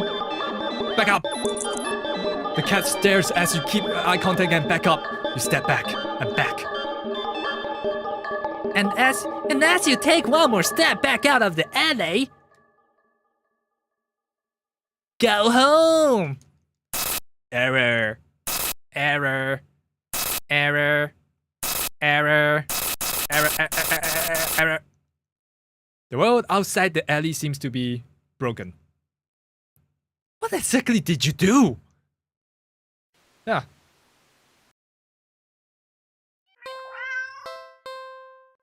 Alright, let's play with the cat and buy a toy. After being out in this alley all alone for who knows how long, you personally think your furry friend deserves something special. I'll be right back, okay? You quickly leave the alley to rush to the nearby pet store. You browse through all the different toys for the cat. There's so many to choose from, plush and bright colored and scented with a catnip, but you realize most of the toys aren't meant for the cat to play with alone. You can't stay in the alley forever, so you can't exactly afford to get another cat as a playmate. Wait, that's it! You know exactly what to get now. After a quick and successful search of the store, you make your purchase and rush back to the alley, eager to show off your find. I'm back! The alley feels even gloomier after spending time in direct sunlight. It makes you feel that much prouder of your gift. You skip over to the cat and dig into the store's plastic bag. I've got something for you! Cat leans up. You pull out your gift to the cat. Ta-da! It's a small cat plushie. The plushie is a light orange cream color with a burnt sepia stripes, making it resemble a tabby cat. The synthetic fur is soft and not really unrealistic, so the large eyes and the pale green more subdued than you ever would have expected for a toy. Sorry. There's no denying it's just a plushie, but the thoughtful details still makes it almost uncanny to the real thing. Which makes it perfect. A companion for the cat, and one you could actually afford. Win-win? Well, that's not all. You give the plushie a little squeeze and... Meow! The cat looks unimpressed. Well, you think it's cute. Guess your purchase wasn't so successful after all. Out of options and lower on cash, you awkwardly place the plushie in the box next to the cat. You get up and turn to leave. You're a few steps away when you hear the electronic meow behind you. Huh? You turn to see the plushie on the ground next to the box. The cat is watching you closely, staring. Pick up the plushie. You sigh and go up, pick up the stuffed toy. You really do just want attention, don't you? You hold up the cat doll and examine a little. It looks a little different. Did it just look at you? Meow.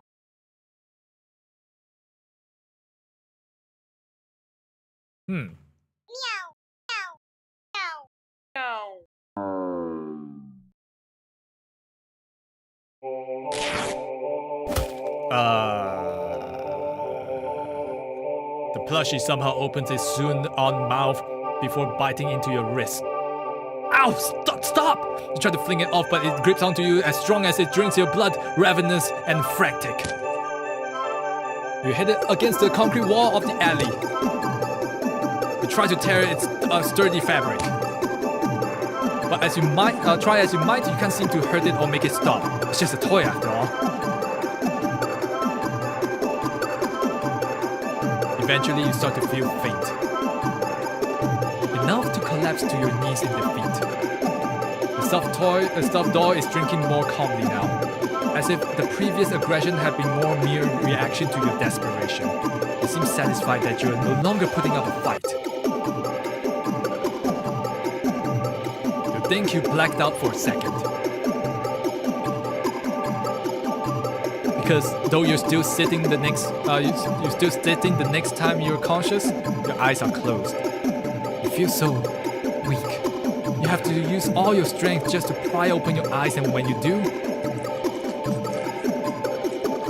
you see a kitten? It's a fur familiar to the orange cream with burnt sepia stripes. It's lapping at your wrist. The kitten lifts its head and looks at you with piercing pale green eyes. It mews at you with a high squeaky pitch, mouth covered in blood. It would be downright adorable. If it weren't for you about to die from the blood loss. The cat strolls to your line of vision and picks up the kitten. It gives you an indecipherable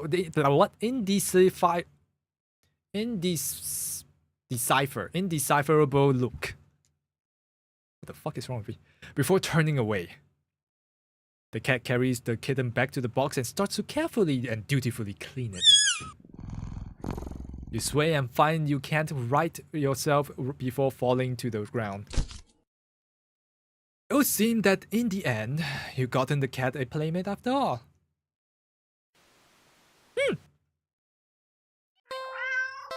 That's kind of fucked up. Buy a toy and then we leave. Ungrateful little monster. You huff in annoyance. You're welcome. Shaking your head, you turn to leave once again. Ow! When the sharp pain lances up your arm. Arm? Gah! Crying out loud, you grab your arm only for it to... What? Fall off? I turned into a doll? Will it make you as a doll? Well, you kind of... It did, but just in another way. Your arm just falls right off. You stare in shock at your severed limb on the ground. Gathering your courage, you turn to look at your way your arm once was connected and the rest of you only to see... Huh? Not blood, it's all cotton? Touching it, the stump feels doesn't even hurt. That is... Until the same thing happens to your other arm.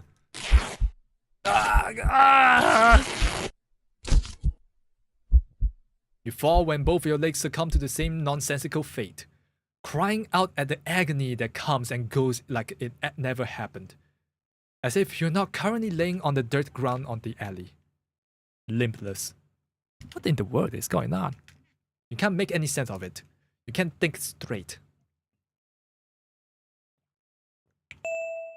The pain has receded, leaving you with a strangely empty pit in your stomach. Considering you still have a stomach and it wasn't replaced with... As you lay back helpless and still in shock staring into the sky, the cat face appears in your line of vision. It lunges at your torso and starts biting and clawing into your chest like a chew toy. It doesn't even hurt anymore. You feel like it should. You're not sure if you're glad that it doesn't. Eventually you feel that the cat pokes something out of you. A small doll that looks very, very familiar. It's hard to tell, but that doll is... That's you, isn't it? What? The cat hops off you and heads back to the box with its prize. At least, you think so. Everything's too dark to tell. You wake up to find that the cat can't move. You can't move an inch. You can't look around. You can't even breathe. Though none of that realization seems to be a problem. All you can see is the face of a familiar-looking cat curled around you, purring in its sleep. For some reason, this doesn't bother you. You're not sure why you feel like it should. You try to latch onto the thoughts in your head that feel like memories of another life, another time, another you. But the thoughts slip away like forgotten dreams.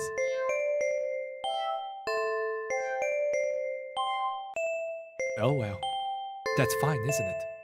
You're just a doll, after all. A doll's role isn't to have a silly thoughts or to remember unimportant things, but to be a companion.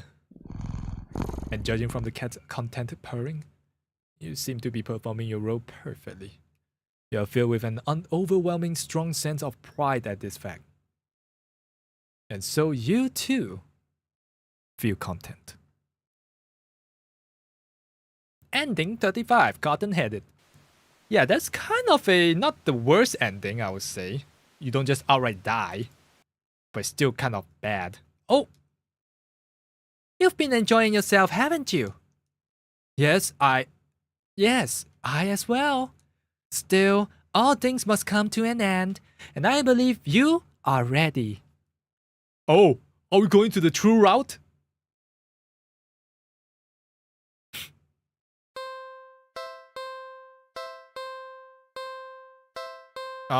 Okay, so to get to the true route ending, let's see. I am ready. Only one thing left. So, what should you do with a cat that has been very naughty?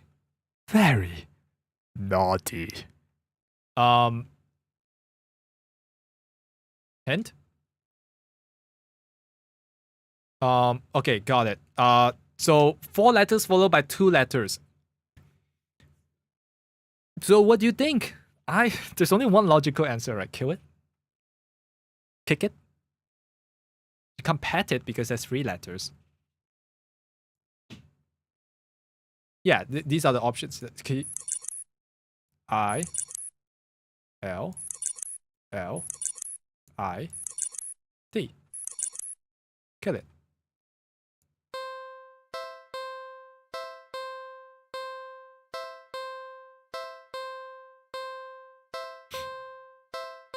Really?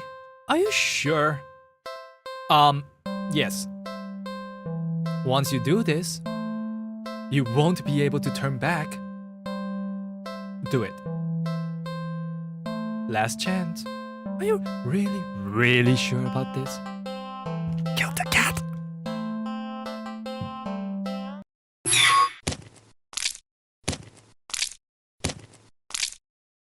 Did we die instead?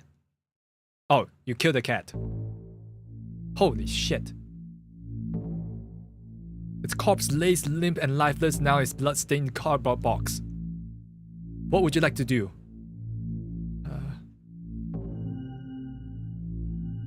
Leave? You're done here.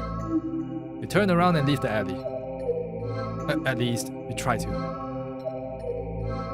As you stand at the edge of the alley's entrance, you see that nothing exists beyond it. Just an empty black void. You turn back.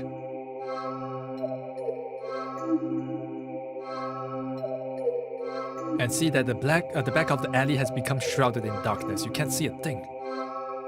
Approach the darkness. With no other options, you step back towards the darkness, closer and closer and closer. Wow, the cat wasn't dead. You're Well, I think we're more than just bleeding. I think we're dead.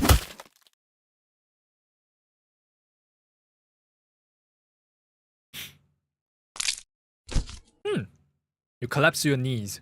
The front of your body is slashed open, leaking blood and guts and organs down your torso and over your lap. Don't you know? The cats have 9 lives? What?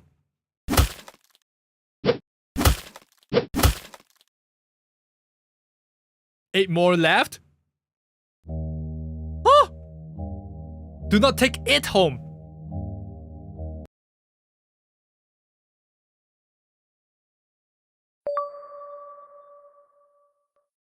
I've never believed in unconditional love.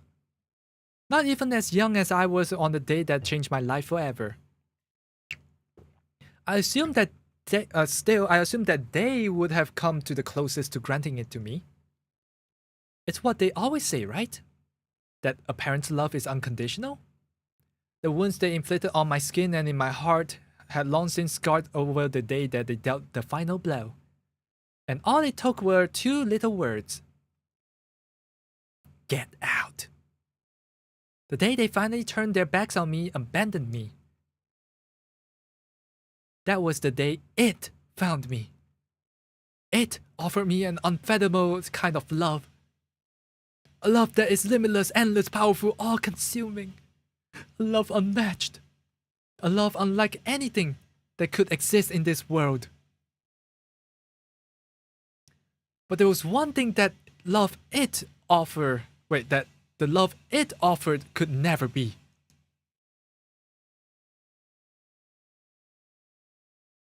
Unconditional.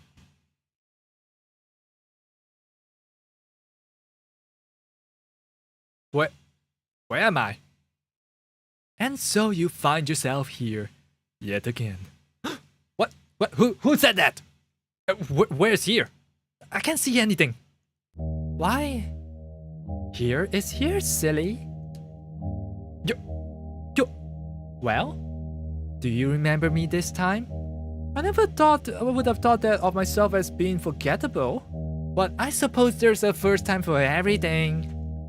Your memory slowly pieces together the fragments of a moment. An encounter. A cat in an alley. I took you home with me, didn't I? Correct. You were daydreaming so long that you even had me worried. Can you imagine that? Here I am indulging in a little in playing with my prey, only for you to come completely zoned out on me. The game's no fun if you're not present, you know. No, I don't know. I don't understand what's going on at all. Curious as you are, I should have expected that you have more questions. Well, I suppose you put me in a good enough mood to be generous and hear you out. Very well, what would you like to know? What do you mean I was daydreaming? It's the first thing that came to mind, really. You were on the brink of death, but instead of watching your life flash before your eyes, you got stuck reliving the moment we met, subconsciously coming up with scenarios in which you managed to survive. Well, maybe you would have, but I couldn't resist messing with your imagination a little bit. You did just start ignoring me out of nowhere after all. You know, by now that how much I love attention. Your little thought experiments were rather amusing, but if I might say, you must have had a little dull life to forego indulging in precious memories by bygone days, in favor of daydreaming about a single encounter over and over and over again. I've heard of having regrets on one's deathbed, but this has to be ridiculous. Ridiculously intriguing, that is. Or perhaps rather than regrets, I was what you found intriguing? Am I still dreaming? You're lucid, I say. Since you finally remember me and all, seems like you're finally ready to end this farce, amusing as it has been. What would you like to know? Where are we right now? Inside your head, silly. The real versions of ourselves are halted in time back in the reality, though I doubt much time has passed actually. These things tend to happen in the blink of an eye after all. Well, usually anyway. Would you like to know more? Why do you keep killing me? Don't be so dramatic. I don't keep killing you. I haven't even killed you once yet. Those were just thoughts and ideas floating around in your head that I immediately had a little fun with. Can you blame me? I would have gotten bored just waiting for you to wake up. Wait, you even made me kill you in the end. Yes, I suppose I was curious to see if you actually would. You certainly didn't hold back. You must have been quite angry with me. It's fine though. You know what they say about curiosity, right? Yeah, it kills the cat. It was my own choice, and besides, I got you back, didn't I? Well, what would you like to know? You're a cat. How are you talking? What do you mean? I've been talking to you all along. Intriguing as your imagination is, I would have run wild without my help. I was guiding you this whole time. What? No. Didn't you hear me in your thoughts? Oh, that was you? Like this? But you're a cat. How are you doing this? Well, I'm quite powerful, yes, but also not so much. What does that mean? Besides, what makes you so sure I'm a cat? My appearances? I doubt I resemble my cat, any cat that you have ever seen before, right? Well, then what the hell are you if you're not a cat? I didn't say I wasn't a cat, did I? Fucking slap you. I could be a demon, or a god, or an alien from another galaxy, or an interdimensional abomination, or I really could just be a cat. It doesn't really matter what I am, does it? Certainly what I can do would be to be more pressing matter, yes? That would be a more pressing matter, yes? A real cat couldn't have done all of this. You're really hung up on appearances, aren't you? Well, do you have some kind of proof that cats don't possess powers like mine? I doubt it. You know, and you know, it's pretty rude of you to keep going on and on about what I am before you even ask that who I am or what my name is. Okay, then what's your name? Well, I'm not gonna tell you now. Learn some manners first and we'll see. Well, maybe in your next life anyway. What would you like to know? What do you want? Well, if you're talking about my original goals, those are a little bit personal, I say. And anyway, things have changed. Right now? Well, presently, I'd like to have some more fun with you. Your company has been very entertaining thus far. Given more time and under different circumstances, perhaps we could even been, well, all good things must come to an end. Time you have left regret and delusion, right? Hey, Restiana. Welcome back, I guess.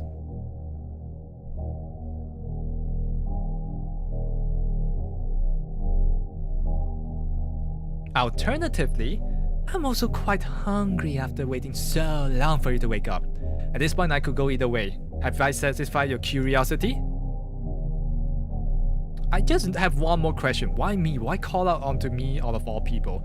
Well, all I did was call out for someone to hear me. I called out and you were the first person to come to me. Simple as that. Were you hoping for some special reason? I'm afraid I don't have one. Everything I've come to like about you were things discovered after our initial encounter. So, wait, so there's no big reason for any of this? Nah, the reason is far less interesting than the results that came about from our interaction.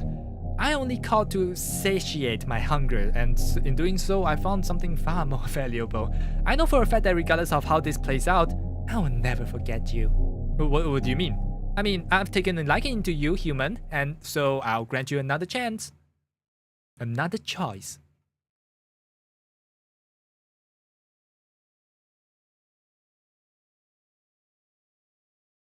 This place is... the first time. You remember this place? Being chased, being haunted, being afraid. So afraid. That fear that so attracted me to you. That instinctively desperation to survive. I craved it all. As I am the origin of those delectable emotions, you are already mine. But I will still permit you the chance to accept the reality of your fate. Human, join me or perish. Sure.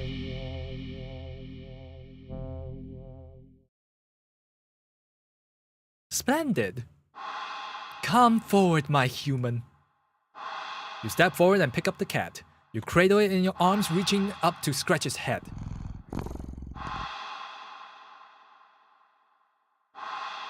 Suddenly, what? You start to feel sleepy. But the sudden wave of fatigue doesn't cause you to sway on your feet or stumble at all. What's happened? Shh. Don't worry. You no longer need to worry about anything anymore. Just sleep and dream those sweet, sweet dreams for me. Excellent. With this, you will soon become part of me.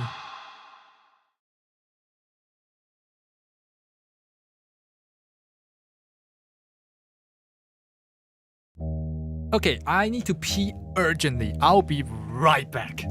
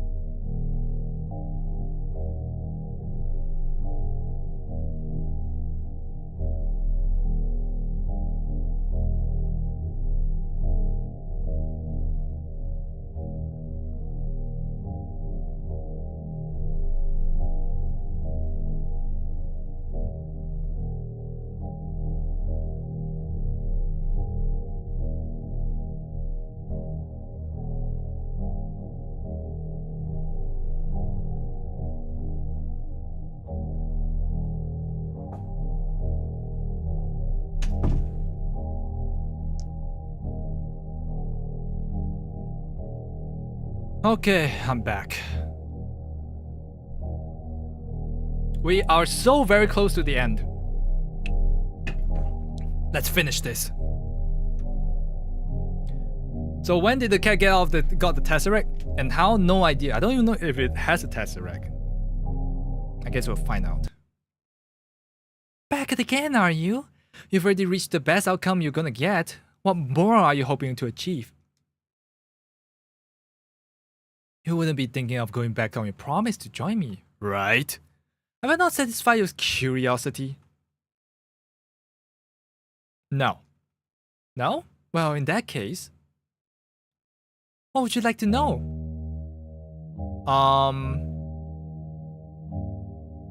No, I don't care. Really? Perhaps you're not as curious as I thought. Still, I like taking liking to you do. I will grind. Okay, so these are.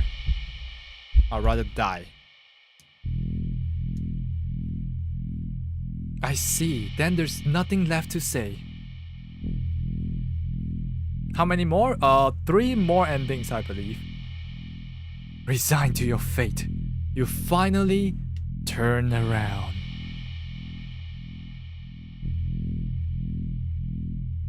So that is it?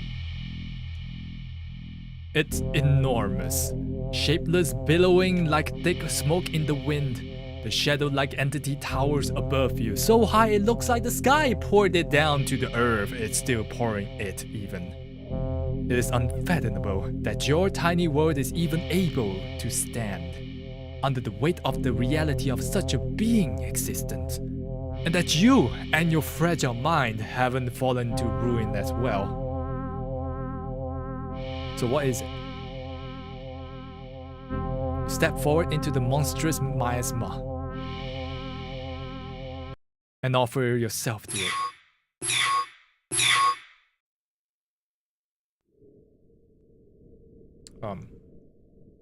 Darkness.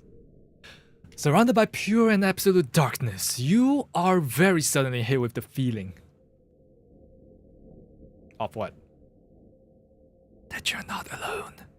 Like you just step into an unbearably, impossibly crowded space. Your ears even start to ring with the sensation of countless conversations, words, whispers, screams, all overlapping. But you don't actually see or hear anyone or anything. You're alone. Even as your senses lie to you, trying to make you think otherwise, you're more alone than you've ever been. Lies. Lies, lies. Listen, please. What? Is someone really? I can't see you. Where are you? Nothing left to say. Only hear us. Listen, please. Wait, are you all trapped too? In this place? No, please. Us. All you see, hear, feel is us. Us and it. We are victims, prey like you. We are many, beyond counting. I have no idea what's happening. Our bodies gone with time. Wheels left behind. We became what you see. Place. This place is us. Need you. Need your help. Help. But what can I do? It. Too greedy. Make mistake. Ate too many. We are many. Now strong. We are strong. Made it strong. But make mistake. Mistake. Error.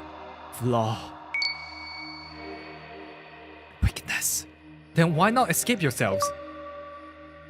Too long here. Too long. One. We are one with it. Bodies lost, minds, wills, us got corrupted. Nobody can't escape. You two, you, we, it. One, all of us. All now one. But you, new, fresh, body. Still have body. Escape is possible. Because still one with it. Even just you, if escape with mind, with body, it would unravel. Lose power, lose strength, lose us.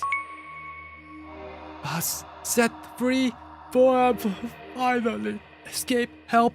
Wait, how do I do that?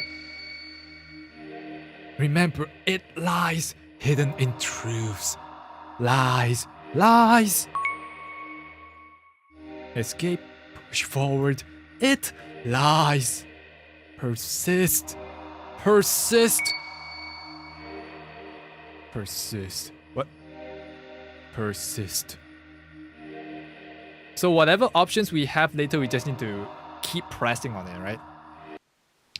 You ignore their words. What? Deep down you know that there's no way for someone like you could possibly win something against like it. The cat. Trying to be, I mean, it's useless. A pointless effort. The hopes of those words, their wills, it will all be wasted on you. So you accept your fate and choose to perish. No? No, we persist.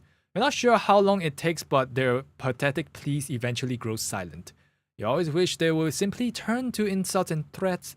This endless silence, it bears the weight of your guilt and shame. Long after your body fades away and becomes one with me. Perish with thought? No. This is another daydream. isn't it? You're lucid again. And here? But how did you? Well, you've been dreaming about the same day over and over. You kind of start to notice the same patterns. Listen, I'm nothing special. I don't really have any friends. I don't like crowds or going out most of the time. And more often than not, I'm alone. Even in my home. One bedroom, one bathroom, and one me living alone in it. It'll be easy to say that I don't care. I don't have much to lose. My life is admittedly pretty boring. But it is my life. And if this is my daydream and you're not calling the shots anymore, I don't think you understand what's going on here. No, you're the one who isn't getting it. You called me. You're the one who needs me. Whether it is to eat me, kill me, or makes me yours forever, it doesn't matter. I'm done here. I'm going home. You forget yourself, human. You ungrateful little creature. I give you my patience, my attention, my love, and you think you can just leave? I didn't have to, you know. I could have just eaten you whenever I liked. But instead, I gave you time to understand, time to accept what was happening, and I gave you a choice. You, an unremarkable little nothing of existence whom no one would even notice was missing if I just taken you as I pleased. Dreaming away about endless possibilities, never having to worry about the permanent consequences ever again, about choosing wrong. A little world of yours all inside your head. I offered all to you. I gave you the choice to join me and have it all. And you refused. You said you'd rather die, didn't you? And yet, here you are trying to go back on your choices. Only to continue to reject me. To reject my love. So foolish. So ungrateful. Just like the others, you don't even know what you want. Another bundle of contradictions. You wish for solitude, yet you fear being left alone. You fear being forgotten, undesired, unloved. And yet I thought I love you and desire you. Even though I loved you. Even though I promised to never forget you. Even though I am the only one willing to never leave you. You still reject me. Stupid little child. I'm done waiting. You do not have a second chance. You made your choice and you will accept the consequences of that choice. You are to stay here with the rest of the ingrates. Forever. Now, haven't you ever heard of a changing your mind? Such a thing doesn't erase your original decision. It has been permanently etched into reality. Do you think yourself so important you are above facing the truth of that reality? No, but that doesn't mean I can't do my best to make things right. I'm still here, aren't I? That means that I can always make more choices, better choices. You gave yourself to me. You are already a part of me. This might be your pathetic little delusion. But don't forget that I'm the one in control here, human. Yeah, that's right. Those twisted choices in my dreams were all you, weren't they? We help. Running enddream.exe. What? Persist. What are you doing, you useless traitors? Stop! I think it's about time I started making my own choices. Stop! Okay.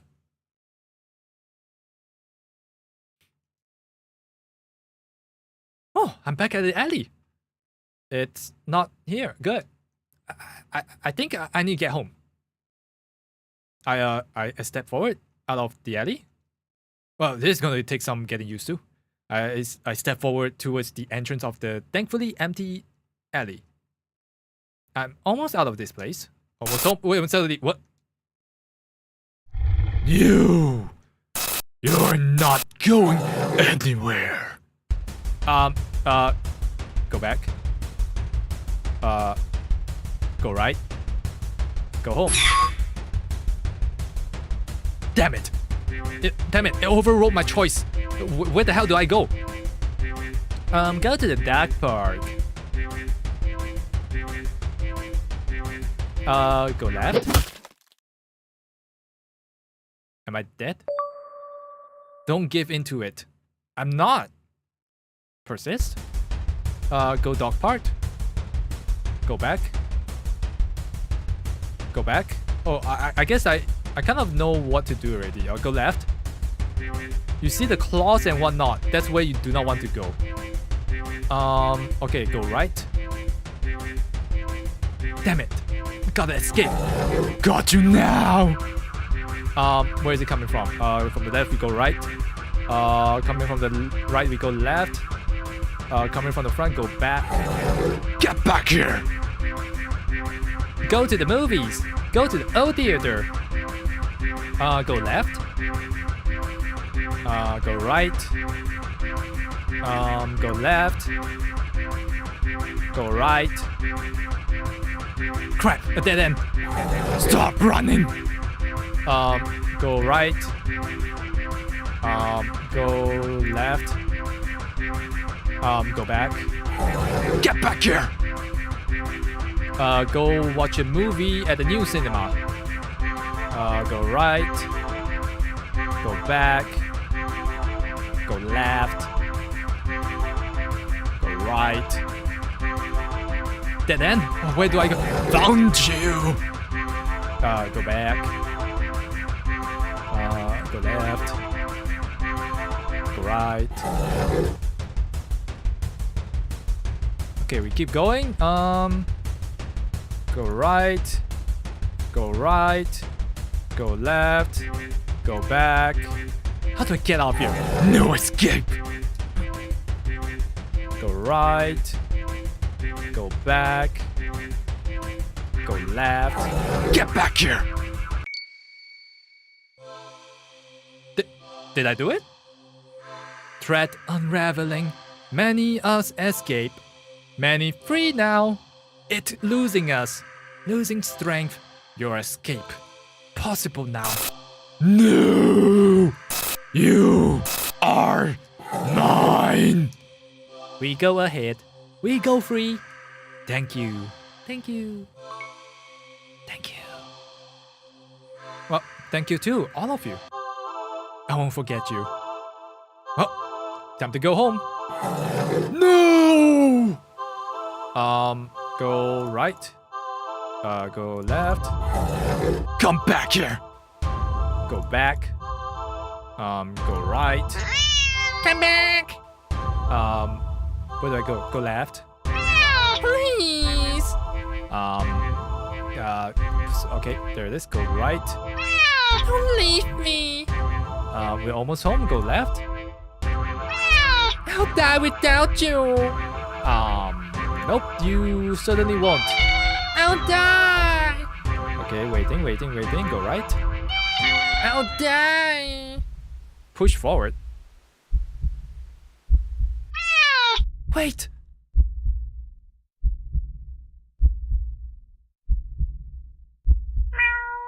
Wait. Wait!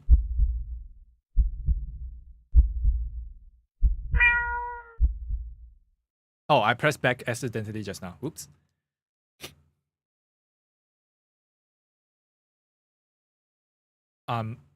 Back? Back where it all began. The alley. And in the cardboard box at the back of the alley. There you are. Wait, there you are. You look nothing like the impossibly cute cat I met. Well, feels like a lifetime ago. After escaping and releasing the wills of all your victims, all that's left of you now is an inky black blob seething up at me. The endless hatred pouring out of your single eye. Doesn't scare me at all. Do not take this cat home. Don't leave! You're mine! No, I'm not. You took them away! They were mine! And now they're gone! You took them away! You took everything from me! Oh, they weren't yours either. Alone! You never had to be. If you were lonely, you could have just been their friend. But you didn't want friendship. They left because you tricked them, kidnapped them, hurt them. You stole their lives, their time. They'll never to get any of it back. You brought this onto yourself. Do not take this cat home. You are perfect. I'm not. You are. Don't need the others, just need you. Stay with me. I won't. Can't give you anything. Can be everything for you. No, you can't. You couldn't even be even before. Definitely can't now. And even if you could give me everything I ever wanted and more, I'd still never stay. Do not take this cat home. I love you. No, you. I do. So much. I love you. I love you. I love you. I love you. Stop. Maybe you do love me? In some strange, screwed up way I'll never understand. Very parasocial of you. Disgusting. Go away. But even if that's the case, it's not enough. Please don't go. I'll be good. I don't believe you. I promise. I can't trust you. I promise. Just don't leave. Don't leave me alone. Please. I'll die. I'll die without you. Do not take this cat home. Bye-bye. I hate you. Now that I can believe. There's nothing left to say.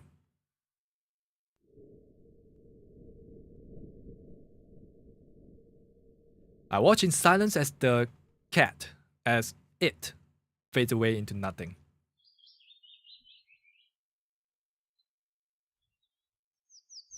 Goodbye. With one last glance around the alley, I turn and leave. Ending 38. We're not done yet.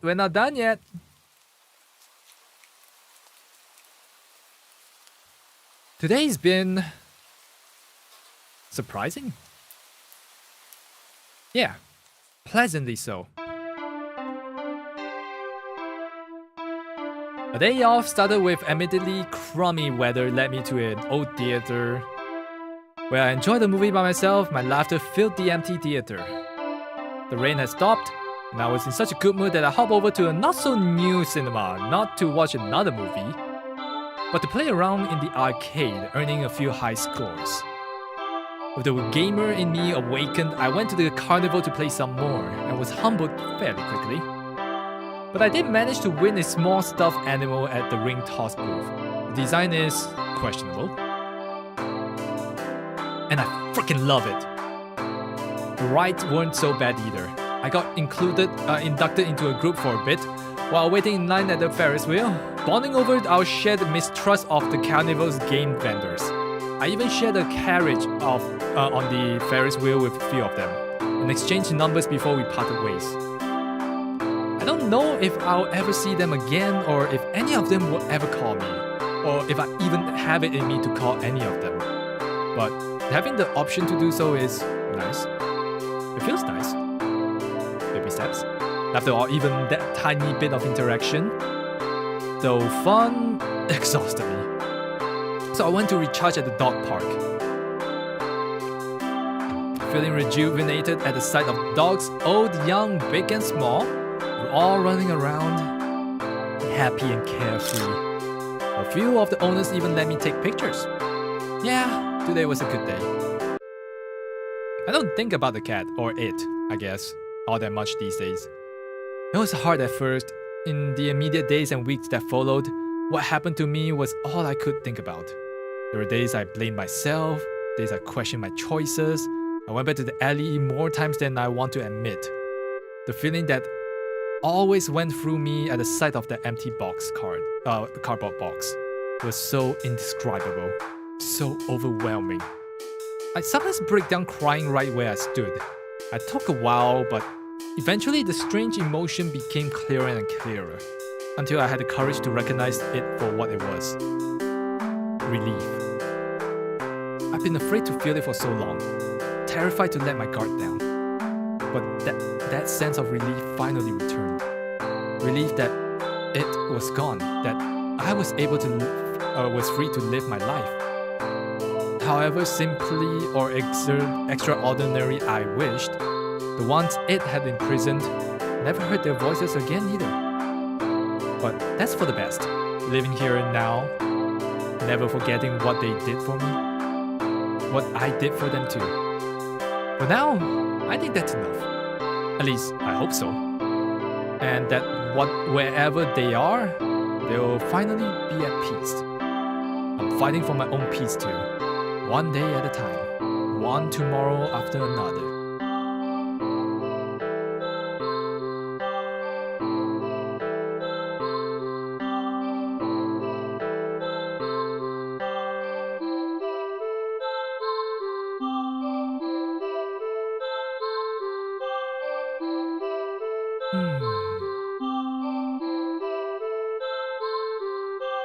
Finally, I head home to my little apartment, 1 bedroom, 1 bathroom, and 1 me living alone in it. Well, almost anyway. I'm home, baby! Oh, I knew it. I knew it was not a real creature. I think, yeah, it is guilt or something. Right? It has to be. A little kitten flails as it awkwardly runs over and mews up at me. I kneel down looking fondly at its hazel green eye. When I found it a few weeks ago, but it certainly got its energy back after a little food and care. Did you miss me? Hungry, huh? Yeah, me too. It's been a long day. I smile helplessly at its cute little face. Let's find something to eat, okay? Yeah, I knew it was guilt. Like, it is not a real, like, demon or creature. It is guilt. It is guilt. And I think what happened before is that he has gone past the alley many times, thinking about whether to adopt this cat. And all those, like he said, all those scenes that he played in his mind about what if he adopts it? What if he doesn't adopt it? What will happen? Oh, all these guilt and stuff that before he even does anything. Anxiousness? Not anxiety? Something like that. Not exactly guilt. It's more like anxiety. Fear of the future. Yeah, like fear of the future. Just fear of the uncertainty, right? I think that's it. Well, I guess there's one more thing living in my room, and at least for now, I wouldn't have it any other way.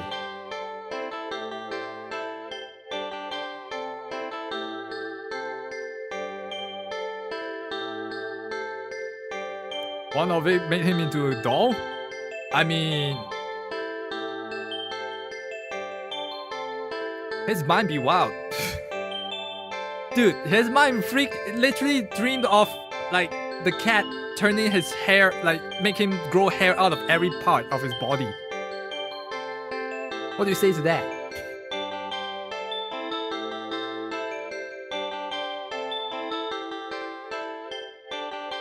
Alright, there should be one more ending.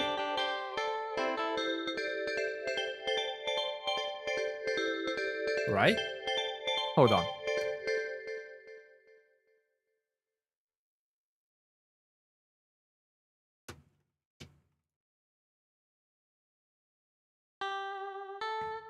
Did I read it wrong? 39 unique endings plus 1 true ending.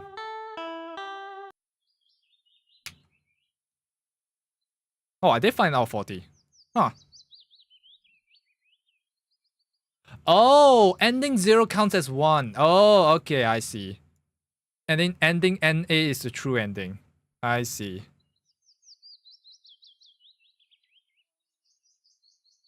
I see. Are we done? Yes, we are done. Except, let me read this. After beating the game once, you unlock You'll be locked from loading any save files. Press ... on the main menu and choose to play again. You'll return to right before the beginning of the end game route. Oh, yeah, we're done. We're actually done.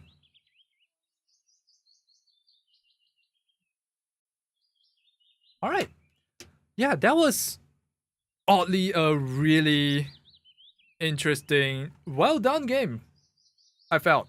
And for a free game that you can just download off itch.io, yeah, it was worth the play. Exactly 5 hours. It's gonna be a lot less if you don't like do what I do, VA everything, voice act everything, right? If you just like read it, skim it, it'll be a lot faster, like 3 hours or so, right? You technically don't even need a guide, realistically, because like you literally just go through every single option that you're given and you can get all the endings. As simple as that. But yeah, yeah, I quite loved it. Like at first it's like, oh, this is like some weird horror game, and then it's just like we keep dying. Why do we keep dying? We keep looping. There must be a deeper meaning to it, and yes, there was. But it's all like I'm sure there's no like hard interpretation, or there's no. At least the writer didn't write his interpretation. It's all up in the air, but reading between the lines and whatnot, it feels like it's just fear of the unknown, right? And at the same time, fear of being alone. There's that too. Anxiety. It's a lot of different feelings, a lot of negative feelings. I feel like what it represents. But all in all, this is really, really well done game. I'm glad I donated $5 for it. And that $5 came from you guys, actually. It was all the donos that you guys have given. And now, I've shown you this game. If you've seen everything, and you feel like supporting the devs more, feel free to do so. If you want to play this game for yourself, you know where to find it, itch.io. Type in "do not take this cat home" and you should be able to find it. Scam? Why is this a scam? The whole point of you subbing or donating to me is for me to reinvest that money into more content for you guys, right? And also support the dev. Like, if you can make this game, well, I can't wait to see what they can. Not he, I don't know who, but like their gender, but I will be more than eager to see what they produce in the future. Alright. Well, it's 1 a.m. It's almost 5 hours of gameplay. There will be VODs of this, so I don't think I'll edit it down. There's no reason to edit it down, because it's all like pretty concise and packed. Anyways, hope you like whatever you saw. Hope you like this game. Hope you enjoyed this stream. I will see you guys tomorrow back with Zelda Wind Waker. 100% the game. Congrats. Thank you, King Animations. And thank you guys for being great and sticking with us. I've been Takukou. I need to go. It's 1 a.m. I got work tomorrow. Alright, have a good one. Bye-bye. Bye.